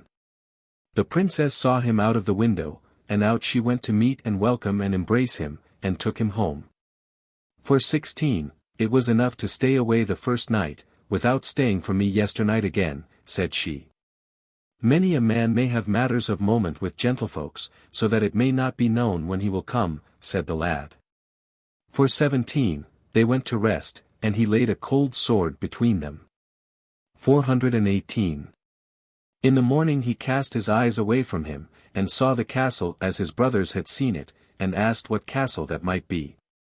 419, did I not tell you that last night and the night before, said she, and then she told him.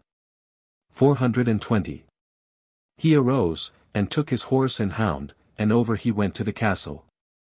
In he went, and he too saw a woman combing her hair. 421.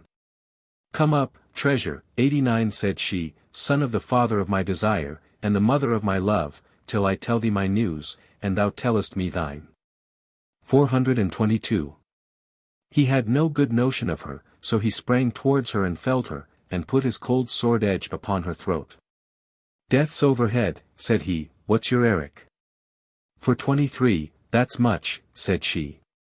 A chest of gold and a chest of silver. That's mine, said he, and thy death. And he whipped off her head. 424, but as he did, his sword flew out of his hand. 425, then the old woman grasped her head in both her hands and set it upon her throat where it was before. 426. The dog sprang at her, but she smote him with the magic club, and down he fell.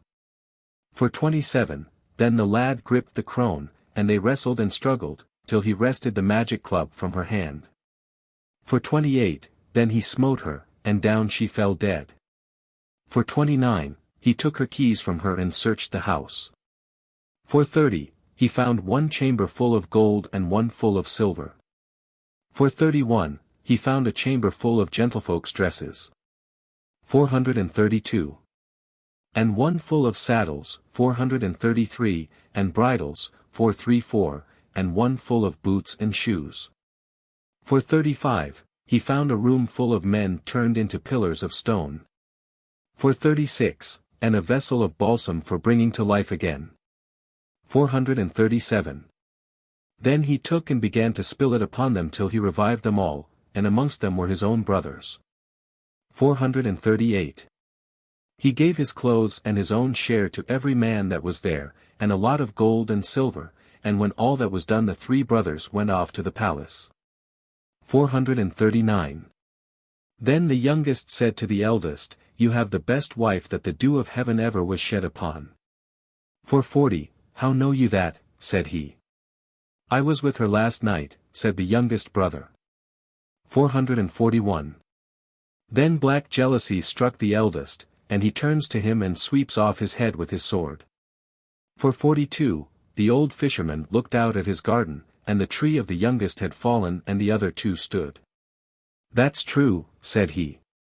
"The youngest is dead, and the other two live again." 443, the brothers stayed that night in the palace, and in the morning they went away in a coach. 444. They went home to their father's house, and took him and their mother, and in the morning they put them in a castle by themselves. 445. The eldest brother got the realm, and the king's daughter was his wedded wife, and there these two lived happily, according to Alasdair mac Ruaidh Bain. 446. What became of the other and of the castles which were won, and the kingdoms, this narrator cannot tell, but some day or other he hopes to hear more about them out in the Isles. Notes to Celtic Dragon Myth. Number of notes apply to the numbered sections. 1.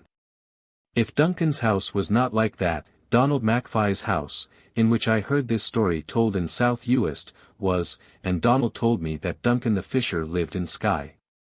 Others say that he lived in the Green Isle, which is a kind of Gaelic paradise out in the west. A version of the Green Isle from the Trì tradition is given in the Scottish Historical Review for 1908. Sometimes a fisherman or a sailor, or a smith who is also a fisherman, almost always a poor man who lives near the sea, in Gaelic, in Italian, straparola, a poor couple, in Swedish, a smith and a fisherman, in Russian, a poor man. 4. Mouth of night. This phrase has a relation in Sanskrit, and is the common Gaelic equivalent for a nightfall. Mermaid. Near the Clyde where ships abound and old sailors tell this tale in bits, the mermaid becomes a ship which anchors near the boat, and the iron is bought for gold dust which the sailors shoved out of the ports till the boat is ready to sink. Sometimes the bargain is struck for the first thing that touches the fisher's knee when he lands, and that is his infant son.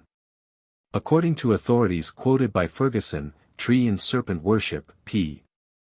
35, it is a custom in Dahomey to sacrifice a man occasionally to Hu, the god of the sea. The man is carried in a hammock from the capital dressed as a noble, a canoe takes him to sea, and he is thrown to the sharks. In one Swedish version, the smith meets a troll maiden in the forest, and by her has a son, who is the supernatural hero. In others the hero is otherwise mysteriously born. In Russian, the hero is simply a poor man's youngest, lazy, despised son. In the East a gift son, who is an incarnation of some divinity, occurs frequently. In the Ramayana, page 20, volume 2, History of India, by Talboys Wheeler, sons are born after eating divine food, the gift of the gods. The childless Maharaja causes a horse sacrifice to be performed. After the rite an emanation of Brahma appears with a golden vessel filled with rice and milk, payasa, the essence of the sacrifice, the food of the gods. 3 wives eat of the food, and give birth to 4 sons, who are incarnations of Vishnu. These divine men were born to overcome Ravana, the king of demons. He oppressed gods and men, and was invulnerable to celestials. He had 10 heads and 20 arms, copper-colored eyes, and a polished body.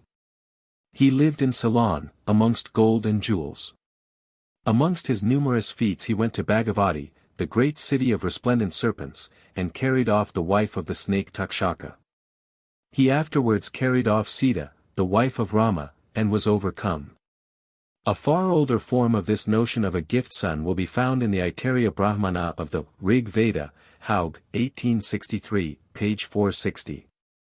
King Harishchandra wished for a son, and addressed a verse to Narada, who replied in 10 verses. The king then went to King Varuna, the god of waters, and therefore the equivalent of the Western mermaid, and prayed for a son, promising to sacrifice him to Varuna. Varuna claimed the son when he was born, at 10 days old, when his teeth had come. When they had fallen out, when they had come again, when he had got his arms, 6 times. When the son was told that he was to be sacrificed, he ran away to the wilds.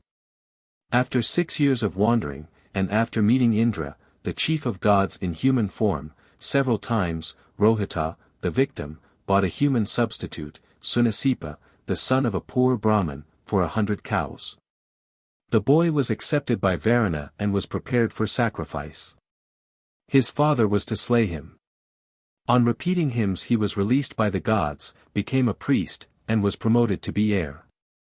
The resemblance of this very ancient Hindu legend to the history of Abraham is very remarkable.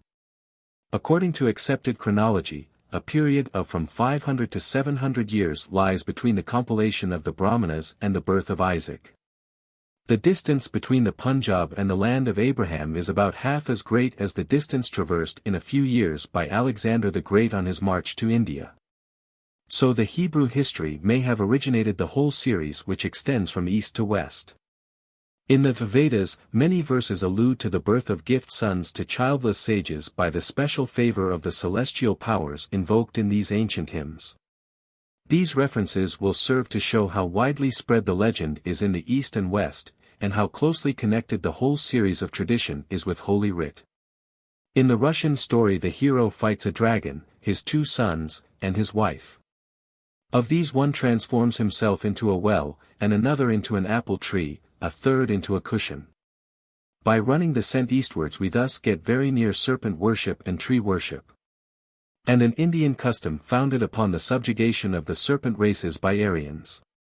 In some states the fair-skinned Aryan Raja at his accession mingles his own blood with blood from the arm of a dark-skinned man of the subject races of aboriginal serpent worshippers. Of these races many still adore serpents. Of old the worship pervaded all India. See Ferguson on Tree and Serpent Worship, and other books of authority on this curious subject. In 1876, while wandering in India, I found the serpent worshipped all over the country, at Benares and everywhere. 5. This incident in various shapes occurs in the Swedish collection as was told in various parts of Sweden and in Finland. The fish generally is a pike. But in these regions pike generally live in the sea, which in the Gulf of Bothnia is brackish. In Hindu legend Vishnu took the form of a fish and related the history of creation and the deluge. 6. In the Swedish and German collections and in others the wife is a grumbler. 9. The fisher. Told by Alexander McNeill, fisherman, seen Tangaval, Bara, Alastair Mac Ruaraid Bain to Hector MacLean, 1859. The fisher's son. Twice told by John MacFie in South Uist to J. F. Campbell, 1859-1860. The cow also got a bit, according to MacFie. West Highland Tales, No. 4. Told by John Mackenzie, fisherman, near Inverary, to Hector Urquhart and to J. F. Campbell. Compare Grimm, Gold Children, page 241, and various versions in Swedish. In most versions there are but 2 mysteriously born heroes. In one Swedish version 3 are born of 3 maidens who drank from a well. The sons result from the eating of 2 enchanted apples in one Swedish story, and from drinking at a well in another. They are sons of a princess and her maiden who are shut up in a tower. 11. The sons are twins in one Gaelic version which I have. From the sequel these ought to be twins. In home and foreign versions they are twins. In The Fisher, the Gaelic version which I followed as most complete, the birth of each son is told in the same way, nearly in the same words, so they are not twins, but a leash of sons growing up a year apart, each to succeed the other. Taking all I know about this story, I think that the sons ought to be born together, so I have shortened my story by 2 repetitions. 2. Straparola. They adopt a foundling. In the Ramayana, 4 sons are born to a childless old Raja by 3 wives, who eat payasa, the rice and milk of the gods, which is brought from heaven in a golden vessel by a celestial being who steps out of the fire. These sons are incarnations of Vishnu. Only 3 play conspicuous parts in the Hindu epic, so I suspect that 3 was the original number of brothers and that the story is Aryan, older than the Hindu epics, and older than the Celtic migration from the east. 12. This incident occurs in one Gaelic version only. Possibly this may be the enemy who fights the smith's son afterwards in the shape of the dragon. He may be the servant or second sailor or second character in other versions. He may be the same character as the Swedish hero who was son of smith and troll maiden of the forest.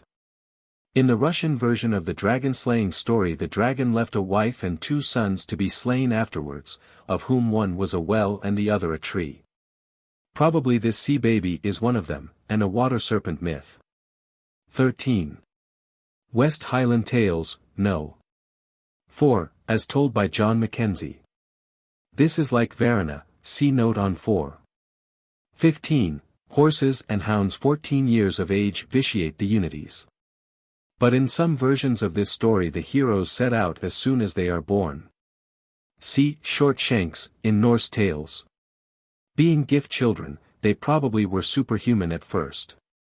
18. In Swedish the smith forges 3 swords of enormous weight, the last the biggest and heaviest. In Russian, Ivan of the Ashes makes for himself 3 iron clubs of like proportions and weights. The incident is common in many Gaelic stories and varies exceedingly. In other Swedish versions the swords are otherwise acquired. All agree in making these iron weapons. 19. This from the telling of a lad near Inverary. 20. From the same Inverary lad. Compare, a sop for Cerberus. A similar incident is in a story of Finn, who went to Scandinavia and there captured a mighty hound. The hounds of the Fenians are very mythical and play a large part in the Fenian romance. Some of them are transformed human creatures. In that they resemble Hindu avatars such as Huniman the divine monkey. 26, from Angel Glass, page 370. In Swedish the lad is angry because his father did not make the first sword heavy enough. In Russian the lad tosses the iron club so high that they are up for days, and catches them on his forehead. 2 break, the third nearly knocks him down, so he is satisfied. Indian jugglers in fact cast coconuts high into the air and catch them on their foreheads, where they break. It is a common athletic performance. 29. In the Rig Veda Sanhita, Wilson's trans. It appears that Indra's weapon, the thunderbolt, was originally made of the bones of a man. This may indicate the use of bone weapons and of ivory clubs by ancient tribes in the east and west or at the center of the Aryan migrations. The incident of trees which live while brothers live, and wither and warn their mother when they die, is in a Central American myth given in Popol Vuh. In Russian the hero leaves gloves which drop blood when he is in straits. In Swedish and in other languages he gives a knife which drips blood or rusts. The token with this property varies, but the life of man and tree accords best with Indian ideas about tree worship. A man told me in India that he had been present at the marriage of a pet plant to a divinity with all ceremony. 31. Straparola. The foundling discovers his origin and goes to seek his fortune with a horse and a sword. 32. Told by Margaret MacFingan, in the island of Berneray, Sound of Harris, to Hector MacLean. She learned the story from John Morrison in Ruskery, Berneray, who, in August 1859, was a tenant in North Uist. Her story follows one son, not the oldest, on the way to fortune by courting and courage. 34. In Swedish the hero is followed by beasts but they are otherwise obtained. So it is in German. This transformation occurs in Gaelic and in Italian. Lion, falcon, wolf. John MacFie, S. Uist, W. H. Tales, Volume 1, 94. Wolf, hoodie, fox, smith's son. The creatures vary to suit the incidents in the sequel, and these are associated with the herding of cattle with castles won from giants by brute force, and with the slaying of the dragon. In other stories they are great dog, falcon, otter, p. 73, Volume 1, Hector Urquhart, John Mackenzie, Inverary. Lean hound of the green wound, falcon, otter. The young king of Esed Ruaid. MacLean, James Wilson, McQueen, Islay, about 1810. From The Smith's Son, told by B. McCaskill, an old wife in Berneray, to Hector MacLean. In Straparola, the foundling with horse and sword meets, A. Lion, B. Eagle, C. Ant, D. Fox, when he divides a carcass, E. who grant him the power to take their shapes. 35.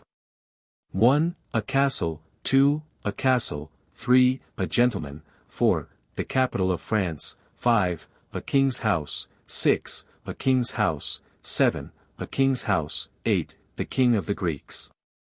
In Straparola, he goes to a palace where he is a poor man. Here the Italian story branches to the second brother's adventures. In Swedish the lad goes to be cook's mate at the king's house and hides his 3 swords under a stone. In other versions he takes other service. Sometimes he is heard. 36. This varies exceedingly, but the place chosen seems to fit the sequel, and the sequel here is herding. Since this story was translated, I have found that the state myth of Japan is like the Gaelic dragon myth. A man came to a house where all were weeping, and learned that the last daughter of the house was to be given to a dragon with 7 or 8 heads who came to the seashore yearly to claim a victim. He went with her, enticed the dragon to drink sake, vice wine, from pots set out on the shore, and then he slew the monster. From the end of his tail he took out a sword, which is supposed to be the Mikado's state sword. He married the maiden, and with her got a jewel or talisman which is preserved with the regalia. A third thing of price so preserved is a mirror. See My Circular Notes, Macmillan, 1876. 37. 1. A swine herd, 2. A herd, 3. A herd, 4. A farmer, 5. A herd, 6. A cook, 7. A king's herd, 8. A herd. In Swedish also the service varies much. This Gaelic version about winning the castles is not in the Swedish collection. One brother wins a castle, but not in this way. He wins it by befriending ants, bees, and ducks. In Norse, Shortshanks serves in the kitchen. In the Mahabharata, a famous Indian epic, 5 brothers disguise themselves and take service, 1. As dice player, 2.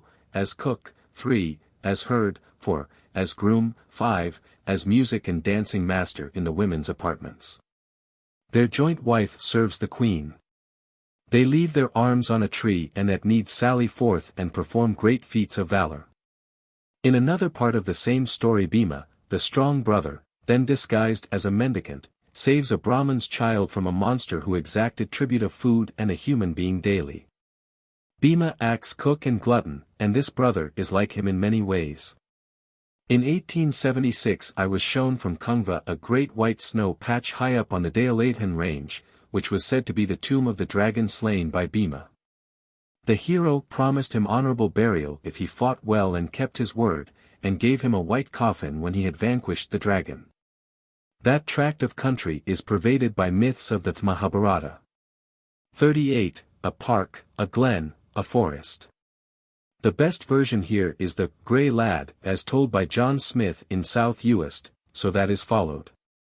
39-44, in Gaelic this new character is elsewhere called the 5-headed giant, a big giant, a feuth or fiend, a big man, a forest lion. He is variously described, but in character is the punisher of trespassers and the cattle lifter's enemy. It is not easy to select the original of this character amongst the crowds of enemies slain by mythical heroes, but here are some of the most conspicuous.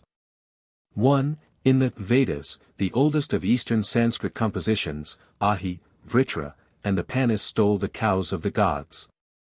Indra slew the monster Ahi, and rescued the cows. 2. In the oldest of Sanskrit epics, the Mahabharata, Raja Suzarman carried off the cows of Raja Vivada from Sahdeva, a hero disguised as a herd. Bhima, another hero disguised as a cook, defeated the enemy and rescued the cows.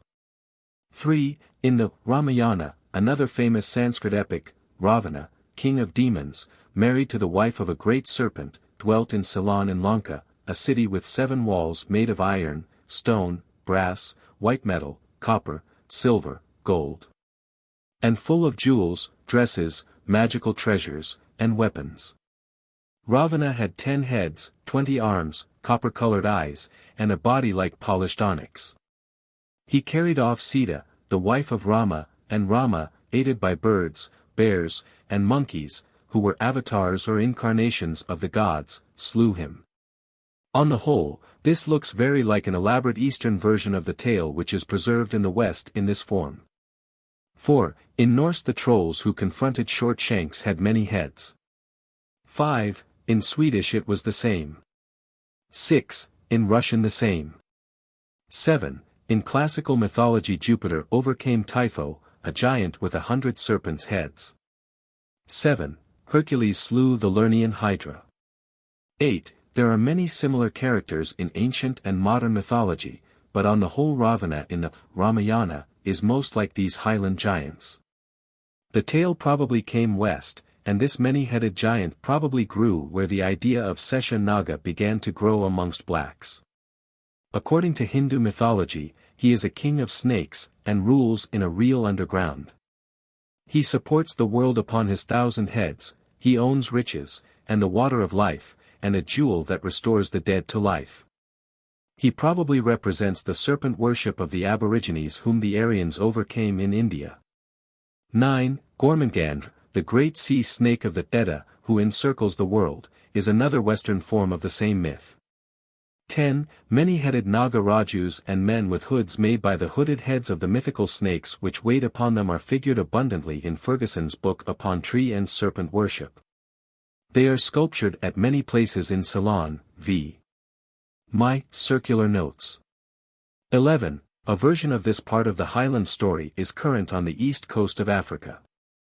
In Sultan Darai, Swahili Tales Told at Zanzibar, Bell and Duldy, 1870, a ruined man buys a gazelle with a coin which he finds in a dust heap. The gazelle plays Puss in Boots. He finds a jewel, takes it to a sultan as a gift from his master, asks the sultan's daughter for him, fetches him to the place, bathes him, beats him, strips him, and leaves him. He goes to the sultan, gets clothes for his master, and marries him to the princess. Then he goes to find a fit dwelling for Sultan Darai. He found a deserted town, a palace, and an old woman who is the equivalent of the servant in this story. From her he learned that this is the town and house of a great snake with 7 heads, who is rich in jewels like Ravana and the Highland giants. When he comes every second day, at noon, he comes in a storm of wind and dust, as the dragon of the west comes in wind and spray. He eats and comes to a well in his house to drink at noon. He has a sword like a flash of lightning, that hangs on a peg. The gazelle took it. The snake smelt him. The old woman said that she has sent it herself. The snake puts his 7 heads one after the other. The gazelle smote them off in a fearful turmoil, and fainted. He found rooms full of food and full of provisions and slaves and goods, and he said to the old woman, "Do you keep these goods till I ask my master, he is the owner of these goods." Zanzibar is frequented by Indian sailors, and by Arabs, and by traders from Central Africa. It is manifest that this is the same story, and that it is impossible now to say whence the dragon myth of the West came, or who was the type of the giant with many heads. Probability is in favor of a non-Aryan origin and serpent worship by aboriginals. 12. The state myth of Japan includes the many-headed monster, the sword, and jewel of this African tale. N.B. Brahma, Vishnu, and Shiv are represented with serpent hoods on old temples near the sources of the Ganges. 46. In the Mahabharata, Sahadeva, one of the Pandavas, became herd to Raja Vivada, and the cows yielded 3 or 4 times as much milk as they had ever done before. 210 History of India. 39-67.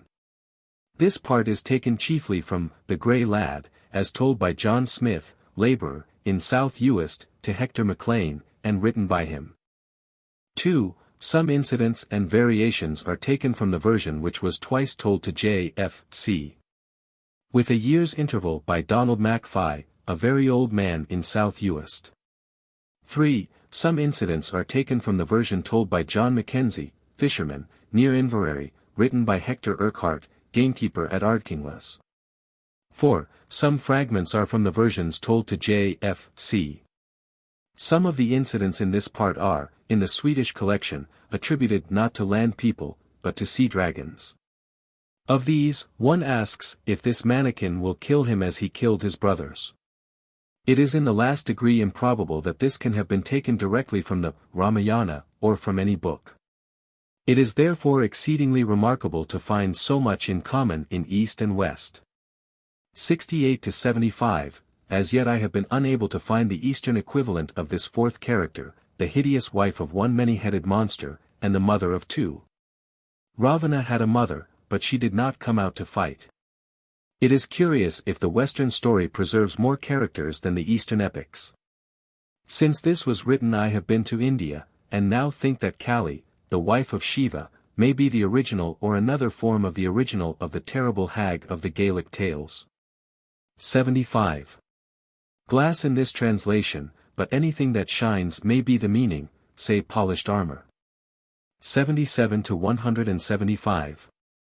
According to different versions, the next enemy to be overcome is in Gaelic, 1. The five-headed giant, 2. A beast, Smith's son, 3. A beast, the grey lad, 4. The eldest son of the king of Sorka, the fisher, 5. A dragon, the mermaid. 6. A dragon, Macfie, 7. 3 giants, Irish fiddler. In all cases he is a sea creature, and in all he is superhuman. In one Swedish version 3 princesses have to be rescued from 3 sea dragons with 3, 6, 12 heads, who came for them because the king had promised his daughter to a sea troll in a storm. This indicates human sacrifices to sea gods. In other Swedish versions the dragon has 50 heads. In one only he lives on a rock inland, and there he spits fire. In Norse 3 trolls with 5, 10, 15 heads came in ships for the princess. These are the equivalents of the sons of the king of Sorka, in Gaelic. In Sanskrit this part is played in the Mahabharata, by the Asura Rajavaka, to whom the people of Ekachakra were forced daily to send a man and a great quantity of provisions to be devoured under a banyan tree. A Brahmin had to supply the victim Bhima, the strong brother of the 5 Pandavas, who lived with the Brahmin as mendicants, fought the monster with clubs and trees and fists, and tore him asunder by main force. Then he secretly disappeared, with his mother and his 4 brothers, v. page 112 of Wheeler's History of India. Wheeler says that this fiction is a striking reflex of the Hindu mind. It is Western as well as Eastern. This, of course, is the story of St. George and the dragon which has got into Christian legends all over Europe, see, Dragons and Dragonslayers, in Good Words for April and May 1870. Indra slays Ahi. Vritra, Asuras, black men, serpents, Dasyus, Panis, and other mythical foes in Vedas. Bhima overcomes Vaka, and the Kauravas and many other foes in the Mahabharata. Rama overcomes Ravana, Nala overcomes Kali the great serpent. Jupiter beats Typho, Ulysses kills Polyphemus, Arthur and Finn slay boars and robbers and mythical foes. According to theorists, all 3 mean that light fights dark, summer winter, good evil, life death, or fair people dark serpent worshippers. It is impossible as yet to decide what is the origin of the dragon myth, but the Gaelic version of it is here given and it is very full of incident. Of course this is the same myth as that of Perseus and Andromeda, which also is a water myth with a flying horse in it. The oldest known form of the slaying of a monster by a hero appears to be a water myth, for after the slaying of Ahi by Indra the rains came down and the rivers flowed. There was a dog fight in that ancient myth, and a herd's dog which tracked the stolen cows. In the Russian equivalent of this story, the hero slays serpents with 3, 6, and 12 heads. There is darkness in the land because of the serpents. After the battle there is light. 3 brothers, of whom the youngest is the hero, then go out and conquer the snakes, children, and widow. They transform themselves into cushions in a meadow, apples on trees, and a fountain. The elder brother went to rest on the cushions to eat the apples and to drink of the well. The youngest smites them with his iron club, and they turn to blood. This explains one bit of the Gaelic legend in which three personages overcome by the hero are three sons of the king of Sorcha or Light, who is manifestly a mythological personage. The dragon represented in Japanese pictures of this story which I have seen in Japan comes in a cloud of driving rain, and has fiery eyes. Manifestly he is meant for a storm fiend. I suppose that the myth may be traced to a personification of a sacred river with many mouths and many heads. The Chinese dragon pictured on walls in Canton, and embroidered on dresses, is a water dragon like all the rest. 78. Sometimes he drives the cows to the strand and is still the herd, sometimes he breakfasts with the old herd. He always eats, like Bhima the strong hungry brother in the Mahabharata. 79. The character of boaster is played in the Mahabharata by Raja Vivada, who claims victories won by Bhima as cook, and by Arjuna as music and dancing master. The part is played by various characters in the West. In Swedish it is a tailor. In Norse a red ritter. In other versions of the story it is a great general. This is from the Five-Headed Giant, from Bernere. 80. In Swedish there was a great turmoil of waves. In Norse the wind whistles after the ship. This Gaelic description is fuller than any other, probably because of familiarity with Atlantic weather and marine landscape. In Japan a storm is depicted, and is described. When the dragon was slain the storm ended. 82. The mark varies in foreign stories, sometimes a ring is fastened to the hair. In Gaelic the mark is the blood mark of the shepherd and herdsman almost invariably where this incident occurs, and it is common to many stories. 90. In Swedish each of three sea dragons with a superfluity of heads was attended by a dog as big as a calf, as big as an ox, as big as any beast. Previous to the great battle there is a dog fight, and the lad's dog is swallowed in the last. In another Gaelic story this incident also appears, and the swallowed dog likewise appears through the hound who is slain. There is no sea dog in any Gaelic version yet found, May 1870. 97. In Swedish and in Norse the hero goes back to his service and says nothing. He gives gold rings and pearls and other spoil to the cook or kitchen maid, his chief, and the boaster gets the credit. In Swedish the king thinks of a similar proverb, oft sits the scarlet hart under the vadmal cloak, i.e., a noble heart under hodden grey. In the Mahabharata, the Pandavas slink off and return to their disguises and disappear. 131. From a version told by Dewar and McNair. In Swedish the princess aids by putting rags on the necks of the monster, for the heads when they touch water gain life and hop on again. This incident is in Gaelic also, and occurs at the end of this story. 139. Sometimes he is forgotten.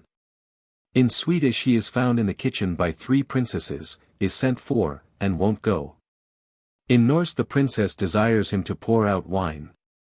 He does at the feast, and is there revealed in glorious dresses given him by the princess. In Gaelic he wins his own braveries and 3 castles to boot. A dress of honor is part of the story always. 140, from the Fisher. 141. In other tales this part is played by a great eagle. The whistle and the yellow-faced servant, a flying horse, and all the rest of this indicates a genius and an Eastern origin. In Swedish and in German the hero sends his creatures, fox, wolf, bear, and so on, to fetch food, drink, and other tokens from the palace. 142, this ought to be the wishing cloth, but it is not in any version of the story yet got except as above. I have not found it in any foreign version either. 143, from the Fisher and the Grey Lad. 162, a magnificent vehicle with as many horses harnessed to it as to the chariots of day and night in the Edda or the chariot of the sun. The original chariot may have been built in the Aryan land. Chariots are repeatedly mentioned in the Vedas as vehicles used by men on earth and gods above. These West Country chariots are surely Aryan chariots. 170. In Swedish 3 princesses twist 3 threads with his hair. In Norse a princess throws 3 magnificent garments over the hero, which he wears under his own rough dress. All Gaelic versions agree in some mark, and nearly all in making it a mark on the head which the lady combs or otherwise arranges on the shore. The Swedish story of the Three Swords ends here. The Norse story of Short Shanks goes on with adventures to find a wife for a second brother. Other Swedish stories carry the tale further, and correspond with the Gaelic versions in a very remarkable manner. 176. Some reciters omit this part altogether. But it is part of the story, and in other versions it is made a good deal of. It is neither in Norse nor in Swedish. The story of Jonah and the whale may have suggested this, but if so it was suggested to Italians long ago. In Straparola, the hero of the tale goes to the Atlantic Ocean, a mermaid, Sirena, begins to sing, he sleeps, and she swallows him. In like manner the mermaids sang that they might eat men, in the story of Ulysses. The oldest form of the similar myth is referred to in a note on number 4. But that Varuna was a male divinity. This might be Varuna come to claim his promised victim. 187. This is chiefly from the telling of an old man in North Uist and of an old wife in Berneray. In Straparola, the wife follows the husband to the Atlantic, in a ship, with her child, which was some years old. She gave the baby apples to play with on the deck, and for these apples the mermaid shows first the head, then the body to the waist, then the man to the knees, out of her mouth. He becomes an eagle, flies to the ship, and they all sail home. As the wife is taken, this tradition is more complete than it is in the Old Italian or in any other version known to me. In the French version, Cabinet de Fees, Tome 5, page 49, 1785, the apples are turned into balls of gold and jewels. One is set with flat diamonds on all sides, the other is a large round emerald, the third is a ruby, and all three give out harmonies the most exquisite, which attracted the mermaid. If I were not afflicted by honesty of purpose, it seems to me that the music, the object of price, and the dresses which were to ransom the husband might be combined and made to accord exactly with the rest of this story. By making the lady play upon the 3 whistles which the lad took from the giants, and which carried with them castles of copper, silver, and gold. With all the people and property stowed therein. That would be a good ransom and appropriate, but no Highland narrator has thus put the story together for me, and no book story that I know has either. I stick to truth in telling lies, and tell the tale as it is told in Gaelic. 188 to 206, not in Swedish, nor in Norse, nor in French, nor in Italian, this mysterious egg nearly related to the egg of the universe in Hindu, Greek, and Finnish myth. 207, the story now goes off to a second brother. In Swedish the second hero has adventures which are in German, but which I have not found in any Gaelic story. In Norse some of the adventures here given to a second brother are told of a widow's son separately. In Italian some of these adventures occur. This second way is taken from versions in which a leash of creatures and adventures which they indicate, lead to fortune by courage, courting, and concealment, just as these creatures and many adventures led to fortune by courage and brute force. By swiftness and by cunning on the first road. The change made by me is simply to combine and to attribute adventures to a different brother in one case, to a different person in the other. The creatures met on this road are, 1. Lion, falcon, rat, in The Second Son of the King of Ireland, got from Dewar and McNair in Cowell, June 1860, MS No. 175. 2. Lion, dove, rat, in The Three Ways, got from MacLean and Margaret Mackenzie in Berneray, Harris, about same time, MS No. 120. In this case the dove is the most appropriate bird, except where he has to carry warlike paraphernalia. 208. This natural history is all right. The rat meant is the little old Scotch rat now nearly banished by the so-called Hanoverian rat, but still to be found in the islands occasionally. He is a little short-tailed black creature, and I believe that he hibernates like a marmot. 210, 211. Bhima took service as cook, and Draupadi took service in the women's apartments, where her husband could not visit her. 228. This is the way the tale is told by a Highland shoemaker nowadays. In Straparola, an Italian princess gave Fortunio, who flew to her room as an eagle and hid in her slipper as an ant, arms and armor to go to a tournament where he overcame a Moor and a Turk. In Norway a princess gave the widow's son, who was the gardener's lad and her gallant, nothing, but he had a horse and harness. All these people tell this part of the story much in the same way, but each age and class and individual dresses the actors differently, and the Highlander gives the gallant an embroidered waistcoat to go to the fair. 240. In the Mahabharata, a great man falls in love with the wife of the Pandavas, she gives him rendezvous, and Bhima meets him and slays him in the music and dancing room. 254. It does not appear how a pigeon carried armor, but that is not the fault of the translator. 275. According to Dewar, he was a second son of a king of Erin. The Irish king first married the daughter of the king of Scotland, and then after her death the daughter of the king of France. The stepmother tried to poison the boys, and they fled to seek their fortune. One went through these adventures and thus married his French cousin, the other went to serve with a farmer, and had no adventures in particular but married the farmer's daughter and reigned over Ireland after his father's death. The youngest brother went home, found his father sick, pretended to be a doctor, fetched his brother, consoled his father, and made him well. After that the stepmother was sent back to France, the stepson returned also to his bride, and all was made correct, accurate, and historical. The Berneret version is very short, but so far it agrees almost exactly with the Cowal version here condensed. It ends here with the wedding. This clearly is the story of one of three poor brothers who have Norse relations in Shortshanks, and the widow's son, and many other foreign relations of ancient lineage of whom the eldest are the 5 Pandavas in the Mahabharata. See History of India, by Talboys Wheeler, 1867. The 5 Pandavas and their joint wife disguised themselves and served Raja Vivada for a year.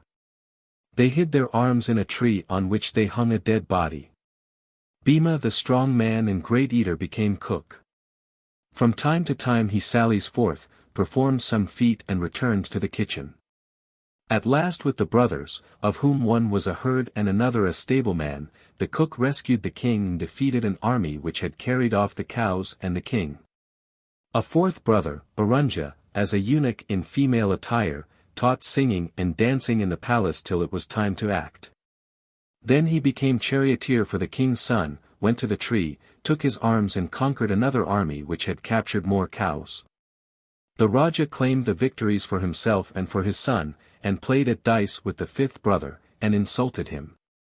Then the 5 heroes revealed themselves and were greatly honored. There can be no question about the identity of this very ancient Hindu legend with this part of this Gaelic story, and with the widow's son, Norse Tales, 364, etc. There can be no question of borrowing from books in this case. Very few educated people know the name of the Indian epic. The third set of adventures are in a tale of 89 manuscript Gaelic pages written by John Dewar, labourer, about the end of 1860. The tale was told to him by McNair, shoemaker, at Clachaig in Cowal, near Dunoon, and he learned it about 1830 from MacArthur, a Cowal herring fisher, who was an old man-of-war's man. He was taken in the war and was in a French prison for a long time. I have sifted out parallel incidents such as the meeting with 3 enchanted creatures, the defense of the castle, the transformations, and the conquest of a being whose life is in a mythical egg.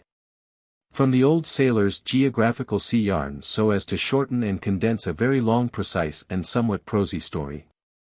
The MS is bound in Volume 8. A ship sails from Dublin to the East Indies, she goes to the Cape of Good Hope and there, somewhere just beyond the limit of knowledge, the ship was lost. One sailor was saved, he found a path, went to a town, and found that he was in the Green Island where no ships called. He took service with the king's fisher, whose son had gone to school, though he was nearly 20. The wife grumbled, for there was little fish to be had.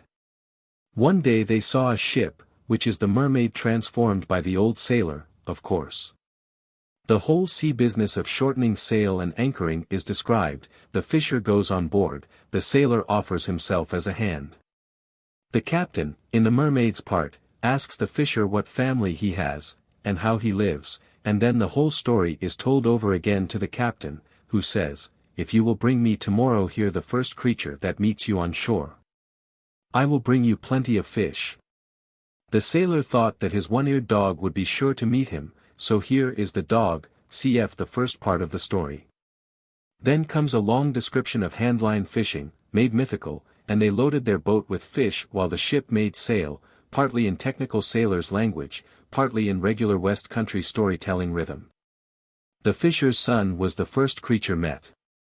The fisher had 3 daughters, who are characters in a Swedish version, but strangers here, and with the sailor they went to town, and sold the fisher's share of the fish.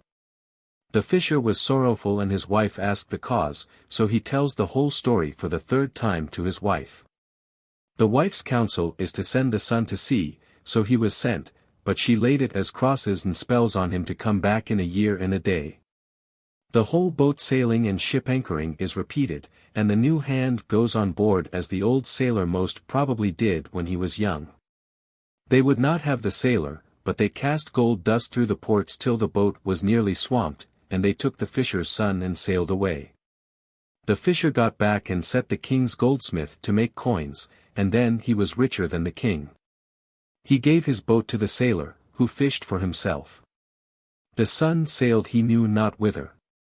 One day they neared land, and he was sent on shore for water. He saw beautiful rare fruits, and he wandered from tree to tree plucking them, so here comes in the tree and forest myth which also belongs to this story.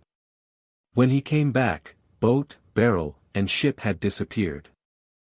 Then he went up through the forest. This is the first part of the myth. I have given this abstract to show how a story alters to suit the daily life and the experience of the narrator and his audience. And how easy it is to know incidents after learning the nature of oral mythology at the fountainhead amongst the people. 277, Bha and Lata Falb S Bha and Oichi Tyen.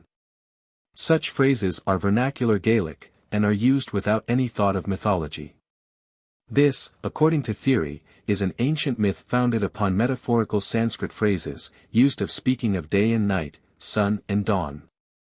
It may be, but in fact such phrases do not lead to personifications by those who now use them. In the next few pages are several more phrases literally translated to show the metaphorical nature of vernacular Gaelic used by peasantry without any double meaning at all.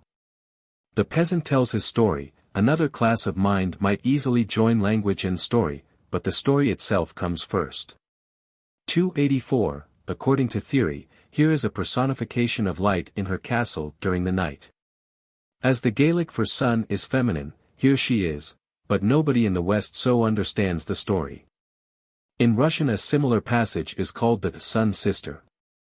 I do but tell my tale and wait for more light, for I cannot yet see my way to any theory which will account for my facts. In the Edda, a female sun has a daughter who succeeds her mother after the twilight of the gods. In Japanese myth the sun is a lady who also is a snake divinity. 286, to me it seems that a moral lesson was intended by somebody. The first brother went headlong to his ends like a wolf, the second went swiftly and secretly like a bird, this one goes cautiously but courageously on. He does not go until he has gone all round. He does not eat ravenously like a savage, but he waits patiently and politely as men do in the West, he eats frugally and he goes fearlessly on with his adventures. He is the youngest, and the youngest saves the others at the end of the story. The proverb, slow and sure wins the race, expresses the spirit of this class of story. 292, if he slept in the chamber of the dawn, of course not. But there is much to explain before any theory can be accepted. Here are 6 doors and a wall, which make 7. In the story of Conall the castle had 7 defenses.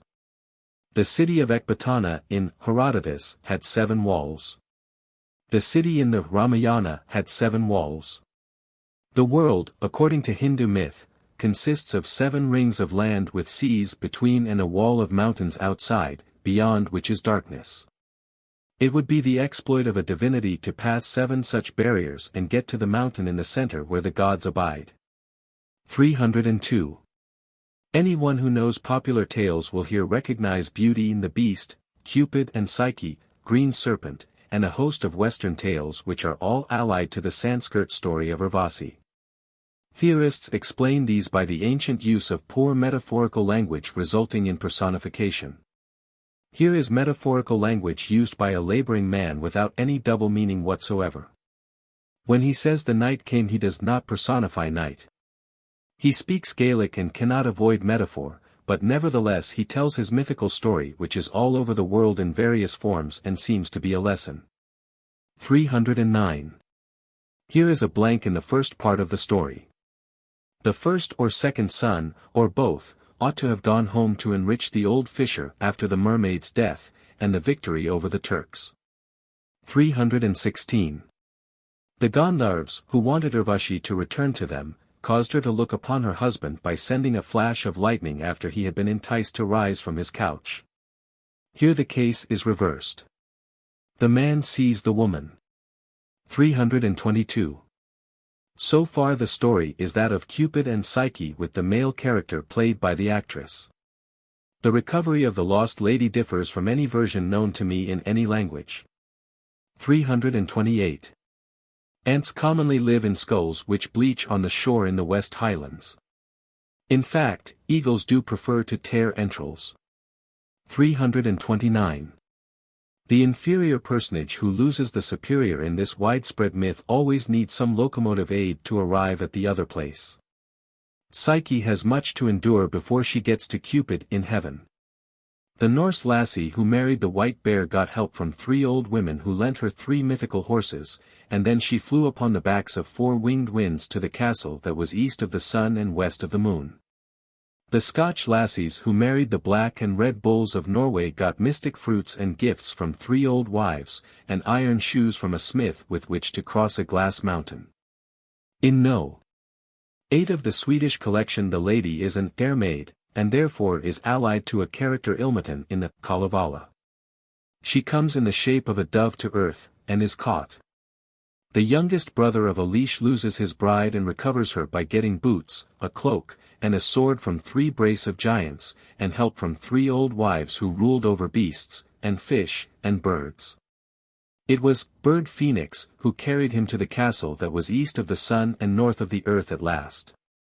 In German, and in versions quoted from 8 different languages in the Swedish collections, the myth, however, transformed has this common principle. The lost personage went skywards and had to be followed with wings. The question to be solved first is which form of the myth is nearest to the oldest shape of it.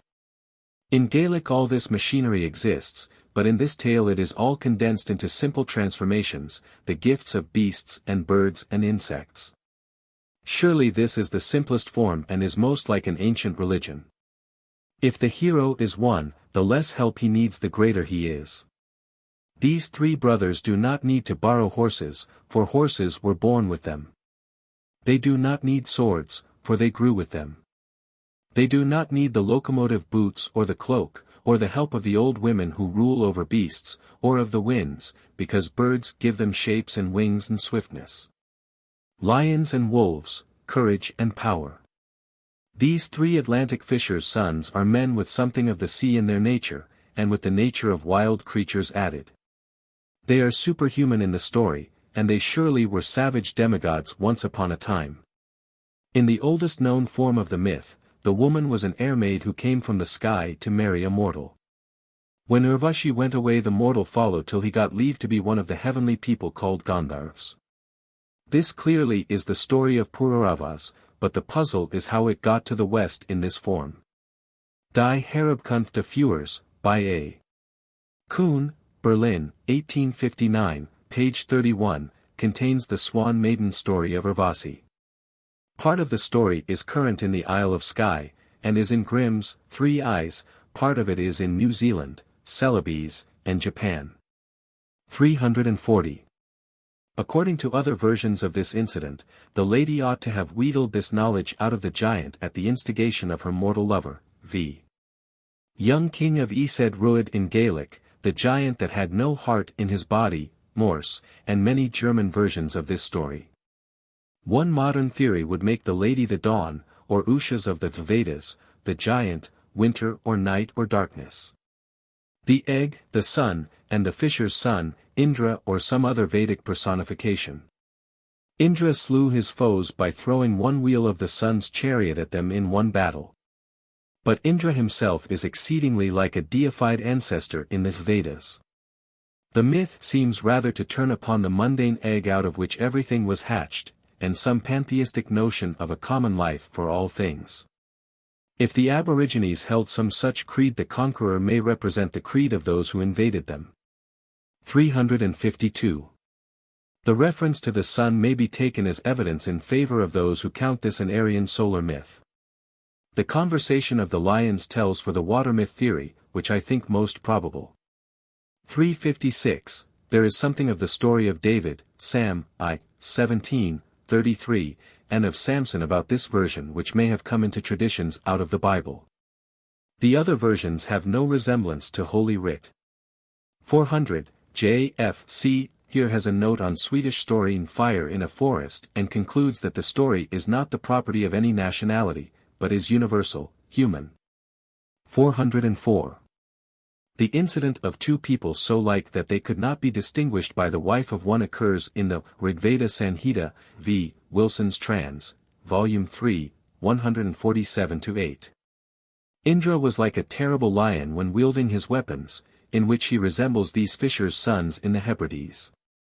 The hymn says, with a mind resolved on killing the Dasiu thou tamest to his dwelling, and Kutsa was eager for thy friendship. Now have you two alighted at Indra's dwelling, and being entirely similar in form the truthful woman has been perplexed to discriminate between you. After a great battle in which Indra threw the wheel of the chariot of the sun and slew 50,000 black Rakshasas and other enemies, Indra took Kutsa home in his chariot to his palace where Sachi, Indra's wife, could not tell which of them was her husband. In the story of Nala, given by T. Wheeler in his History of India, the lady who is to choose a husband sees 5 Nalas, for 4 gods have fallen in love with her and have taken the shape of her lover Nala. At her earnest prayers they leave her to her human lover, and endow him with mystical gifts. Na Trì Rathaidean Móra. From Margaret McKinnon, Berneray, who learnt it from John Morrison, Ruskery, Berneray, now a tenant in North Uist. August, 1859. Bha duin bocht and roim so agus bha tri Gillian age. Smaointich iad gum 90 fagod iad and a ther agus gum falbhat iad a dhi iraden fortain. Dh falb and triuer kamla air and aeon rat had more. Bha iad falb goes and dethanig iad gu rat had more a bha skoilid na thri miran. Thord iad reek chile and where a chunaik iad na Trì Rathaidean Móra gon gabhad gach fear aca rat had more air leth. Gab em fear a bu 91 shine and rat had a bha dolan ear, s gab em fear myadanak and rat had a bha dolan yar, agus gab em fear og and rat had myadhan. Er ditan fear a boig, bith trice air falb choinich liamhan is kalman is raden siad at sabade. Thord and liamhan, de, gil, em beach de T-Iasgair orm fin a bith, na lethid so do dhite. Mata, ars ezen, chan al beached agam ach knock and in sin a bu choir d, ur lethid a bith, ach fed bruch abe nikian. Cord so ris and liamhan agus thord ris, na by and in casa choich knock quimnic Thursday ormsa. Thord and raden ris, de m beach de T-Iasgair ormsa, bith, na lethid so do dhite. Chan al beached agam fin, ars ezen, ach gor hn a bu choir dit a bitha, cruini chad cost 92 and los bithagata, feethim era, gimrat. Cord so ris and raden agus thord ris, na by and in cas a choich knock quimnic Thursday ormsa. Dh foinik and kalman death, de berail a T-Iasgair orm fin a bith enzanite so. Sea berail a T-Agam fin gor hn a bu choir did a bith fed guggen is Berthakian is krieg, ars ezen. Cord so ris a chalman s thord ris, na by and in cas a choich knock quimnic Thursday ormsa. Dh Falbi, SBHAEA Falb Gun 93 Tan Gun Foys Gu 94 Bile Na A Choichi, S. M. Bile Na A Choichi Choinich Kaistil Mor Ris. Chade E. Stai Duen Chai Steel. Cha Rob Dwin, A Stai, S.A. Chitsin and Sin ACH Aona Shoker, Shana Shoker Mor, Agus, SEN Koker Mora, Thered IAD Ris. Rin E. Fastad, Agus SEN Ober A Fuer E. Bith Kokeriact FON Shoker Mor. Agus SEN Koker Beeg A Thered IAD Ris. Bha E. Da Oich Anzan Tai, S. Cha Rob E. Faisen Bean Eider. Dh Foinik E. Cn Rob Hul Bean A Bha San Tai Ud, and Rob Bean Eider N. Chan Isle and ACH Nagian and Rai, S. Chan Eh Yul Haan Agib Thun Alipa, Arzan Koker Mor. Dh Foinik E. Koen Den Tai and Rob and Siamber, S. and Rob Ia, Kadal. Anzan Tuath, Arzan Koker. Smayointich E. Era Chalman, S. Chade E. Na Chalman, S. Grad Lu M. E. Gu Mullik and T. Simlier. And where a Rainig E. Mullik and T. Similier Smayointich E. Aaron Raiden, S. Chade E. Na Raiden, S. Grad Lu M. E. Sios Gu Bon and Itheen. Smayointich E. N. Sin Era Bith, Na Duin, S. Chade E. Na Duin, S. Dh. Falbi Thun Liba Nagian and Rai. Thoisik E. Clesact Ride, S. Aaron Fain Bh. Era Lame Athwart D. Lig is Yub. Thaniga Hather Anuas S. Bha Ezen, Na Raiden Fon Liba. Thoisika Hather Re Koinim Athwart D. Son Abith, G. Yubhak, S. Gun Dwin, Anzan Rum, San Rabai. Cha Bu Luath Dh Falba Hather Na Chade Ezen, Na Duin, Arithist, S. Chade E. Clesact Risan Fain Gus and D. Thug E. Die E. And where a thug E. Die M. Fain Smayointich E. Aaron Raiden, S. Chade E. Na Raiden Asuas Gu Bar and T. Simlier. And where a Rainig E. Bar and T. Simlier Smayointich E. A Chalman, S. Chade E. Na Chalman. Gear E. Ite, S. Chade E. Faran Robin Koker Mor, S. A. Chitsin. De Bha Ach Blar Mor Re Bith and Laar Na Merich Aig and Rai Rai Kumhak Dak Isle. Nam Biod and Blar Era Che and Rai Chailed En Rai Heach Dagus and Nagian. Duin Sam Bith a Chua Dichad Lays Gus and Blar a Cholays Gibhead E. A Nagian Re Fosad. And Laar Na Merich Kruinich a H Yul Duin S and Rai Heached a Chu a Chaff Lays and Rai. Thug and Koker Beeg and Koker Mor Lays Kamla Ris. And where a Bhan Rai Trisa, Kur a Blair de Rin Each a Chuan Nichad Gun Defag Ends Kruidhak a Bfear a Bh Age Krokti Re Tob Na Lipa. Dh Yar E Fear Sam Bith a Bu Luath a Buried, Iansuid and Ds, Ea, Twert, a Iansuid Kayan Gun Rob E Smayoan Tichad Nam Biod I Age Gun Rakad and Blar Lays. De Rin Na Jillian Ach Falb S. A. H. Yul Haan Ryam Diab Ruist Gun Treoid 95 Umpa. Dh Falb and Koker Beeg, Na Chalman, S. Rainig En Tai Rumpa, S. Dhnis E. Du Nagian and Rai Mar a Bha, M. Blara, Dole. Thug E. Lays and Ds Kruidhak. And where a Bha Adson 96 goes a Bith da Chade, de Bha as an Ach and Ds Kruidhak Lays. Thug Ends Kruidhak Thun and Rai, Agus de Bham Blar Ach a, Dole Aaron Ryan Where Sin. Smayointich E. Aaron Liamhan, S. Chade E. Na Liamhan. S. De a Rin E. Ach a H. Yul Jin de Namdian and Raya Thilid, S. Riub is Smuid is Marbi A. H. Yul Haan Diub S. Chwir Em Blar Lays and Rai. And where a Chade M. Blar Lays and Rai de, Bha Ach and Koker Mora, Radger 97 He Fin 98 a Chwir M. Blar. De Bhan Oichi Sin Ach Right Gubith Aig Nagian and Rai, Saig a Shoker Mor. Kruinich a H. Yul Duin S. and Rai Heached 99 Thun Na Right. Muen Du Thoisik and Right de Dh Yaran Rai or Ach Dole a Dianam 100 Kleason. Gad a Thianan Fin Re Dole a Dianam Kleason Chan Alfios, M 101 Nak Gabhad Sib Eagle, Arzan Koker Beeg. Bha lon and tai stidem nathan yul, s de deo en yul aig and right. Dh val bn where sin agus de smeointich each abith na raden, s chade na raden. Smeointich sin era bith na chauman, s chade na chauman, is thoisic lobun a skeith ris in t solist, s re bith cur as in t soluist. Thoisic na nathan yul re sal, s re spores a gabhail dabe fin 102 and where a chunak iad dwin, a dol na chauman, s na raden. Chade esan and sin na liam han fed and tai, fosglad a bile airsun a h yul dwin it head. S ma bha spores is sal aig na nathan yul roimid bha iad a nis air oil t chada, tai ched ens na quiltian, s cha be en coker mora bu luga gab du dh oilt. Is fire sin, s cha bryagan, ars and rai.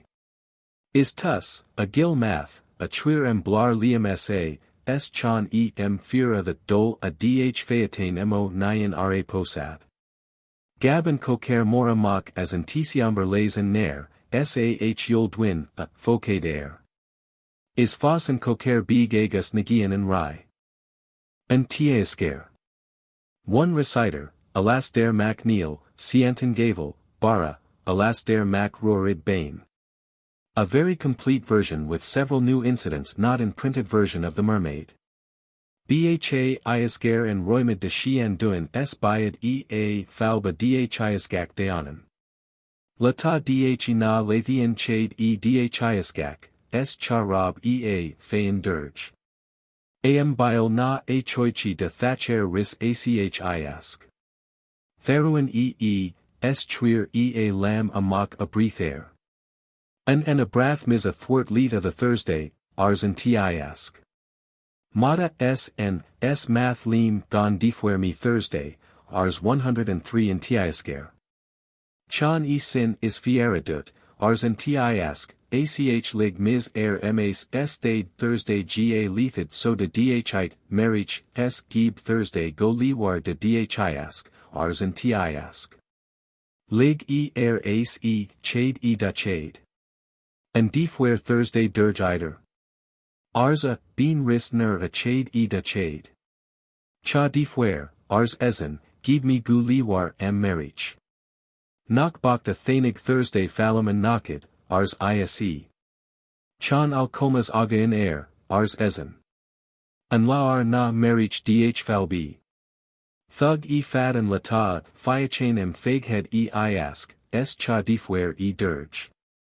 Am bile na a choichi, an am tine de chade, ribbon T-Iasg tharrowing en T-Iasg, s rug air go, thwart lays. An a brath mo thwart lead and knocket of the Thursday. Ars and T-Iasg. Sn, ars ezen. S math leam t featain gu dethwart leam.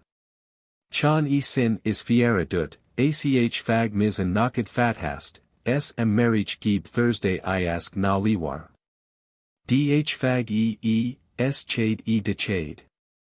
And thanig Thursday falam and knocked arithist, ars a, bean. Thanig, ars ezen. O cha bid shin bio, ars ise. Chade lake s chadel en oichi sin. An laar na marich dh falb dhiaskak arithist, s cha rob fayan dirge. Am bile na a choichi ner a bha dol de chade rib and T-Iasg arithist theruin s rug air. An a brathamo thwart leet a knocket of the Thursday, ars and T-Iasg. Mata sn, ars ezen. Chan fag Thursday, twillid me. Chan fag, ars ezen. Chan aldwin, cloin pagad, ars and T-Iasg. Chan isle, ars ezen. Ner thade Thursday da chade leam 104 sa cha lig Thursday duin sam bith skoltad ach Thursday fin. 105 the laragad. The, ars bodak. Cha twir Thursday ens a foit and knocket ach by dig de en gruthen, s by dig de en krith dut fin, s du d, bean, s du en lair, s du en gala.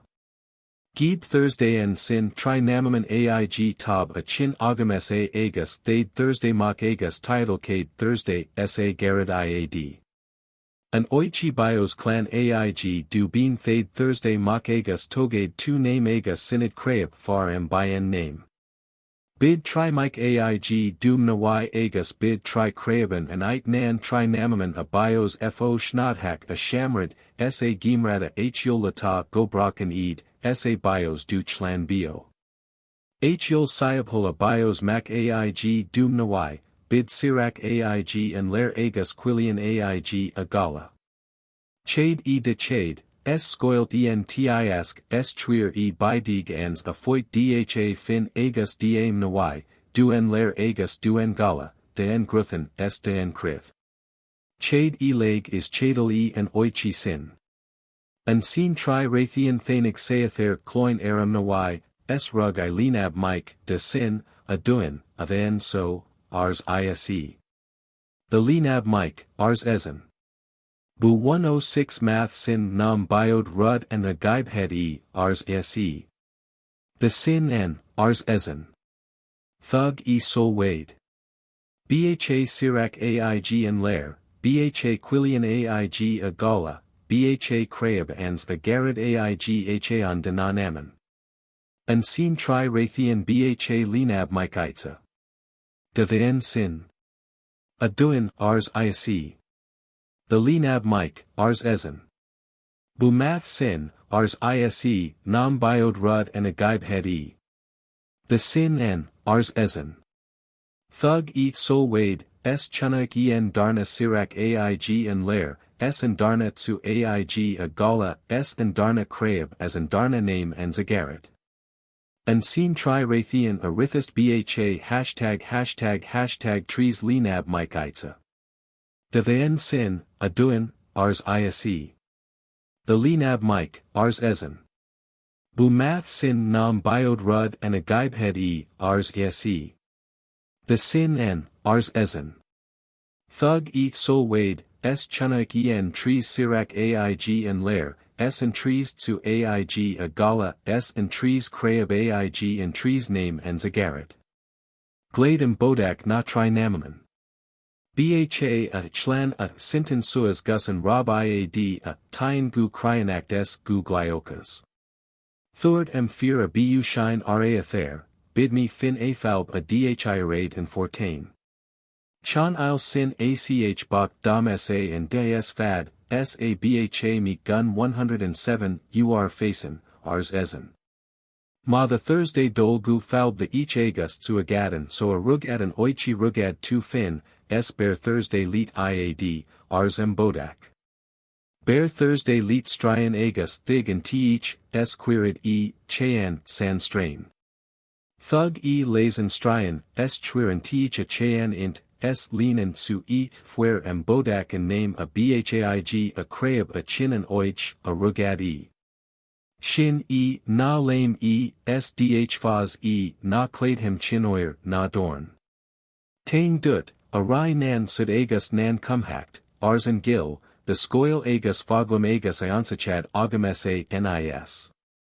Acha, creab ud, sa garad bid ifo schnodhack, sfo duilich bo fogger gu samrad, bo irak gu gimrad gus fe mis bos nura gib mis bos tudid and snodhack d. Dh fag benact aig a thair, saig a mathairs thug gu asta. Gum bu cham gach rathead, gum bu raid gach sly gus and diranigi peleas rhina grage. Bha gun chuid gun ergiad gun fios a bh de dianad Cha rakat sty duen phileas. Gab gus and taya biomalake bhan sin yulgu lir ris and kanad iad time ukair. Chingale en teach aig endorist. Gab sty. Dh foinict faghead Fantail and syed and knocked. Cha dethort benam hukair faghead no knock faghead. Cha rob duen cloin aig hukair. Cha rob fios age c8 and gabhad dh fan faran rob eater sin agus trice dhen oichi tyan thanig ukair. Dh foinict e co bu lays and t each a bhaig endorist. Thord and T-Iasgair gum bu lays san. A bean, and d-thug Thursday by a duen choigrich, bars m mukair. Cha tug, cha dreorme, ars ise. D-sake by a dha. Thoisic I desicad bid dha. Den neghect a T-Iasgair as a bale more, ars a bean. Na bha negiact an agam sa the fios agad fin ara ach chan al fios, mbil fios aig a choigrichair. Chan al demik no negian an aig rai na greg ach an aon negian. Thanig brath, a ian suid moor by marich aig a cladak lu a aon negian a twert dias lame du maka moor rai na sorka. Gur clatch is aired clatch is isle, sa clatch is aired na chai steel. Kruinichi na bha na riag hack de shlu yulgu lir quidicht, fiachem faghead duin sam bith a dh falbhat a glidehead na nain, gum faghead en darna leith d, a riag hacked re, bio, an riag hacked yul gu lir a marb. Sa negian ra posad. Cha difwer duin bio a gabhot as lame foul blaze and nyan achaona shoker klagan rud a bha a girid feel a sty age luskithin wire. Quirib and tiswaper doik, ars and T-Iasgair a thanig, biod a brycias raid trath, kyan the renisat falb trath ens a thmajuan, nathakian agam re urakan mora. Thigmi rithist san anmok. Dh falb sa thmajuan. Gab muan and ike lean and cue, chunaik negian rai na grage, and kokir klagan rud ria tab, stjayan mor age, na dorn and ike kladhim. Gad a thigiad na bil sen tisorka, syed mara dianan sa ara, thered and kokir klagan ruid, dinid na skithin and zagainmich. Gob 108 no faran rob iad, binek du negian rai na grage binek negian rai na grage dha. Ob, ars and kokir klagan ruid, de the so, no da a thatcher oirn. Fiachem falaic Thursday mis, ars ezen. De falach a ni mis ort, ars ise. Rug thilgai and an dugarak far faciad yul duin knock faciad dwin knock phalam a thanig Thursday so, a negian rai na grage, ars and T-Iasgair. Cha rob duin bio ens an riag hacked a thigiad kamla riam ach koker klagan rud a bhaig emather. Suid hid me fin kamla riot trice, ars ezen. De sil duskade dut ma thig and kadal ort, ars ise. Mo Twillian Jailak fin Mo Theruin Lazen ran Mo Theruing in Agade and Rana. And in Ewan Goirid thut ezen na chadal. Cha bifad a bha na chadal nur a chunaik is an fiarja, dol dijan yar, mura, fos more. A Twillian Gaelic, ars ise, duisk du maestir. Dh falban Quillian agus Theruing Lazen ran agus and Agade and Rana, duisk nur a sheol wade chunaik alak moidiera misgium hatch a, tyan and in luwing. Dianad stayuir na darid ball na toisich. Gach ball abayad fuasgelt gun singlad gach ball abayad singelt gum fuasglad A mucka bu motha ag it had na mus bu 109 luga, sa, mucka bu luga a, dianam 110 mara dh fayadadi. Fachaga chroma sire, cladaic a sire ergadaic air a hurler aig fiabas, sbhan T-Iasgair, ga styrad. Gab gu etacare letha, league a cuid shiolton. Thug en dugdarid eitza, iansuid and dug thoisic. Thug luem and sin. Air tier, theruing air tier tray thug en adh luem a sty, na broin, thoisic air fin 111 a ch, na dead. Gab mac and T-Iasgair sios, sheol air a fad agus a liad. Chwir dha lame timkial war, thog sdh fag sia fad fin bray na traga Coen Aona Bedigan a Bhan Ryaghacht na Grage Aig and Rob a Crith a Lethid Syed de Balacht, Bird 112 a Dianam Orm Fin no air mo luing. Ach bear mice air Ry na Grage a Geel a Bithlu a Nyin, a Twert dom air days lame air a Cladak, Gur Hi Clatch is aired, Sa Clatch is aired Clatch is isle, Nuchai steel, Moor and cum a Gilad rim sa. Ars em fear a Bha, San Luing. The en so fat hast s cha du thich s chan alduin en Ryaghacht na Grage is myosa na mice, arsa mac and T-Iasgair. Thoisic and dithist era chile. Dianad iad bogan er a krigan agus krigan era bogan. And tiite bu luga rakid iad foda guen glidanian, s and tiite bu motha rakid iad foda gian swillian. Smayointich mac and T-Iasgair gum bu dona dha tuidium anza, chiad blar, s and defiachad e. Thug en togel ud air agus league am boss as du kyan. De tierig, arsa mac and T-Iasgair. S more sin, s me mac more rhinosorca. Ach de m boss of the Thursday bratha thwart dom, ars ezen. De m boss a buried 2 fin dom sa nam bio 2 and de mo leagale and toisich, arsa mac and T-Iasgair. And sina thwart as an m huic agad, arsa mac more rhinosorca.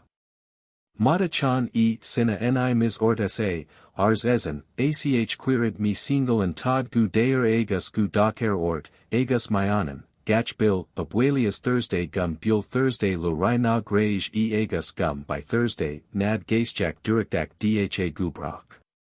Dh falbi, s thug lays suas gu bara, bruthake, s dh fag en sin gab air muin and ike, s gab de chade.113. Chade and Coker Clagan Ruid de Chade Lonegian and Rai Mar Gum Be Fin a Dianad and Trubas. Chwired Kert Agus Gil a Dhi Raid Meek Moir Rhinosorca. Chwired Efo Shilid Na Lockraid, SFO Ros Choinlian. Rainig Mac and T-Iasgair Tai Huker. Chwired Bayad is Diok Era Biothaeb. Cha Bfad a Bha Steiner a Thanig Muker de Chade. Dh Foinic Mac and T-Iasgair den Naghecht a Bh. Thord gur Minic 114 a Thered Knock Rob Claidheim Math and Drock Thrill Aig a Shoker Clagan Ruid Agus and T-Yukt a Rin ach the em Merich re Falb Fathast Agus and Erer, ars Muker. Tubaist na Deoinul Bha Nathuk Agam Fin Riu, s cha Defuermi Aig and Tai Iad, s Fumade me Falb Merich Fathast. Chade lagan oichi sin, s chadel Mach, s a majuan dhirik s and day a bayat a gabhail chade air muin and ike, s dh falb gab lam, derich faran rob nagian rhina grage, twir a chan era glun. De, s sil duskade dut mathuidius Thursday, d chadel. Ars ise. The bar na luftdag dies a thwart diam, ars ezen. And in Ewan Goirid Chadel charab fada, na chadal nur a chunaik is in soithicha tyin. Thug I death bar na luftdag days, s duisk Thanig mac myadanak rai na sorka gutir. Choinich mac and T-Iasgair s rin chayart lethid air, s a rin air a bratherenda. Chade air muin and ike s gab air falb. Chade and Coker Clagan Ruid de Chade Lunigian and Rai, S co ach ezen, se, Cumela mock gur he fin a bha, Dianam gach niam gaestiel. An am and a thade agus and anmoich gab mac and T-Iasgair gu tai a huker mar a biab haest. Cha bfad a bha stai nur a thanig muker de Chade. S minig 115 a thered knock rob Claidheim Math and Drock Thrill Aig a Shoker Clagan Ruid, ars muker. De and T-Yukt a Rin and Coker Clagan Ruid and Drazd. Arsa mac and T-Iasgair. Mac myadanak rhinosorca a changle, ars muker. The merich agam fin re thwart fathast mar a bh agam and jo, arsa mac and T-Iasgair. An laar na marich chade muin and ike, sdh falb e. Reinigi faran rob nagian rai na grage. Chweer chan era de seilduskade dut machadlius Thursday, ars ise. Bar na lufdag ala thwart diam, ars ezen. An uin goirid thut na chadal. Cha bifad a bha na chadal ner a chunaik ise soithich tyan. Thug I bar na lufdag il death, duisk chaden koker klagen ruid and falach lays an eagle mar a beab hayest de thanig mac beag rai na sorka air tier. Rin mac and T-Iasgair air mara rin air catch. Chade muin and ike gab air falb. Chaden koker klagen ruid de chade lunagian and rai, ko ach ezen, mu bfire fin gur rin gach yukt. Thugid mac beag rai na sorka seengelt gu tyan rai, sbha triuer mac rai na sorka seengelt sty fo shillid na lokraid, sfo ros nan coinlian 116. Gach name a lomad na huslian aig a chwerm ga thiljed ara lo maslid agus lo tamelt. Anzan fisker reinig mac and T-Iasgair tai huker. Cha rob fad a sty nur a thanig muker. De du nag hekten naked. Arsa mac and T-Iasgair ris huker. The sin agam nag hekt, ars muker, gum bil triuer mac rina sorka a nis seengelt aig a shoker klagen ruid, gum bil fin agus nagian and rai reposad marich. Nak geistjak arsa mac and T-Iasgair. Bha banes iben shundak agirak re bith aig nagian and rai, saig a, shoker ruid. Chwyred braf yul duin biarain koizicht anzan riaghakt thun na bains. Chwyred bi raf huker cha defiat haket and koigrich, cha raked muker and on nak rob ezen a, dole and, de bu quirich, huker, nak dichade Thursday sa thun na bains. 117 ars mac and T-Iasgair. Cha rakane sa and agus Thursday fin fagale, ars muker. Math and board bains thaig nagian rai na grage and drazd, arsa mac and T-Iasgair, befier lean fin gun rob again air ar biltheab. Falb 118 thus, a twillion gaelic, agus sin Thursday fin agus na by siachera adol suas. Therigus stich du shiamber na bains agus and tuthelt the sint era, board air biltheab and rai agus binabains, dwyer thugamese and so Dh falban su agus gab suas. Chade sty duen tisiamber. Rug air and tuthelt agus cruinich thug lays gab sios letha gu tiam huker. Scowl air aboard air and biltheab Am beal duen sambith, ars cumherlich a bhaig and rai, knock island so fat hast. Fad on a chualami later cui. Lena uch triwar. Falb hebega silab bil mukera sty, no ko the kamla ris. Gab iad a sios, chunak iad a hul scath de na bhr aboard air biltheaba mhuker agus a koigrich. Thort me roimid, later quillian a uch triwar. Minnick, i.e. Merg, a dianad a lethid syed de benais duen shoker klagen ruid, nak crade me gur a chingale na gaiskik, arsa, and cumherlich nur a thil and fedhain a chade sios, sadhinis iad mar a bha. Falb had a big bidhian gaisjak sios is thugid iad and neos iansud sa seengelt ars and rai. Gab a bidhian sios. Co dhr oerbesi na bhr board and rai thwart lab. Arsa na chade a sios ris huker agus re mac and T-Iasgair. Cha dethug sin lane riam cha du chirich shin as a so fat hast, arsa mac and T-Iasgair. Moor and dethug thusa leet thug du chu lays agus the du chu mayam hail, ars at san.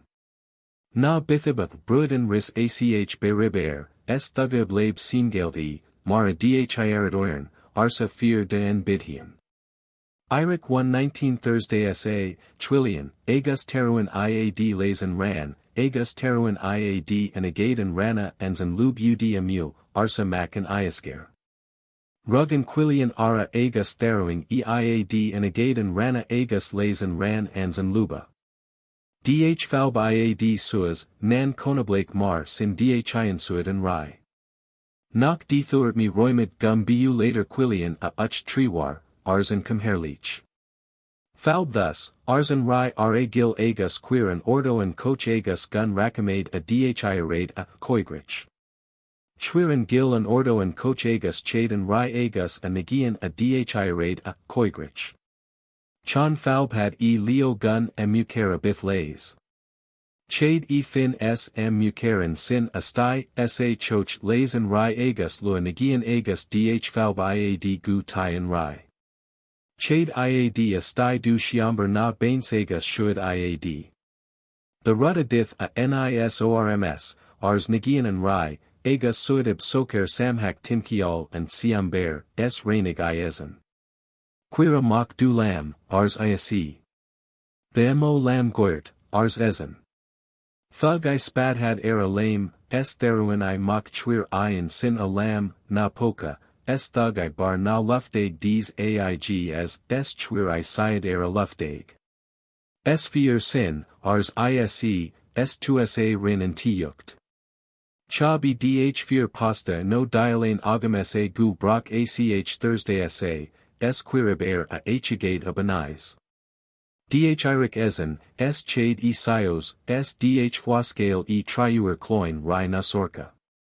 Thugad de Chade Pairs Eglais is Fos Iad. Chade Iad a Lake is Chadal Iad and Oichi Sin. An Laar na Marich Thug E. Sol Wade and Null Amok Air and Uiniag, S. Chunak E. Kaisteel Dub Thal Mua Choinim. Dh Foini E. Da N. Kaisteel a Bhan Syed. Thort Ise Ris Nok Rob Ach Kaisteel a Bhaig and Drak Krater.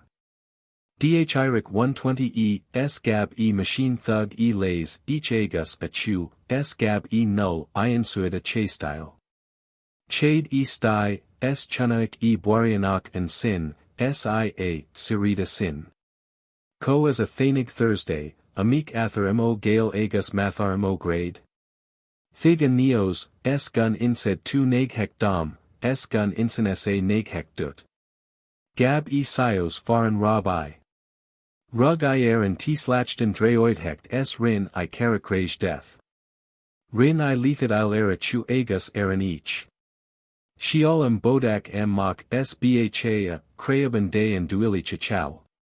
S. Fear Sin, Ars Ezan, the Mice Gun Mac and Jo. The Mizat Falb, Ars M. Mac Myadanak Gus M. Fami Erigimo Brather a Thogale. Chade E. Er Muin Ike, S. Lena Chu E. S. Thug M. Bodak Dha Name, S. Dh Faz and Nam, Na Clade Chinoir and Na Lame. The Ionsachad is Foglam Agam Sa a Nis, Ars Ezan is Dh Falbi Gum Bu Cham Gach Rathad, S. Gum Bu Raid Gach Sly Gus and D. Thanagi Lam Derich Gu Taya Mhuker. Cha Du Krathaked Na Bu Kaltesh Rhil Na E. Fiend is a Brathair. The Thug Dut Furiact and Raywar O Aabhar Dumnatha Agus Du Lianine. Chwired Suaz Gu Tayan Rai E. Gab Ise Na Choini Magus, Na Comdhale S. Dulites a Gurachi a Fear a Bhan. Cha Rab Fios Age Air and Tisagal Damar a Gaibhead E. Fantail Gun Dole a Liba, Brather and Oichi Sin. Say Thord E. Rive Gun Rob Geo More Eater E. Fin Agus Dwin, Yuzel, S. Nok Bearain E. Dola Lake, ACH Gun Kadlead E. Air aboard AIG Bile Nalipa. Rin E. Syed. Thug E. Sol Wade Ens a Majuan, S. De Chunaik E. ACH and Kaisteel. De N. Kaisteel a the N. Syed, Ars E. Rive SA. Nok Dienis Meet Sinded an Oichi Roimid, Ars ISE. Dh Irik 121 E. S. Chade E. Machine Thug E. Lays each, S. A. Chu, S. Gab E. Null Iansuid a Chaystyle. Chade E. Stai, S. Rin is Air Mara Rin I Air a Brathair. Sheol M. Bodak Amok S. Bhan Duilich Air Tuidium Bar and Darna Krayab. 122, S. Fire Sin, ars m mac og, cha bomo brathair. Bid misa, falba thogale, erig. Thug lays, each, sachu. Thug, a fair name dh na lame. Dh faz and name, na claidhem chinoir, na dorn. Tain dud a rai nan sud, nan cumhact, the gach iansachad is foglam agam sa a nis. Gab falb. Gum bu 123 cham gach sly, gum bu raid gach rathad de gusin d rainigi peleas rai na grage. Chunak ise mach throm na huiniagan gab I mach, na choinim agus, na comdhail. Thug I letha da chadi. Bha na liwar dut furiact a kayad oichi gun furiact and rewar, ars ise, sia, salesen gur he a fear a bhan. Siamad duin a bios nathuk age reuslian air chor, nak by a fios aca siuin a thig iad, ars ezen. Chade iad a lake twir ezen claidhim fury Torah. Anza, majuan and laar na marriage thug ezen sol wade, chunak kaistil mar a chunak catch. Dh foinik de en kaistil a bhan syed. Nak dienis meet sin diran rewar and oichi roim sin, ars ise. Dhirik thug lays each, sachu, gab null thun a chastyle. Chade sty, chunak boarianak and sinna, syrata sin. Thig and neos, feudale, amik ather mo gale agus mathar mo grade, gun insed 2 naghek dam, gun inshin naghek dut, ars ise. Cha rob harris math sambith aig war. 124 thug en luem sin asuas, league twir en claidhim and m huikaitza. Am boss as du kayan. De tierig, ars ezen. Is more sin, ars 125 ise. Dronwer agus drong ergid. Is lean sin agus du baz, ars ezen. Thug en sin d. Thug yuth na hi krakian, sdh fiak en tai. Fuer aeon siamberlon oyer is ergid. Fuer siamberlon aedakian deo inul. Fuer siamberlon dialadian agus strianan. Fuer siamberlon brogan agus botanian. Fuer siamberlon deoin aaron tiandad nan karagnan krage. Rug balan and adh beathachade, thoisic a dortat aragus and dthug boiad. Bha a braithrian fin nam myask. Thug aedak a chuid fin du na yul duin bhan sin agus dorlock oyer is ergid. Chade fin, a braithrian a suas phileas. Is an agad, ars ezen are brathair, a than aeon boarianak is fear air and du shil us ather ryam. De mar the Thursday sa, ga nichad sin, ars a brathair. Is an kamla rith bha mi fin and rewar, ars ezen. Whale and tiyud a brathair agus tiandar ris agus tilgir and seen death lays a claidhem. Sheol bodak amok agus bha, creab aig and fear og air tuidium, sbhan da creabile nan sesam. Is fire ars ezen. Them o mac as oig marb, than dithist albio rithist. Bhan da brathair and oichi sin am peleas and rai. An laar na marriage dh falb iad nan dithist and in coach. Rainig iad tie and ather. Thug iad leo fin m mather gu peleas rai na grage. An laar na marriage twir iad and kaistil dabe fin. Bhan riag hact aig a brathair bu shine agus nagian and rai age pasta.